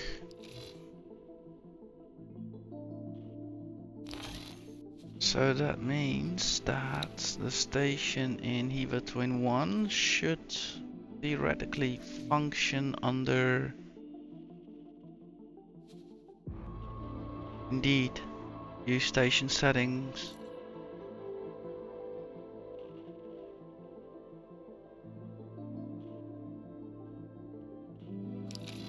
That's good to know. So we did resolve some info.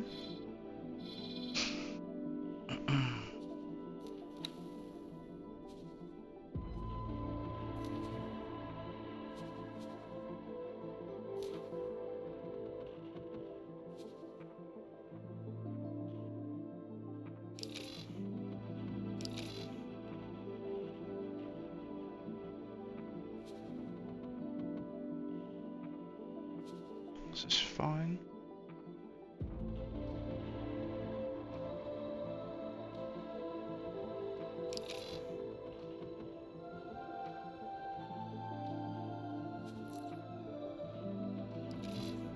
Check.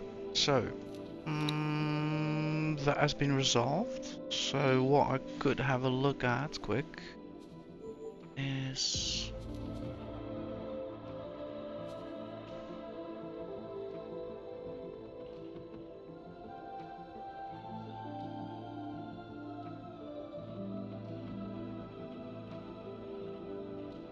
yeah, you should also actually receive them from us.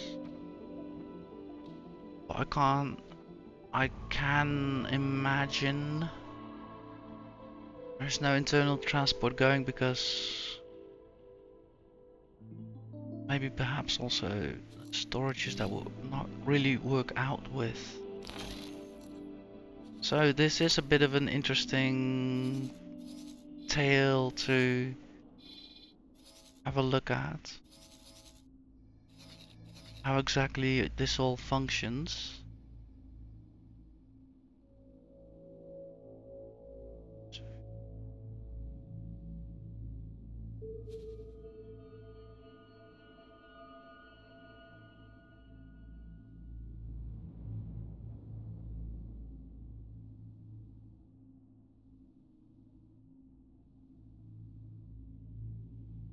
Did I actually looked proper?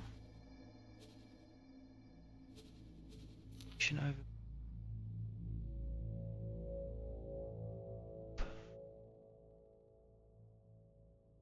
metal as a storage, but no, scrap metal as production. Check. Then incoming production. Scrap.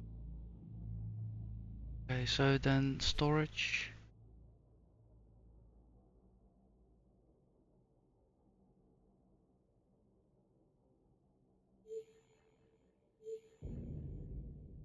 Yeah. Sad problem.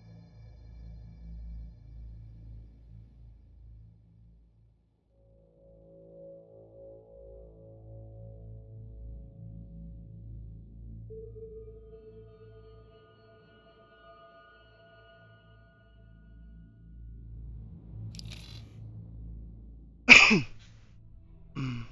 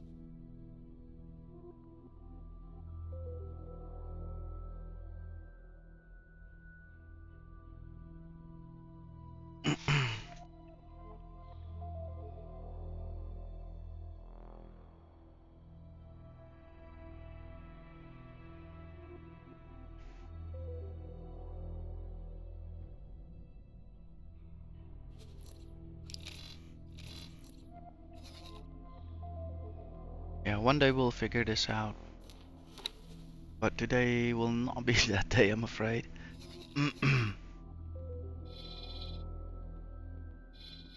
Think I am at a point where there is the realization that I can't do much more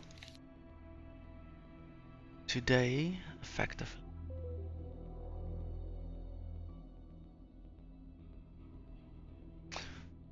What are we on time? Yeah, check. Guys, I need to quit it. It's already 5 hours, 30 minutes in.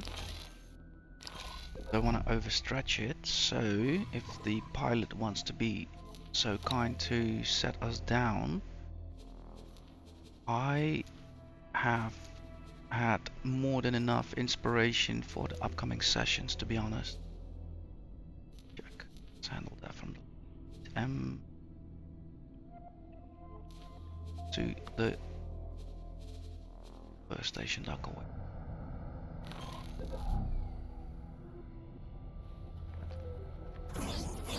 Osprey, Vanguard.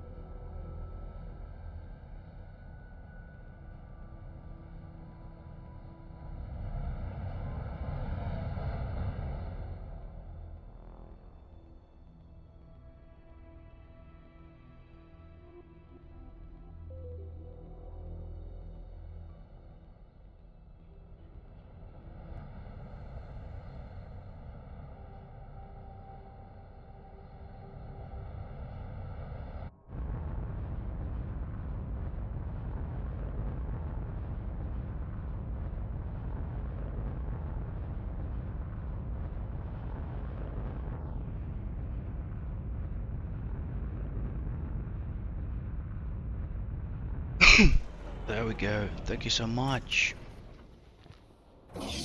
Osprey, Vanguard.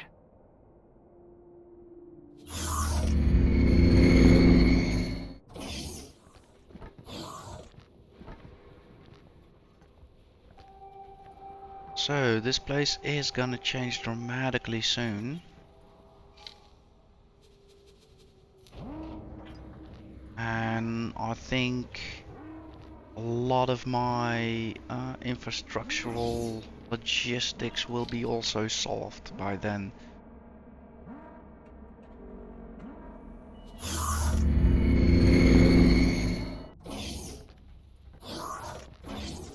You, guess who's back? Sir, Hi. Yellows. Lots of things are gonna change, but don't worry, only for the better. See you next episode. Do hope we have a crew quarters here, because otherwise I'll be standing here next to him again. No. Okay, so I'll have to take that shame. Walk of shame back. Yeah, forgot you have a coffee device here as well. So, how have you been? Right, gonna save it here, guys. Gonna leave the scouts doing their thing. And focus also on them upcoming episode again. Probably not make them jump too much anymore. I feel like there is a bit of danger coming up in the upcoming systems. But yeah, good to have also spent some time in that part of the galaxy. We've seen beautiful things today. And the scouts that lived also.